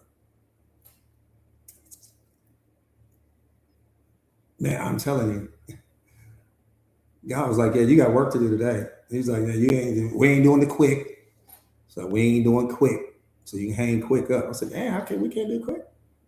Yeah, again, real quick, you guys, copy and paste that link. You guys put it inside your browser, and it'll take you to get signed up in the community, and then you guys are ready to go. Yeah, he was like, no, you ain't doing quick today. He's like, so you might as well get your little drink, whatever it is you think you need, because I need you to lock in today. Miss Manifest, I see you. Thank you, beloved. Yeah, Lana, I'm telling you, he's like, no, you ain't doing quick.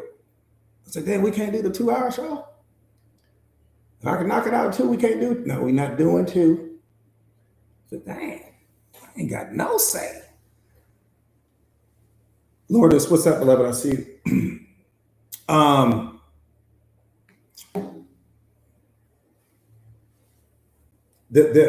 So you guys, we have a free masterclass that's going to be coming up real soon. Alana, beloved, or Coach Deborah, what day is the masterclass coming up?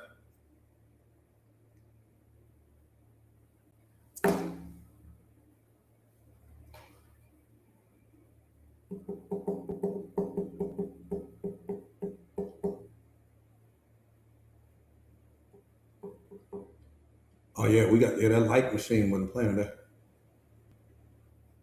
Okay, September 16th. Pin that up there for me real quick. Tar or somebody, if you could, beloved, somebody put the pin down.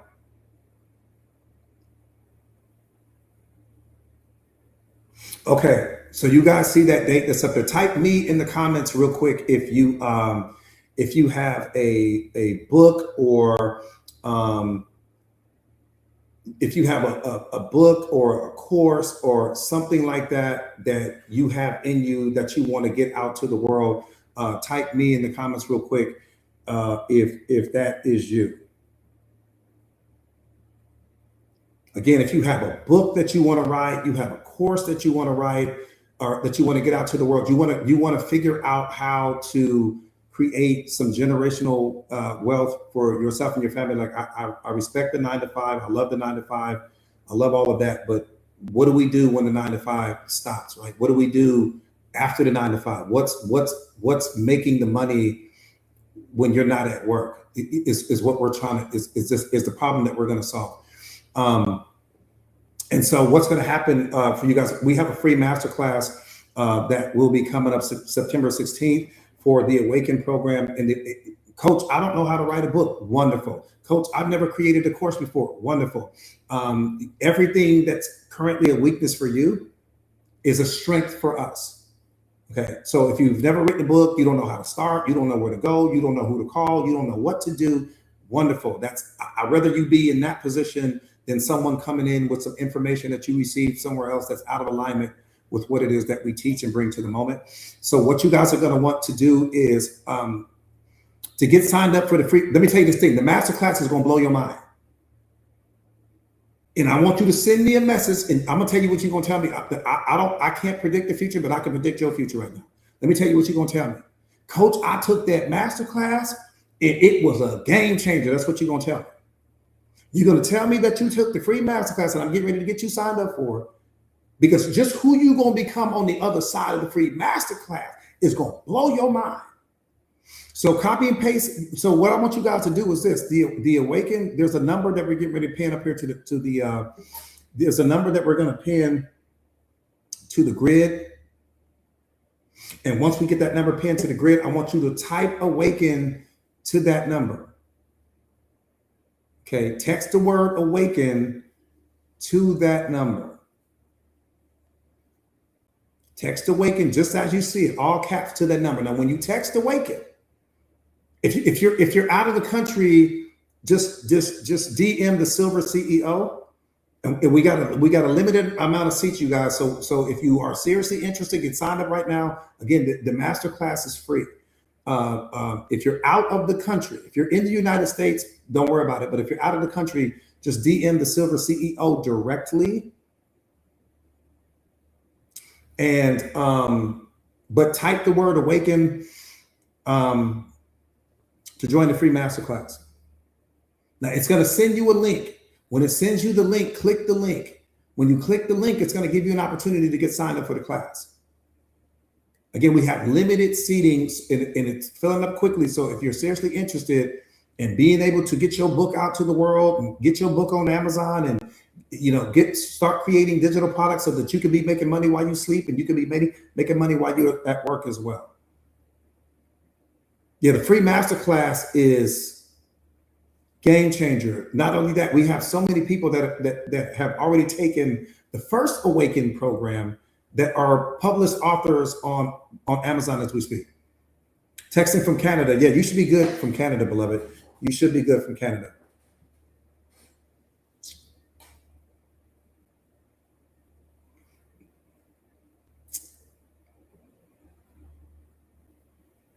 Yeah. Okay. So yeah, if you're outside of the U.S., yeah, I'm glad you put that, Alana. Thank you, beloved.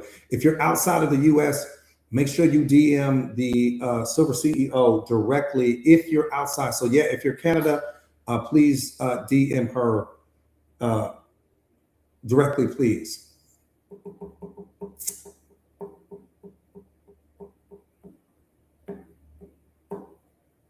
And we should be good. The free masterclass and who you're going to become on the other side of the free masterclass is going to change the way you see everything. I promise you, you're going to walk away a changed person. And these ladies, these coaches that teach it are the best of the best at what they do. You're going to feel so comfortable. You're going to feel so relaxed. You're going to feel so well informed. Why does fear come? Fear comes because of what we don't understand. Fear comes from a lack of knowledge. Anytime that you don't have information or you don't have knowledge about a particular subject, you're going to experience fear.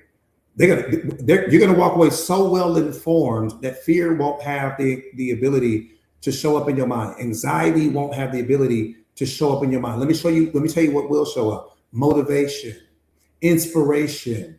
I can do it. I'm so excited. That will be there. Fear won't be there. Anxiety won't be there. I don't know if I can. Won't be there. You'll see.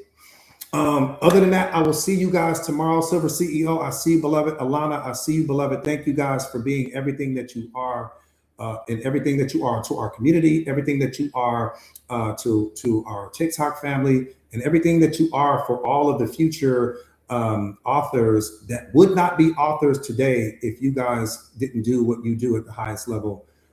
So thank you guys so much for that. For all of the people that are going to sign up in the Awaken program, yes, I will be looking forward to a DM from you after you take the Awaken program and tell me how amazing it was for you, because that's exactly what you are going to say. Lena, I see you, beloved. Alana, I see you, beloved. I will see you guys tomorrow. Let's send some love to our Tara. She hung in there with me today. We did overtime today, but we needed to, and I think we served our purpose today. So Tara, thank you so much. Sonia, thank you so much. Yassi, that's probably the program you need too, Yassi, is to sign up for the free masterclass. It's okay if you're out of the country. You just have to DM the Silver CEO directly. But I think that this would be something that would be big for you as well. Tara, thank you so much, beloved, for everything you do for our team and our family. And Coach Sonia, I see you, beloved, and I will see you guys tomorrow. Stay powerful, stay prayed up.